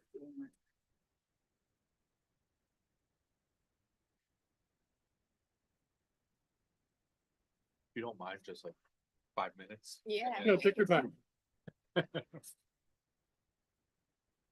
what? You can't chew and present at the same time? You have the hard part. Mm-hmm. And this next part is gonna be more of me presenting. Did you get it, guys? Karen, did I hear correctly that you're going to Spain? It's hard work. Yeah, so my son turns 15 Uh-huh. and your daughter hasn't been yet. Oh, gosh, no, not yet. Yeah. So we asked him, like, Daniel, when you turn 15, do you want a party or do you want, which was the same option she had, and he wants to go to Spain. But he specifically wants, like, his purpose for Spain is not travel and exploring the country, it's specifically soccer. Go see. Inspired by the World Cup. Oh, my God. Oh, Yeah. God, yeah. My dad is, I wouldn't say he's a soccer fiend, Mhm. whatever level is above that. He's he's retired and I think he watches like international soccer till like 4 in the morning. Daniel, well, he doesn't watch it because he can DVR it, but. Yeah, it's pretty, like, it's an Mhm. obsession. Yeah. But we were in Spain for our honeymoon, wife and I, we loved it. She preferred Barcelona, I preferred Madrid. Well, he wants to go to Barcelona, which is fine. And he's like, but we can't go to Madrid. I'm like, no. Yeah, Right, that's the opposing team. and I don't know that. Like, I don't know all the teams. I don't know who opposes who. I don't know that stuff. So I just want to go, you know. But he's like, so we were supposed to, after the summer, we were supposed to go in the summer for his birthday, but now we're like, we might need to go during spring break or Thanksgiving break because he looked at the game schedule. Yeah. And there's no games over the summer. Mm. Yeah. Which completely defeats the purpose. Carol, I don't know. He probably wants to see Lamine Yamal play. Mhm. I love Madrid. Madrid, yeah, and then only because of the How long art scene. have you been going? I went to, we got the, they have I'd something like called to an do art it in pass. 2 weeks. But you can just go to any if we museum go with that one pass, for and then we spring got break, the we can metro still pass or do the work, underground. You know, so. Underground Right, metro. December, May. So we were right all there. over town for that one pass, so it was really, really nice. Matter of fact, I think we named our eldest, who was a honeymoon baby, Sophia, after the Queen of Spain, with an F, yeah. That's a great museum, right? Mm-hmm. Oh, yeah. La Reina Sofia. Yeah, there's something else that. Something for some. Mhm. Have you been to Spain? Yeah, I studied in Granada. Oh, you're done. Yeah. I love I think Arturo did too. Mhm. that. Awesome.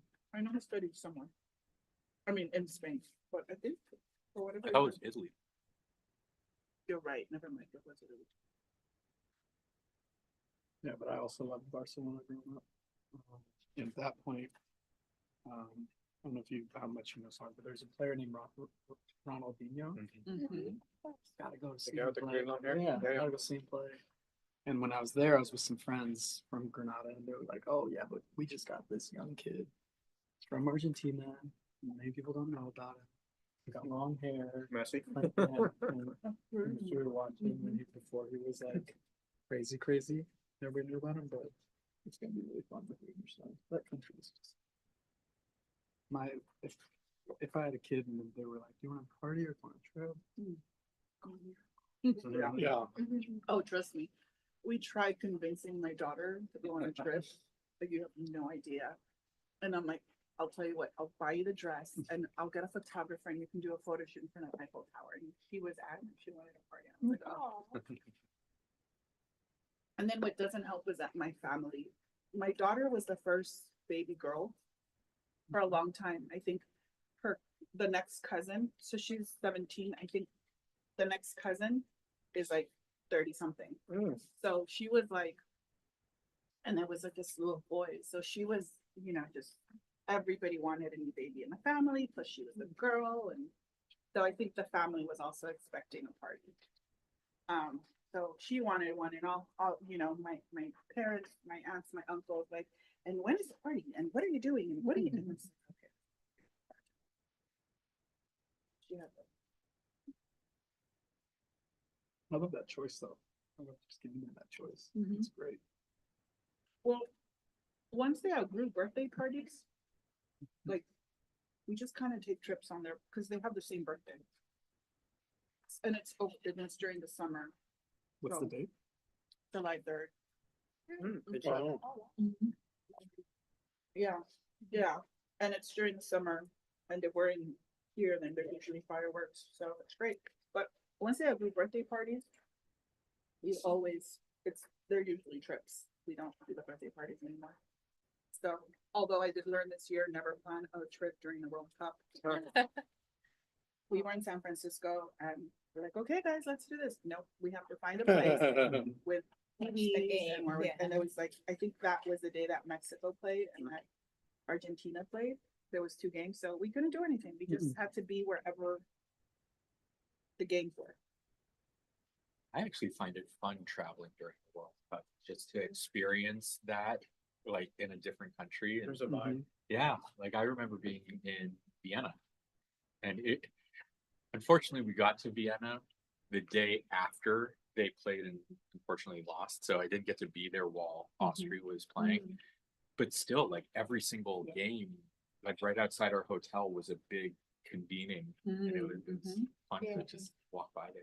We went to we went to Venice and we watched the Italians beat the English in the Euro Cup and went down to penalty.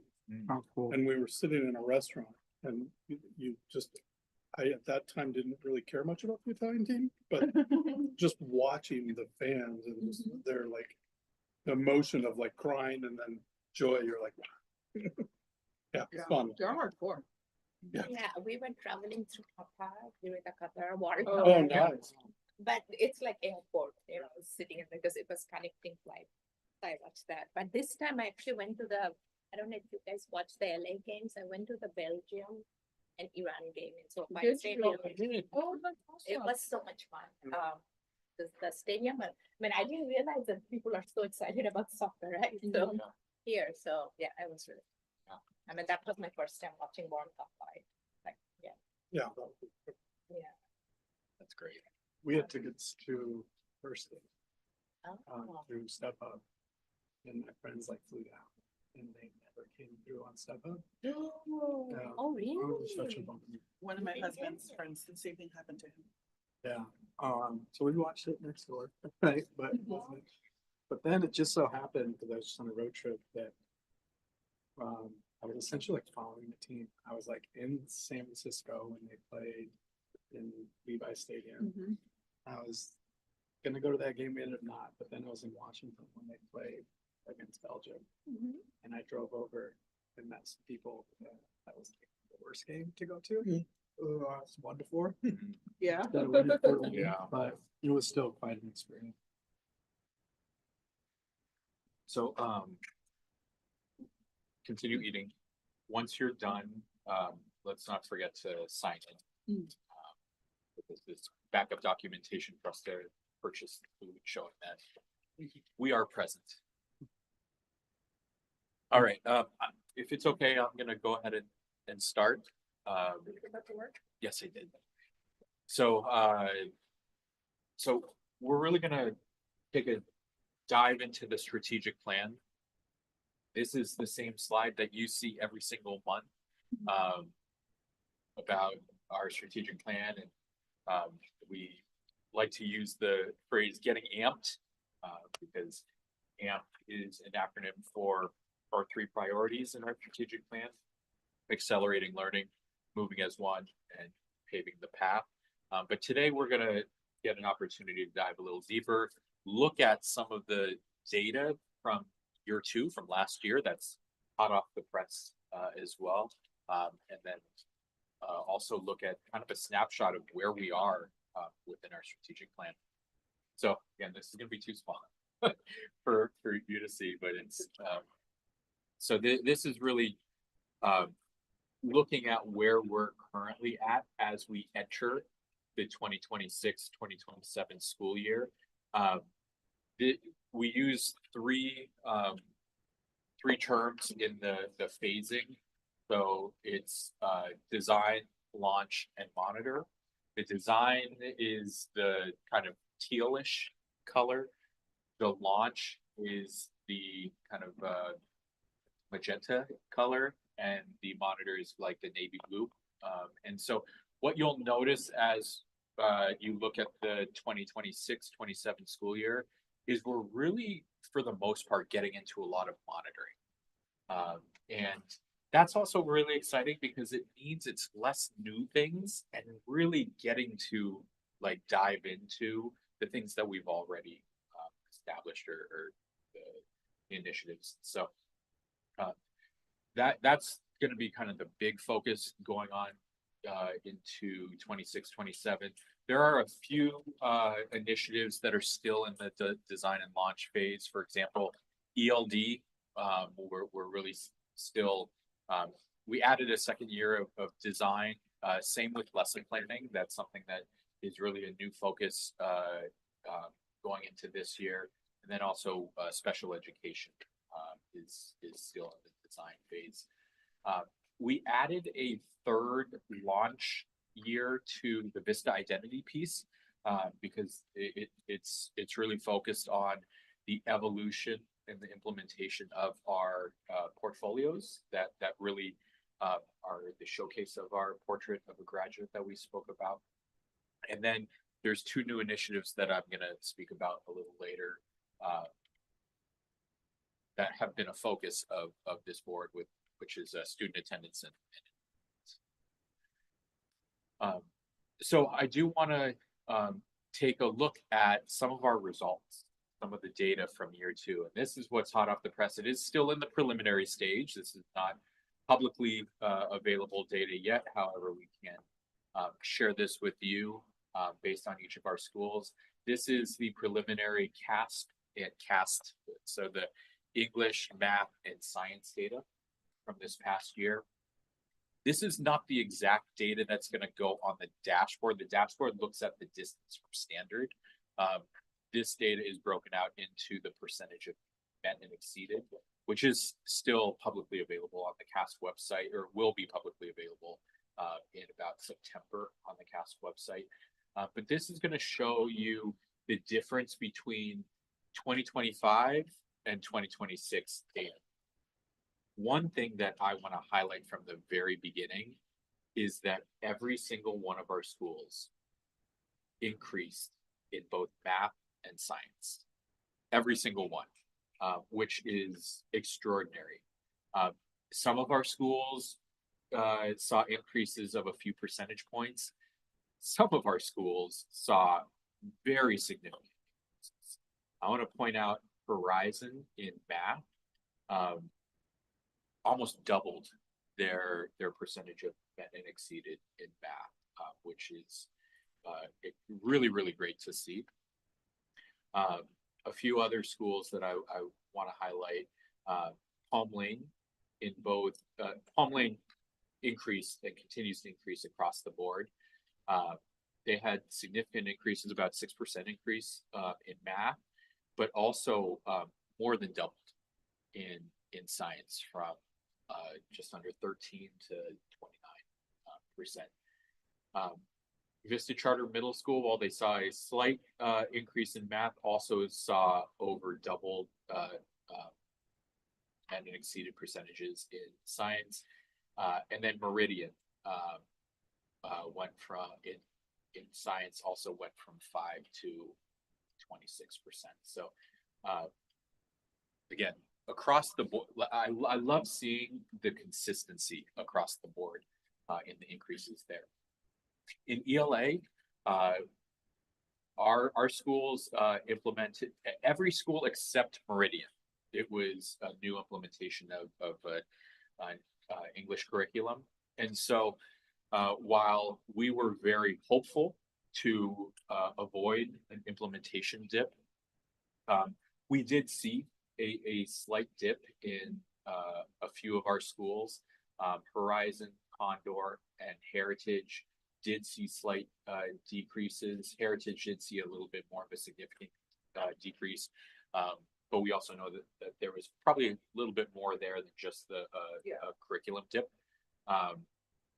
But at the same time, we also did see a few of our schools increase. So Palm Lane, across the board, continued to see improvement. And I want to highlight Meridian. Meridian went from 23 to 36%. So they saw a fairly significant increase there. And Lago in ELA was our highest scoring group. When you break down Lago, it's important to break down, and you don't see it here, the elementary versus secondary scores. Elementary scored extremely well, but we have identified some areas of focus for our secondary students there. But overall, while there might be a few areas that we definitely need to improve in ELA, and there's areas across the board that we still need to improve. There's a lot of green there, so there's definitely a lot of room for, or areas for celebration. And I mean, under Karen's leadership, Dr. Simmons' leadership, the leadership of our principals and instructional coaches, and obviously the extraordinary work of our teachers has led to a lot of this growth. So I think that this is just the beginning of really taking some significant steps in the right direction. As we look to the results related to our mission measures. So kind of going back to when we created this strategic plan, we did a similar process. Our steering committee did a similar process to what we did at the very beginning today. We looked at and dissected our mission and vision and founding documents, and really identified what are the areas that are essential to Vista as an organization.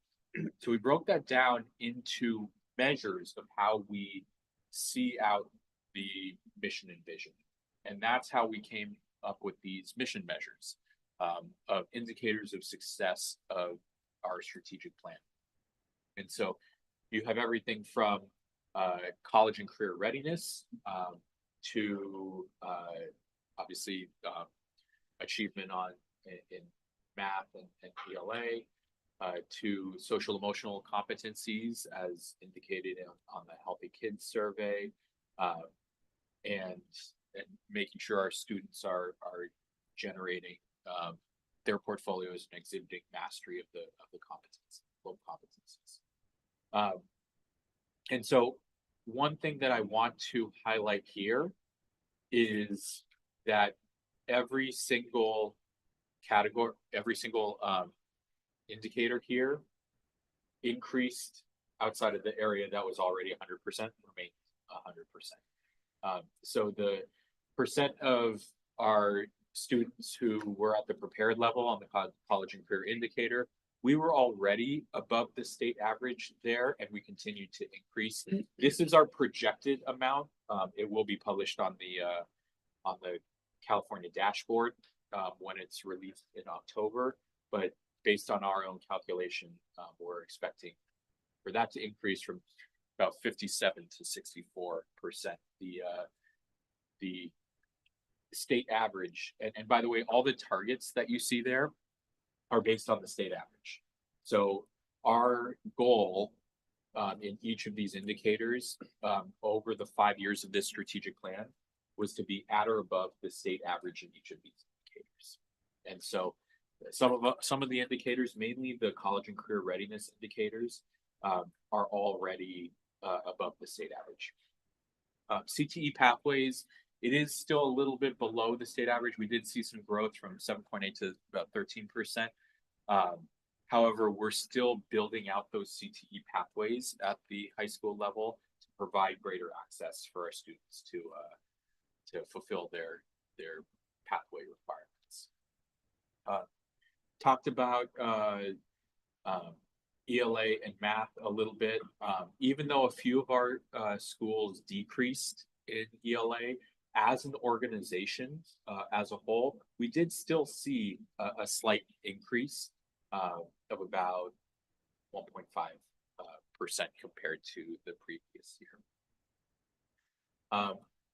In terms of the percent of students who are matriculating to college or post-secondary education, that saw a big jump, and that's obvious. That's driven by Meridian's college going rate. So that went from 53 to 86, and we've surpassed the state average in terms of that this past year. Another big jump that we made was in our projected English learner proficiency. On the California dashboard, it's referred to as the ELPI, the English Learner Proficiency Indicator. Our internal calculation, we are projecting that we increased by about 14%, 30 to about 44% of our students progressing on the English learner scale. We still think that there's a lot of room for growth. Just looking at from school to school, there was a wide range of some of our schools were seeing upwards of 70% of their students, and some of our schools are still in the 20% range. So there is a wide range of data there, which also shows that there needs, and we've been communicating with our Cameron, our new ELD coordinator, on not only compiling that data, but now really being more intentional about our programs and sharing and incorporating the best practices worldwide for educating and serving our English learners. Let's see. We did see so the overall capstone project, again, 100% of our 12th grade students successfully completed or displayed mastery of their portfolios. And then as we get into some of the last indicators in science, as you saw, all of our schools saw increases org-wide. Our scores increased about 9%, which is significant, and we are making some significant trends towards that state average, which is about 31%. So we're really hopeful to bridge that gap.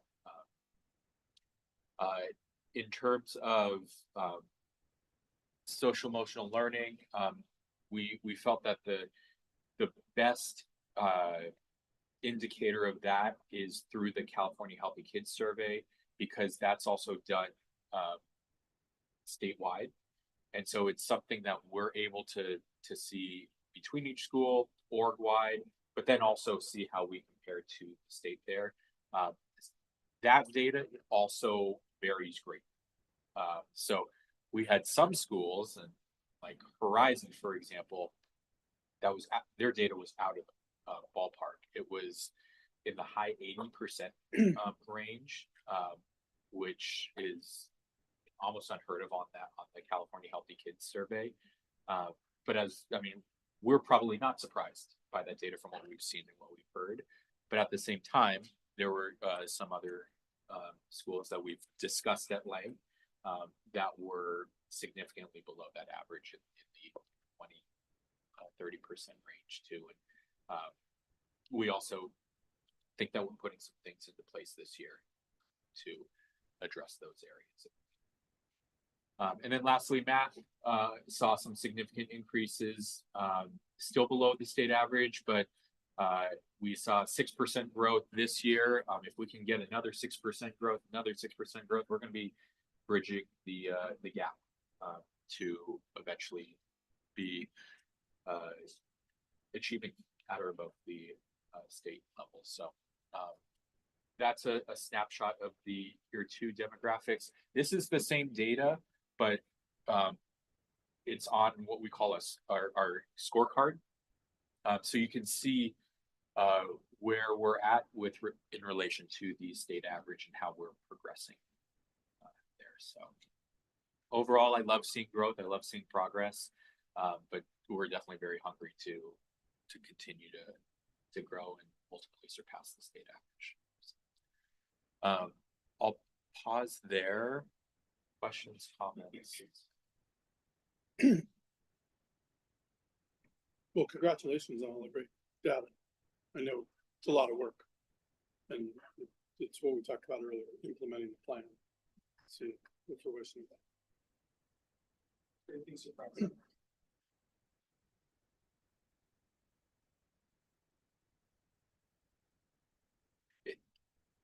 I don't think that there's anything surprising necessarily, because we've been so deep in this. I think one of the things that we always look at is the correlation of our iReady scores and then the CASP, then end of the year assessment, because we're able to closely monitor the iReady scores, and the hope is that that should be directly aligned. It's pretty well aligned, but there's still some areas where some of our schools did perform as well, like in ELA on the CASP, as we had hoped based on the iReady data. So I think we were expecting some of those schools that did not see the growth or maybe saw a small dip. We thought they might have might have seen at least a slight increase. I don't know if you have any reflections. Not so much surprising, but maybe a little disappointed. Like, I feel like I was really hoping that we would not have an implementation dip. We know they happen, but I think, again, we were very intentional in our practices and what we were doing and kind of what we were asking our principals to do and how to support. Our principals have been very involved in learning the curriculum so that they can more effectively coach, whereas sometimes principals never even look at a teacher's guide. So I think those are kind of some of the things we were putting in place to avoid that. And we still had it, not at all the schools, luckily. But I was kind of bummed when I saw that. And then to Colin's point, our internal data, our verified, our internal data, I-ready data was higher than some of our CAPS scores. So trying to figure out how to align those a little bit more, or just kind of maybe like figure out, like, if I-ready says 30%, then you're only going to get 25. So aim for 40% so that you get 35, like figuring out what that difference is so that we can start to like even systematize that. Like, this is what we're going to do. This is how our students will perform on I-ready. This is how our students will perform, especially because I-ready measures all our kids, and CASP only, like in elementary, CASP only measures 3 to 5, but I-ready measures K5. So starting to like even understand that a little bit better, or project that a little bit better. I know in the data that I share with just stakeholders in general, I always put the projected proficiency from I-ready. And that's 3 to 5, so that should be aligned, but just kind of figuring out those nuances are kind of, I guess, some next steps for me. Yeah, well, I just want to echo the congratulations and make sure that I'm seeing correctly too. That Verizon is the one that highlighted the two. Yes. Yeah, they showed such tremendous double efficiency, so that was pretty powerful to see. And then you made a note about Meridian's ELA. Did they adopt the ELA curriculum before, or they saw that they're not doing ELA? They had been using my perspective since their inception. Yeah. So it was not it was more of a reinvigorating of the same curriculum, with more intentionality behind the coaching and the planning and so on. But they were already using my perspective, so it was not a new curriculum. And then you don't have to go line by line, but just curious, historically, pre-pandemic, are these scores kind of generally where you guys were pre-pandemic, or were they getting back to that? I think we're getting there. I think some schools finally are back. But I think pre-pandemic, well, it's also hard because We didn't have pre-pandemic- Horizon. Yeah, Didn't have- pre-pandemic, we were only 3 schools, and now we're 7. But I want to say pre-pandemic, we were hovering between the 30s and 40s. So I think we're getting Vista back. Charter, we really can only compare our middle schools. Yeah. Because, for example, pre-pandemic, Condor was in its first, only had 1 year. But Vista Charter Middle School, I would say, is getting closer to that. Heritage, in ELA, no, and especially with the drop. Pre-pandemic, I think Heritage was around 38 to 40% in ELA. Math is getting back to closer to where it was pre-pandemic. Thanks. I have a question. The last one sorry, it's a different thing, right? Oh, no, it's okay. Yeah, it's about the percentage of students who score mastery on final capstone project. It's saying at least 90%. But then the previous slide said 100%. Yes. So why is it? Yeah. Why So is it 90%? that is the goal, the metric that we said, that we want at least 90% of our students displaying mastery. To be honest, we could change that to something that's higher, because I think if we were at 90%, we'd probably be disappointed that 10% of our students are not displaying mastery on the portfolio. So that was just the indicator, the goal that we had set at the onset of the strategic. Because the CR2 results, there it's showing 100%, right? Yeah, exactly. So the first year we were at 100%. The second year we were at 100%. So I think if we were not at 100% or something like that, then it would probably be more disappointing, even if we're surpassing our goal. And also related to the other one that I was wondering about is the percentage that matriculate to college, right? So it's at least 72%. And the previous slide is 86%, and then the red dot is 53.1. What was that? I mean, I'm assuming that's the average 72%. Correct. Right? Yeah. So the 72%, I believe, is the average just percentage of students in the entire state that Okay. go to post-secondary, to college, some sort of, and that is 2 or 4 year. And 53 was last year's. Yeah, 53 was 24, 25. On the ELD implementation drop, are you able to look at the schools and the classrooms where the drop was and identify potential targets for further embracing the implementation of the ELD, or does the data allow you to do that? To look at, ELA. oh, I'm sorry, ELA. Yeah. Okay, no, Sorry. sure. No, it's okay. Education speak is really not my thing. Yeah, no. That's why I just wanted to make sure.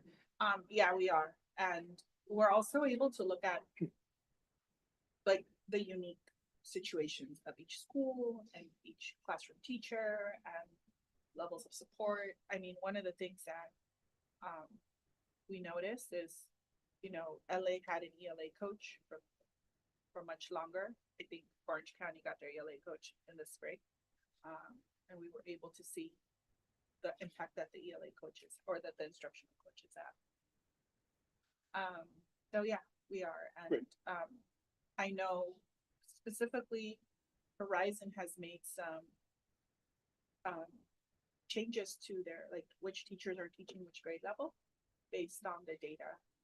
Dr. C, he's new, so I think he needs to learn his staff and learn the team first. But again, though, we can take this data, think about next steps for our adults and our students as well. Quick question regarding the CTE pathway metric. I know the CTE programs are very reliant on the relationships built with community colleges, etc. Is that part of the process that you are developing to like really be more purposeful about? You mentioned that we're still developing those programs. Is that part of the process happening now to make sure that there's comprehensive CTE programs in high schools? Yeah. So this is the current data is driven by Meridian because Meridian's the only school that has high school graduates that can complete a pathway. However, the work is being done both at Meridian and at Lago because we are building out the pathways as Lago builds out its high school. Lago is working in partnership with Mount Sandy Central College. So yes, the community college partnerships are essential to that. In terms of why the data is lower and seems lower, but we're continuing to grow it is because of our offering. And so making sure that we have the qualified staff to be able to offer the number of courses in the course sequence to provide the full pathway that's needed. And because we are offering multiple pathways based on student interest, we want to find the balance of not spreading ourselves too thin while also making sure that we're responding to what students are interested in. So for example, based on student feedback, we've heard that there is more interest in like a teaching pathway. And so that's something that's in development. That's not something that we're currently offering or is built out, but that's in addition to like our biomedical pathway and our tech or cybersecurity pathway, those things that are more built out and working in partnership with Santa Ana College here. Santa Ana College is the primary community college. Correct. Yeah, for Meridian. Yeah. And with Lago, you're starting the CTE programming with middle school. So there is CTE programming in the middle school, but in terms of the actual pathways for like the pathway completer status, the main work is done at high school. Yeah. So I would kind of call it pre-pathway. Yeah. So we're generating interest and awareness of the CTE pathways at the I mentioned the middle school, primarily because, you know, as someone who's led development departments, there is significant amount of funding opportunities at the state level to fund CTE programs, specifically within the middle school. And if you can create a middle school to high school pathway, there's great opportunity there, for sure, to really launch those. And we do have that here at Heritage. So it's Heritage really is becoming the feeder for Meridian in terms of getting students interested in these pathways. So I know that there's like biomedical classes and I'm forgetting the exact names of the classes, but there are specific classes in those pathway areas for students to kind of delve into even before they're in high school. Oh, that's great. I ask those questions because I know as in this AI generation, there's a lot of interest change with our students, and whether it's a workforce pathway or whether it's a college pathway, whatever the case may be able to align with their needs and wants through the surveys that you just mentioned. I'm really glad to hear that. So, yeah. All right, and I mentioned the two new initiatives that we're introducing, and these are really based on need. Our discussion about incorporating these into the strategic plan was really about how we're going to be doing work around these. These are a focus regardless of if they're in the strategic plan or not. So they might as well be embedded into the strategic plan. So that way we're being very purposeful about the work and the rollout with this. Specifically regarding student attendance, we're looking at making sure that we are building in and learning from our schools' best practices with incentives and interventions. Year after year, we've seen Horizon, for example, have pretty stellar chronic absenteeism rates, and we want to make sure that we are learning from those and applying those across all of our schools. We also want to see how there might be avenues that we are not already tapping into regarding independent study. And we had a really rich conversation last week with our principals around that. And we'll probably actually be bringing a new independent study policy, an updated one, to the board next month. That really reflects this work. And then attendance recovery was big last year, but I think we've only scratched the surface when it comes to attendance recovery. And I know a number of our schools are really building in structures this year that will enhance those programs and make things a lot more consistent. What we found is the schools that were able to recover a lot of attendance is because they had more structures built in rather than trying to just offer a few attendance recovery sessions here and there. So that consistency, that structure is what we found most important. And then we'll always sound like a broken record when it comes to recruitment and enrollment. I know that we've discussed that at length, but we are working with our central team, our principals, our community school coordinators, our office teams, have basically all hands on deck when it comes to recruitment and enrollment, understanding and identifying those root causes that are leading to under enrollment, and what is working well, and what strategies we can then replicate across our schools, and what might be the same or different across geographical boundaries as well. So that work will continue, and that conversation will undoubtedly continue. And to Karen's point, one of the things that we've done is, and we're calling it recruitment buddies or enrollment buddies, where because between the four directors, myself and Karen, we have all been assigned to support one specific principal. So that way each principal has a central administrative team member to not only work with from accountability, an accountability perspective, but also like coaching and supporting the recruitment efforts, and then as a team, our central team meets on a weekly basis. We're able to debrief what we're seeing. So that way there's a feedback there. We're also sharing practices. So if a principal is doing something, oh, others should try it. It helps get that practice out to the other. All right. So would love to quickly debrief. This is a Kagan structure. And so this is a time pair share. I'm going to, let's see, I'll have Sarwat and Miles and then Michael and Ismail be partners.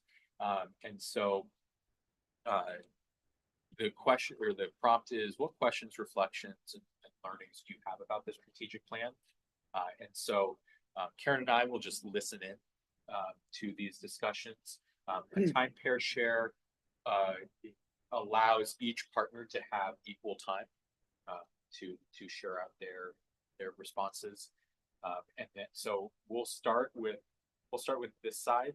So actually, you know what? I'm gonna switch so that way you're not talking next to each other. Okay. So I'll let Miles and Michael start. So, or else. Yes. And actually, if you, I'll swap with yeah, we can swap so that way you're closer.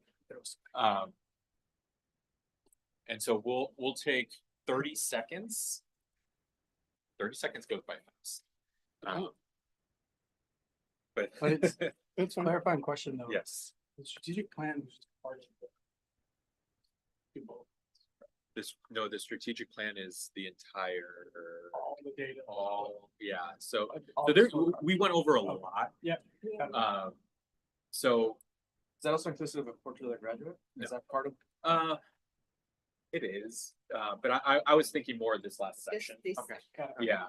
You probably can't read that. Yeah, I got it. So or Yep. I was gonna do 30 seconds. Do you want a minute?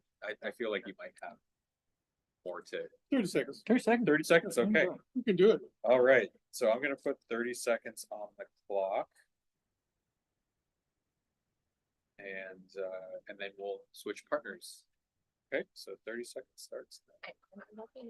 Yes. Yeah, no, I've already given some reflections on, I think, So, moving forward in the right direction. I'm so which sorry. is Really great to see. Uh, Questions so I asking guess them about. Again, Everything was surprising, and the fact that they both said no, I thought that was Didn't go through. good. It looks Right, like in terms of there are some easy. being intentional.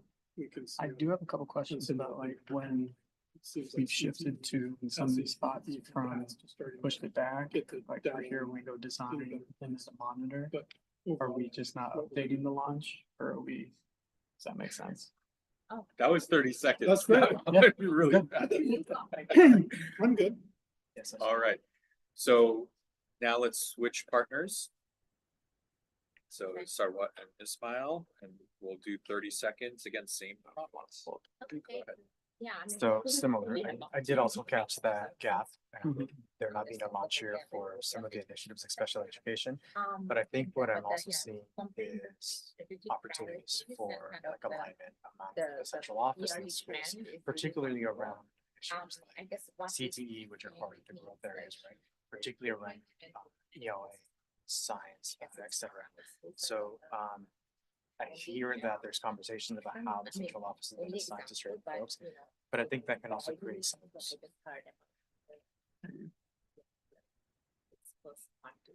Partners. Yeah, partners. All right. So that was brief. That was a very efficient debrief. I'm sure we could have talked a lot more about it, but I also appreciate kind of listening to both. This is definitely not the last that you're going to hear about the strategic plan, but I at least wanted to spend some more time than I usually would to dive into that. So because of time, I do want to move forward to the rest of the afternoon because it is 1 o'clock. Yeah. We do have 1 hour. Yes. All right. And after this was supposed to be lunch. So we're gonna Let's go do lunch. All right. So really the rest of, for this next hour, it's really focusing on the last objective for today, which was really about setting expectation for success for this next school year. And so the first half, we're really gonna focus on my expectations, my superintendent goals.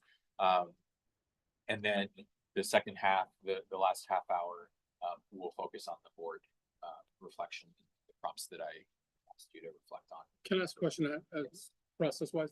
So typically we've gone into closed session and talked about superintendent's evaluation, Yes. which is, this is superintendent goal. So would it be more helpful if we listen to this? Yes. And then we can find an appropriate time to do an item for closed session? Exactly. So Okay. what I'm thinking is this could be more of me presenting information, because it is a lot of information to take in.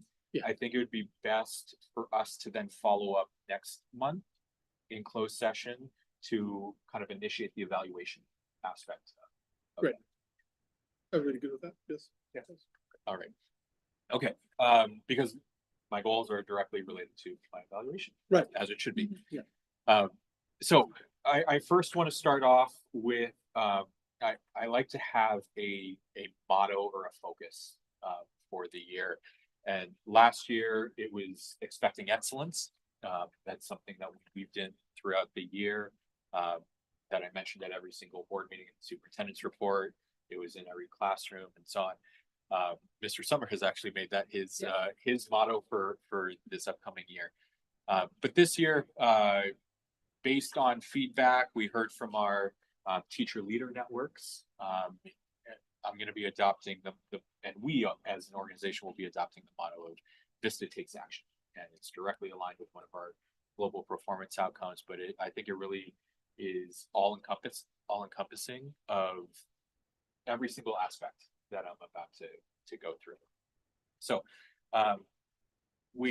you all are probably pretty aware, it might be new for Ismail, but the 5 buckets that we have focused, or I have focused on my goals, my evaluation have been through community relations, staff relations, the educational program, business, and leadership.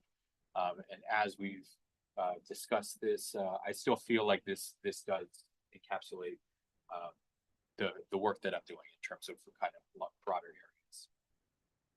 So I'm going to share specific goals that I believe are, if we think about SMART goals that are measurable. So that way I can monitor and we can look to see if this has been successful. I do think that these are attainable. And if I ask myself about looking at where we are in June of 2027, if we attain these, I feel like this has been a successful school year. And so in terms of community relations, I do feel like the net promoter score metric is a good metric. However, last year, the metric was, I wanted it to be above 0. Some of the scores are pretty easy to be above 0, to be honest. And so I made the metric above where it was last year. So that way we can see growth in relation to last year. So the parent net promoter score at the end of the year was at a positive 367.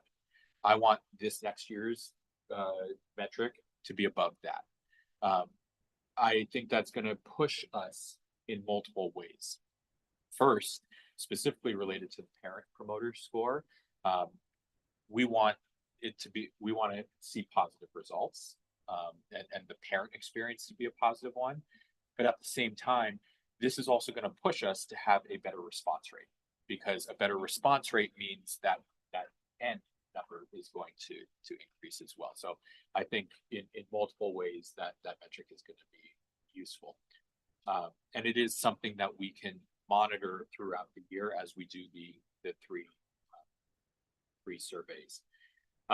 Students as well, for many of the same reasons. However, students are more critical than parents typically, and we also saw some of our student populations be pretty critical last year. And so we want to make sure that we are absolutely addressing those schools, those students to meet their needs. Because at the end of the day, we want the student experience to be a positive one. We looked at all of our founding documents. We want our schools to be joyful schools. And that's extremely important. And if our schools are joyful schools, then our students are going to want to recommend their schools to others. I also thought when looking at community relations that it's important to ground the goals also in the community schools framework and model. And that is done through our annual progress report. And so I didn't want the work our community schools coordinators are doing to be separate from the work that we're trying to push board-wide. And so there's 3 indicators: envisioning, engaging, and transforming. 1 or 2 of our schools are in the envisioning phase. I think 3 or 4 of our schools are in the engaging phase, and none of our schools yet have eclipsed the transforming phase in the indicator. And so my goal is that each school will progress 1 level in that continue. A few other community relations metrics that I was looking at is continuing to increase parent participation and parent engagement. And one of the main areas where we see that is through Coffee with the Principal. Some of our schools are doing a great job. Horizon, for example, has standing room only. And they're actually having to move their Coffee with the Principal meeting to their auditorium because there has been so many parents wanting to attend. But at the same time, we've also seen some schools where there's just a small handful of parents. So I definitely want to work with each school to make sure that we are replicating a lot of the work that we're seeing at some of our schools like Horizon, but at the same time, really making sure that our parents see value in taking time out of their busy day schedule to participate in activities such as Coffee with the Principal. And then I already mentioned in terms of parent participation rate. I think that's going to be a really important aspect. We want to push that. In terms of staff relations, want to start with the staff net promoter scores for all the same reasons. But I put that in the staff category, all the same reasons as the student and parent net promoter scores. Want to continue to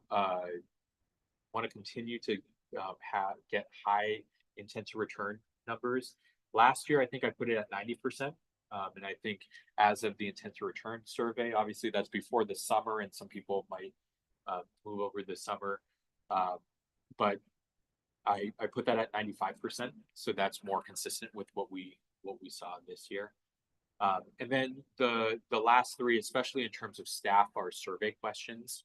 And I reflected on some of the survey questions that really help give me feedback on how I'm performing in terms of staff relations and making sure that I'm accessible and approachable to staff, that I'm fair and consistent in terms of problem solving any issues that might come up, and then maintaining effective communication with the staff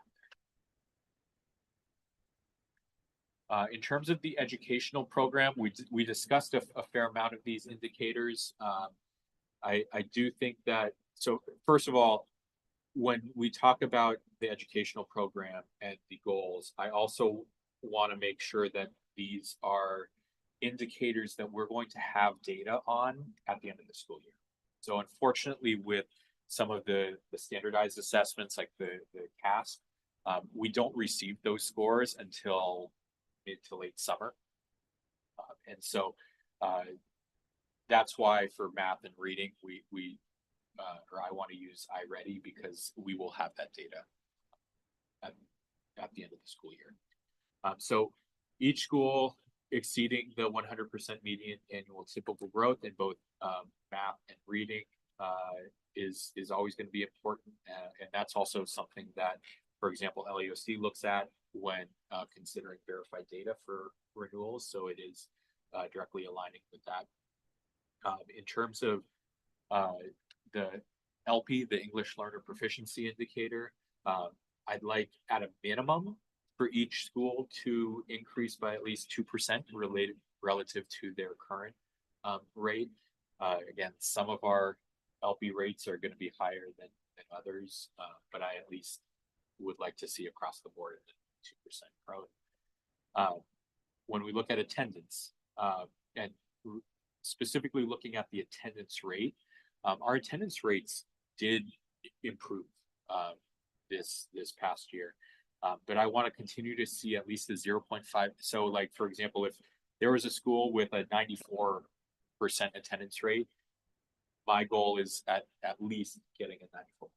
And that's not including attendance recovery like that.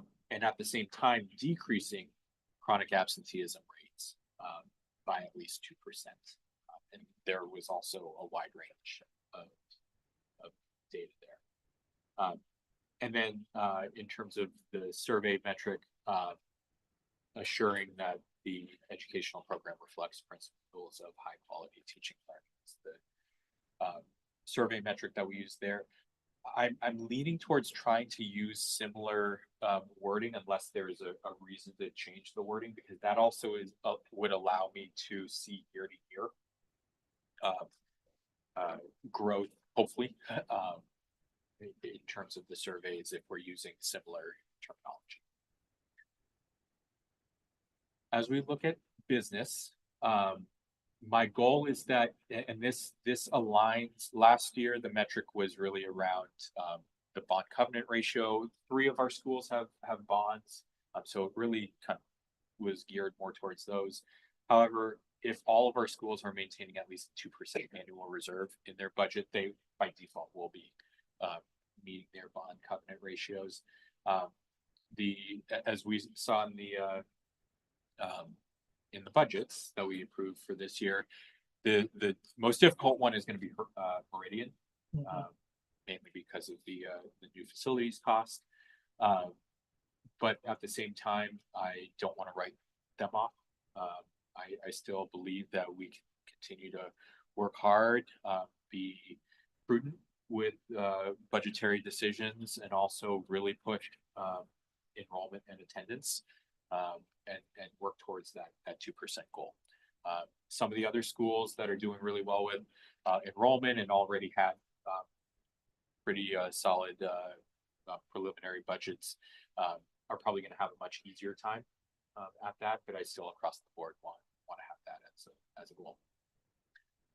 In terms of the fiscal rating, we saw that when I shared this past year's oversight report. LEOC is the only authorizer that has an actual rating when it comes to this, and so I feel that if Horizon and Vista Charter Middle School have a 4, that's an indicator that our other schools are also going to be in a good place fiscally. Always want to make sure that we have no findings in our audit. So it's easy to glance over that one, but it's also one of the most important items here. And then the last 2, in terms of business, are project-based. And so we've heard a lot of feedback, or we've heard some feedback from parents, specifically about Meridian and the facilities plan. And so my goal by the end of this year is that we have a concrete plan that we're able to if not before, to share with parents, staff, students. And then continuing to secure financing and approvals for the Vista project. And then last one in leadership. I mean, I think it goes without saying, but I still have to have that in there. Successful charter renewals are extremely important, and don't want to take anything for granted, even though we feel very good about Vista Horizon's chances. We still, and I take this very personally in terms of my leadership, that we want to make sure that Horizon gets renewed unscathed. In terms of governance, I also see that as my leadership, especially with the board and the organization. I continue to put 3 or higher just because of that little caveat that if a school receives a 2 in the student achievement part, no matter how squeaky clean and great your governance is, you can only receive a 3. But a 3 or 4 is the goal there. In terms of enrollment, and again, we talked about this, my goal is as of June 1st, 2027, that Vista org-wide has over 2,000 students. Last year, we were at about 1850, 1860. I think at the highest point, we were at about 1890. This year, if you add up our budgeted enrollment numbers, it's around 1935, I want to say.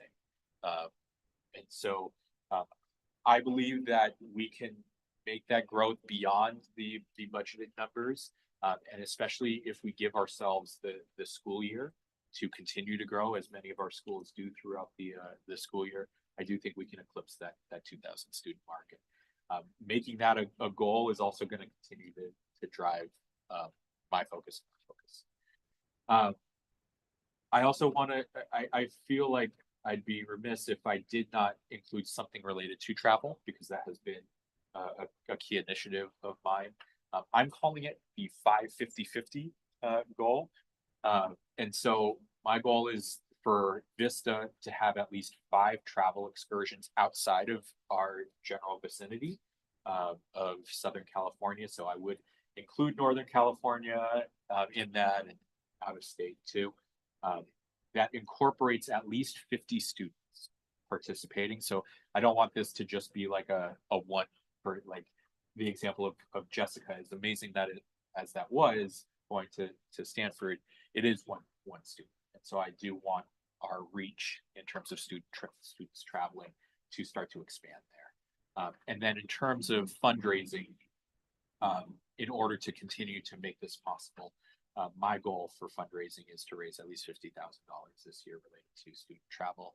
Last year, the fundraising was primarily around the main fundraiser with a few things here and there. And we were just under about like 20,000 for next year. So I do feel like 50,000 is a good jump, but I also think it's attainable. And then the last survey question, this is one that is really important to me, is maintaining high standards of honesty and integrity. In terms of a leader, I think that is essential in a leader to have. So that's something that I want to continue to focus on. So those are my superintendent goals. As we talked about, there was a lot of information, and so I think I do have a debrief here, but it's more any immediate questions or feedback rather than kind of getting more into the evaluation aspect. And this is where I have these fun talking chips that are on your folder. So this is another Kagan structure, talking chips. This really promotes equal participation for everyone. And so many times in discussions, one voice can dominate the conversation, but this also gets the quietest students to also participate, while at the same time the most active students still get equal amounts of time as our other students. So I think all of you have 5 talking chips. We probably won't have time for everybody to use 5 talking chips, but basically the idea is when you want to say something or ask a question, you put your chip in the middle here. So would love to hear any questions, any initial reactions to this. And again, we'll follow up in closed session next meeting to continue the conversation. But out in the open, if there's anything that you want to provide, now's the time. Thank you. No, this is really a comprehensive presentation, and I really like kind of aspiration, going beyond like that's what the service said for being aspirational board. My question was about the community relations superintendent roles, and I'm just wondering about the third bullet points about when you said each school will progress at least one level at the community school annual progress report. So envisioning and engaging, yeah, and like you were saying that some schools are in envisioning stage, some are in engaging, no one is transforming. But how would you even like define transforming? I mean, shouldn't we all be always? I mean, hopefully everyone is gonna be in engaging stage at some point. But how do you define transforming? Yeah, so there is a rubric that I can also provide for each of you. This is also new for me. I was talking with Alyssa as the overseer of the community school coordinators and the grant work. And so as I was kind of picking her brain on like, okay, what is something that I can align that the community school grant is looking at as well? Because I always believe that my success is their success and their success is my success. And so that's what we came to the conclusion for. But I can definitely get that to you as well. No, drop my talking chair. First and foremost, thank you. This is really comprehensive. I agree with you a lot. And I think very much provides a vision for the board to support you throughout the year. I also wanted to come back to community relations because just something as you were talking and sharing, certainly we can talk more in depth later, but the coffee with the principals option, I know from experience working with community groups that often in underserved and system impacted communities, you have a lot of essential workers who just can't be present, who would love to. But I know that there's in the age of technology, in the age of virtual meetings, options, looking at other options for folks to participate. I have even heard of situations where folks are on a Zoom option where it's a coffee and they're able to interact that way. So that one, it increases your participation rates, but two, I think it allows everyone, like when all means all, we're really including everybody. And those that also just again have those barriers to be able to physically come and attend one of these meetings. That's just one bullet point I wanted to pull out, but I think overall, I'm looking forward to going to closed session and really diving in, because that's why I think as a board member, I will be able to support you and the home office and school teams to really achieve these goals by the new year. So thank you.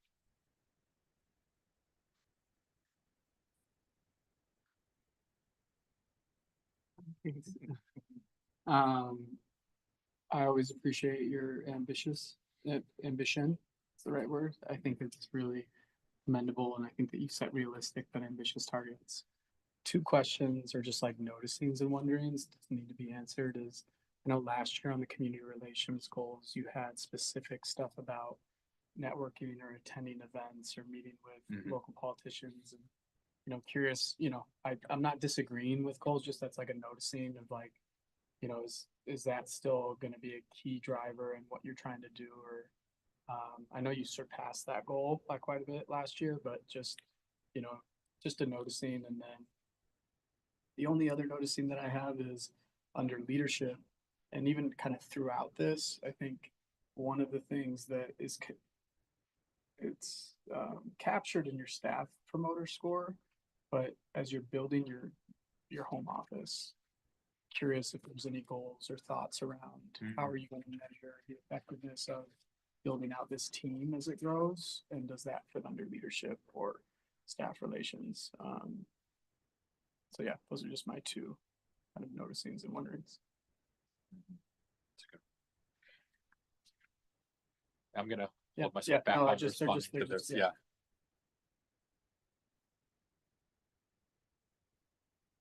Council Such, right? Yeah, go ahead.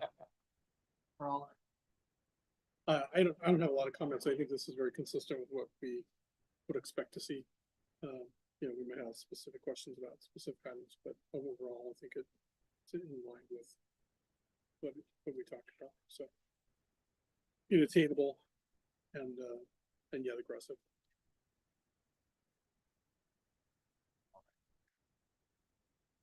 So I'm also looking at the clock. If the, if there are any more questions, comments, again, we'll continue these discussions, especially in closed session next month. But at least I wanted to initiate this process. So, okay. Thank you for that. I know. Yeah. I can do everything. You have plenty of trips left over. Thank you for being, I know we've given you a little leeway because it's a lot to start a school year and have these. So thank you for that. Absolutely. Okay, so now we're going to move to the board expectations and commitments and reflection. And so the first thing that I want to call out is my so this is mutual. My expectation for you all as board members, and hopefully this is nothing new. But my goal for each of you is to visit each school site and or attend an event or maybe even a graduation at the end of the year. So that way you're present, our schools, our staff, our students can also get to know you all and see all of you at their school sites. They really enjoy meeting you all. Roll out the red carpet whenever you all come to the schools. So I think the best way to do that is to start early and plan in advance.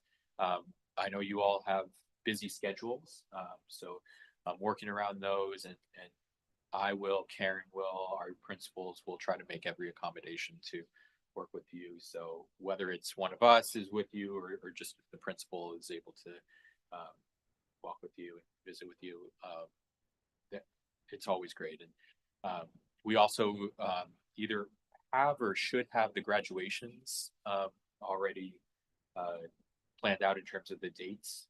So if possible, putting those on your calendar is great as well. Are you going to use a talking pitch?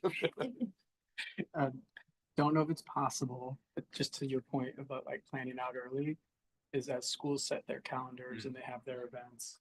I'm just thinking like Ohana or, the stuff that they do. If that could just be shared, whether it's the schools already have their individual calendars. But that would be really helpful in terms of planning out, I think. Mr. Summer shared his yesterday. I'm not sure if you saw it. And if I would look for it in those in their weekly things. I think a lot of them are sending them out right now. And if they're not, I might just need to push them to. But I know Mr. Summer, like he has his whole year. I know Mr. Benavides was working on his because he even asked me, when is my graduation date? Because I need to add it. So I don't think he sent it out yet. I'll check. But yeah, I might just compile them all and send them to you guys. That'd be great.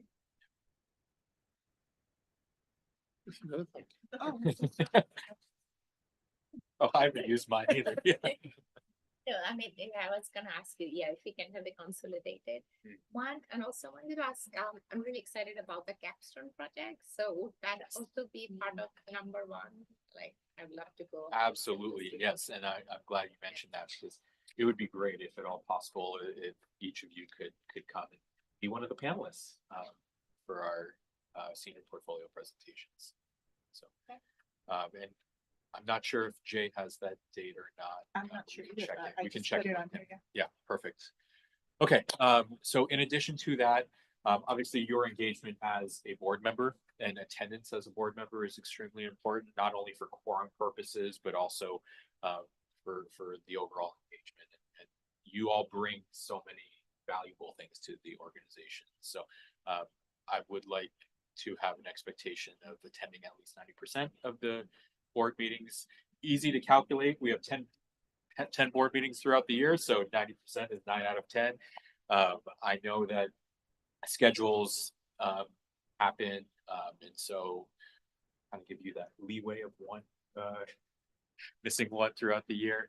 But we do need everyone present. So so the dates are all scheduled out, and I know that you all had a hand in that. So let's all make sure that we are doing our best to be present. And then lastly, coming prepared. And I know that you all are great at that. And today is even a great example of that, of reading all the board materials, coming with questions, and coming prepared for the board meetings is important. So, Can I ask a yes. quick question? Sorry. You know how, because of the Brown Act, you can't email everybody?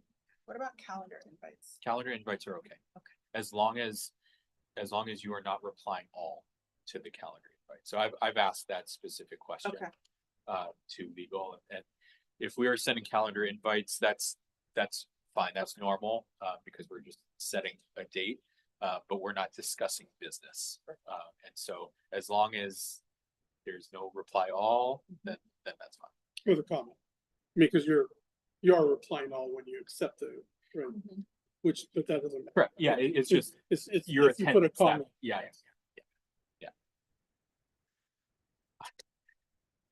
By the way, I just want to get rid of all. okay. So now we are coming to our last item, and I think we're back on track with timing, which is the board reflection. And so, for the public, I asked each of the board members to also reflect on or also think about your position on the board, and consider some of the strengths, some of the things that you're proud of, some of the areas that you might have grown or want to grow in. Also, what type of resources or support that myself or our staff could provide, so you can be a more effective board member. And then also, have you fulfilled or what are there any obstacles that you might envision that might be a challenge in terms of fulfilling your commitments that I shared. So what I wanted to do, and did everyone have a chance to prepare and reflect on this? Okay. So that way we don't have to take time now. So I want to do a round robin. We've already done a round robin here. This could have also been a good talking chips exercise, but all our chips are in the middle of the table. So let's do a round robin, and that way we can go around one reflection at a time, to just really speak it out to the group.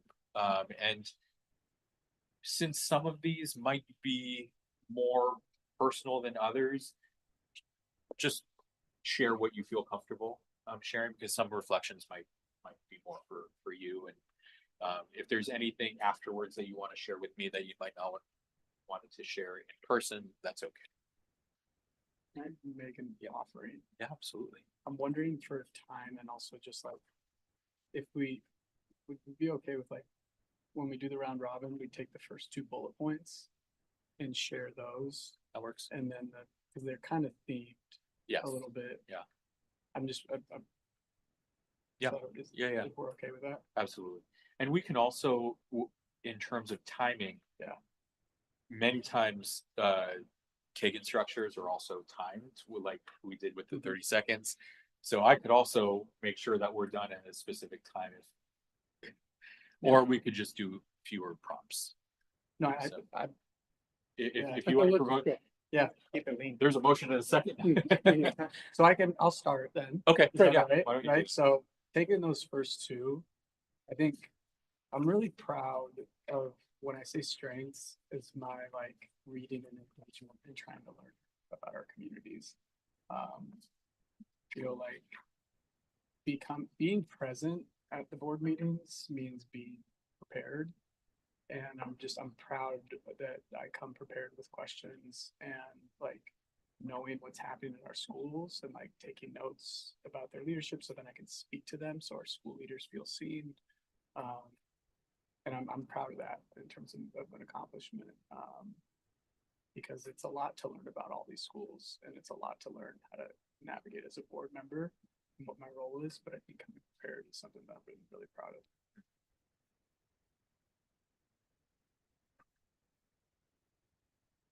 I'll go just in the interest of time, just to keep moving. So the first two, if I look at that, it's hard for me to focus on my accomplishments and my strengths because I want this to all be about the school. And so maybe that's what I will turn into a strength is I'm trying, and I think I do a fairly good job of trying to shift this to what's good for the students, what's good for the system, what's good for the staff. And that's my goal. The accomplishment I would just mention is, I think the board has been really good. And I hope that I've been a part of that to focus the attention on things that are board topics, policies, things like attendance and enrollment, which I'm sure staff has heard a lot about, and those issues. And so that's one thing that we try to stay out of the operations. So that's it. Accomplishment. I can go next. In terms of the strengths, my previous life, before joining UCI, I was working with the UN, right? So I was working in different countries, managing portfolios and different contexts. So I kind of bring that to our board, right? So we have 7 schools, right? We are in 3 counties, and we have different kind of authorities we are dealing with, right? So it's kind of translating into this context. I think this is kind of my strength, and I'm trying to figure out how that kind of, how bringing in that experience, how to apply it to this stage, also not having attended school at all in the US, starting from university. It's a good kind of learning experience, but I'm trying to bring those policy experiences to translate. And I was, that's why this was really good to read the portrait of the graduate and how you kind of looking into backward, right, where we want to go for our students to be college ready and how they're starting on the elementary level. So this is something I think I can bring value in, kind of looking at milestones and kind of different stages. Working on data and evidence-based work, right? So I took some notes last night, so I'm happy about that. And the second one, about what I'm proud of. I'm also looking at the board itself, and actually, I was kind of looking forward to Colin's presentation, right? I guess I'll mention the one about growing towards 2,000 students. That's made me really happy. We are facing challenges. We are dealing with the reality, but being ambitious and trying to make sure still it's a joyful experience for students, right? This is it. Keeping the mission intact and keeping bringing this to global citizens. So I think so very proud of that and proud that I'm able, be part of this community. That brings me, right? I don't need to use my chips, right? So strengths, I'll start there. I think for me, obviously as a new board member, what I hope to bring is, my almost 30 years of experience in predominantly the charter space, but also both as a professional, but I also like to bring my lived experiences as well. I think both of those combined, my lived and professional experience to the table, I think are going to add new perspective to the board and maybe fill any gaps in the board that currently exist, and really be able to bring all of those unique skill sets and experiences that I've developed throughout my career to the board and also the home office as a support. In terms of accomplishments that I hope to accomplish by the end of my first year, I want to be very active and present. I don't want to be a sleepy board member that just comes to what is it called? The diocese up here? What's it called? The diocese, yeah.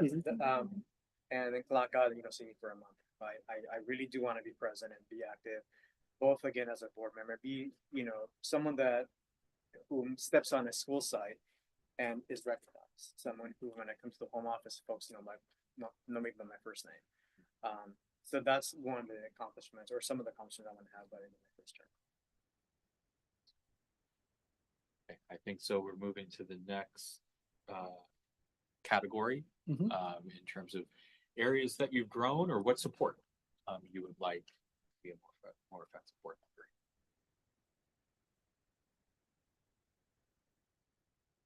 feel like I've grown in my understanding of the finances, with boards and looking at the budgets. And I really appreciated going to the CCSA conference and attending board sessions. It was just like super helpful to, you know, learn more about like the rules and regulations and some of the supports. But like, I think my challenge is always one to like solve everything, and being a board member is understanding what your role is. Talked a little bit about not getting into the operations, but identifying like just about governance. And so I think for me, I feel like I've grown in that aspect of learning what the role is, but I think even more so support and resources. I don't know. I feel like I don't necessarily need anything right now, but in terms of any sort of like annual CCSA conference, stuff like that, I thought that was really helpful. So continuing that support and resource. I can follow that. One area that I hope to grow in significantly in my first year is, I think, starting just as an active listener and just listening to the home office, the board, school leaders, parents, families, students, and really, and I mentioned this earlier, secret sauce. I really want to get to know what the secret sauce of Vista is in my first year. So in terms of my growth, that's what I hope to accomplish. Need support resources. Oh, what supporting resources would be helpful to be more effective? The supports, I think I'll start there. It's just, again, getting to know the organization. I've known colleagues for years, but I think understanding, carrying your priorities, the team's priorities, which we just got to know on screen, right? And how we as a board can support the organization is going to be helpful. So just knowledge is going to be super helpful. Resources, I'm sure I'll have a bunch as the time goes by and as board meetings come along, but none for the time being. But yeah, definitely I do need some support. And I can go next. So I think where I've grown the most as a board member is just in those moments where I think of when we did classroom visits and understanding how classroom visits and our curriculum tie together, how that rolls up into our results and how we structure those as an organization. So that was a really important moment for me to grow as a board member. But in all ways, I've had a lot of abstract knowledge about how charter schools operate, but I've been able to see from the ground all the way to the policy better as a board member, which has been nice for me to experience. And then what support resources? I think I continue to look for information, and for me, it's about plans, best practices, structures, things that support, like we were just talking about with the, the goals that you have for the community grants and how they move from. It's great to hear it's going to move one, but I want to understand what does that mean? What does that mean for Colin? Does he have to work every day 24/7 to get there, or can he take 1 hour off during the day? So for me, it's about seeing those plans and those best practices and how we're implementing them in organized. Okay, in terms of what areas I have grown, definitely I think I understand a little bit more in terms of how to read education related data, even the acronyms. They were, when I joined, my initial meetings, I was looking up acronyms. So I have a better understanding. I have a better understanding of also even kind of national level news, California specific news about the education sector. So that really helps me, because one of my interests for joining this board was also like, where are my students coming from? The students I'm teaching at university levels, they are coming from here in amazing schools like this. So I do have a deeper appreciation, and also the challenges that you all face, right? Retaining students and the enrollment issues. These were more abstract to me before. Now I'm kind of getting more understanding. And that kind of relates to what support I need. I think sitting at the board meeting is one thing, but visiting the schools, the capstone project I could go really excited about, but also the graduations maybe, or just school visits. So I think some of it is also on me, like keeping in touch with you all and taking the advantages of opportunities where I can actually go in person. I think that would really make a difference. So I look forward to that and kind of, more carefully. Thank you. And let's go to the last two. So what more could you provide that you haven't tapped into already? And then you feel like you're fulfilling it? Well, that being my first board. I'll just- 100%, yeah. I can only maintain that level of excellence, right? So for me is certainly being, again, as I mentioned, present. And so I think part of that is doing those school visits and being very purposeful about that. So working with Karen and Colin to schedule those with the school site leadership. I'm really excited to get to know the schools because I think that's just going to give me a whole different perspective about the work I do sitting in that board seat.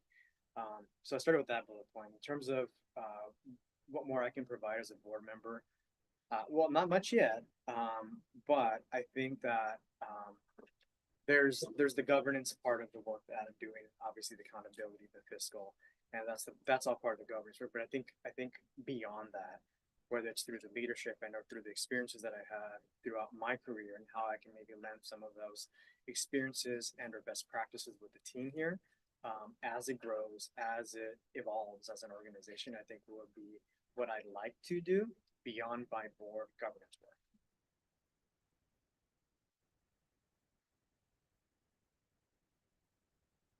And to be more specific as that ... I'll throw in a chip if you'd like me to. That was like a 1.5. Particularly pertaining to either the arts, because that's where my former life was, and I was an arts educator for 18 years, and then department from the ground up before state centers existed. So more specifically STEAM, that's where that comment came from. But also everything that has to do underneath the umbrella of external affairs, development, raising monies, enrollment marketing, communications, which is all the storytelling, the great book that we're doing here at the Charter, policy, petitions, all that work, authorized relations. It's all what I have done in my career. So again, outside of governance, that leadership lens is what I can offer the team in terms of my experience. And again, just share best practices. Thank you. I can jump in really quick. I think from a perspective of fulfilling commitments, I think I've been to all the board meetings. I've been to the schools at least most of the schools a couple times. I've enjoyed like being at the oversight visit to see what LA Impact's oversight visit looks like. So I've enjoyed some of that as well. I've done some public testimony for our renewals. And been at those hearings, which I felt good about being at and supporting the community and seeing the celebration from the community when they're renewed. And then what I can provide more as a board member, or what for me, it's really about trying to figure out what the needs are. And so I need a little bit more help with where the needs are. And I think some of the areas that I might be able to help on, I am interested in how we can connect the dots on travel for the travel fund. I'm not sure I have any answers to that yet, but I'm ready to devote some time to try to figure that out. And then I also think that I have some potential to help with streamlining of the operation. Because I think we have a lot of, like everybody does, there's lots of areas we could attack to streamline our operational structure so that we can spend more time on the students and the instruction and the learning and those pieces. In terms of the fulfilling commitments regarding board meeting, I think I'm okay on 2 and 3. I try to be prepared and kind of come to the meetings. The first one, that's something I would like to take advantage of and support in terms of visiting and attending school events. On the how I can provide boards as a board member, what more I can do. So besides the school board, I'm in a non-profit board, UN Association of Orange County. So if I would love to, if as it allows, I would love to provide more kind of support, synergizing support to each other that on SDGs or any other matters. I am also kind of in I mean, there I also serve as a climate change ambassador. So if, if there's any need to on sustainability issues, if I can provide any support from the UC Irvine context, since I'm teaching sustainability studies there. I'm also involved with different nonprofits like Cool Irvine. So things like that. And, sometimes speak at conferences in LA. So like in October, I'll be speaking at the Net Zero conference in LA. So yeah, things like any kind of, if I can be of use, I'd love to help.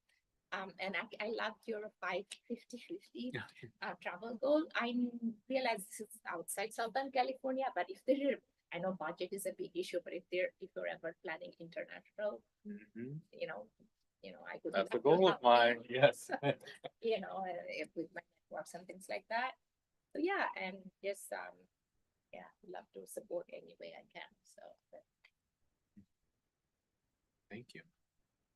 Yeah, I'll just go back up to the third one, just because Miles said something that I think is really important, so I'll put a chip in for that. I think it's, and it could be something I could help figure out, but one of the things that I think would be helpful, I think operationally, is some sort of an internal dashboard of like where we are, that we're looking at the same thing almost every meeting when that data is available. I think you do a great job like bringing the data that we ask, but I always feel a little, you're like, oh, that's great. Can you come back with this data or that data? But it would be good to just kind of see in general sense the same sort of a structure that would be able to give us an identity of where the need is and where we should be spending our time. I think that would be really helpful. And then I can just, you guys know this, but like I've worked in charter schools for a long time, no longer employed through charter schools, but any and everything that's under the sun in terms of strategic support, in terms of rolling out initiatives or thinking about our trips or thinking about our curriculums, or there's a lot of experience that I have in that, but I don't want to put too many cooks in the kitchen. I just wanted you guys to know that anything that's school related in terms of functions and rollout, very excited if there's a need.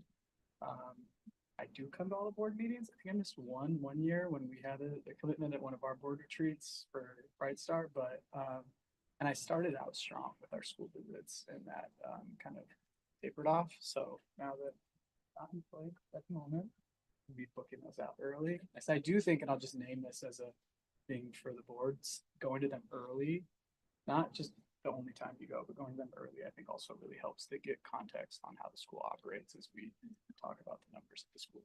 So You're all invited August 10th for Safe School. Quick one. August 10th? Yeah. Is our first, 2 weeks from today is our first Day one. school, so our central team is going to be all hands on deck at school sites. So if you want to join You're us, available. first day of school is always fun. If you want to let us know what school sites you will be at, that might be helpful. Yeah, So we're- that we can maybe divide and conquer and kind of join you or give a member of the team. Yeah, That's great. circle. If it all possible. All right, so we are pretty much at the end of our board retreat, and I think it's 1:57. So let's just do like a one word or one phrase as what is one major takeaway from our time here today before we recess the closed session. I'm energized. I'm ready. Awesome. I'm gonna use joyful. Just, that resonates and always does. Oh, wow. Okay. I think my word is starve. come into fruition. Oh. See what I did there? Awesome. Do you want to share? I don't, yeah. I'm gonna say collaboration. It feels like we're doing this work together and we're not two separate teams. Kind of along the same line. One of our strategic priorities is moving as one. And I feel like we're moving as one. Right. Right. Okay, so I'm gonna convene us into closed session. We're gonna close this part of the session for the public. And we're gonna move to closed session. We will come back here to officially close the meeting and do anything and announce any items that need to come to be announced for closed session. Okay? All right. We are convened into closed session or dismissed it. We're gonna go to the room. Back there. And we can leave anything.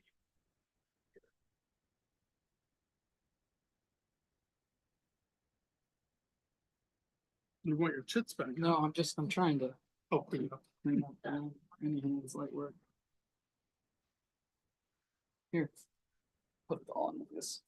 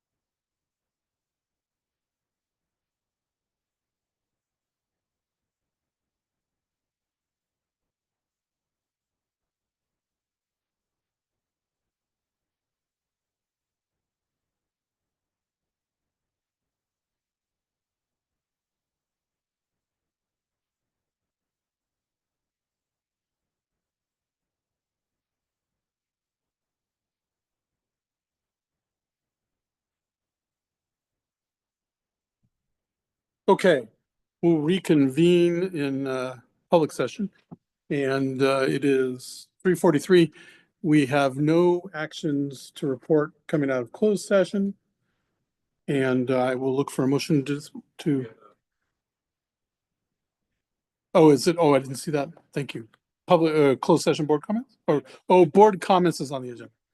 Got it. Thank you. All right, great. Thank you. We do have board comments and not following the agenda apparently. Are there any board comments for today? I see it now. Okay, I'm not hearing any. Thank you for a wonderful retreat, and we've given feedback throughout the day, so thank you. Okay, I'll now look for a motion to adjourn. Motion. I'll second that. Okay, all in favor? Aye. Aye. Okay, we are adjourned at 3:44, and our next meeting is next month. Okay, thank you.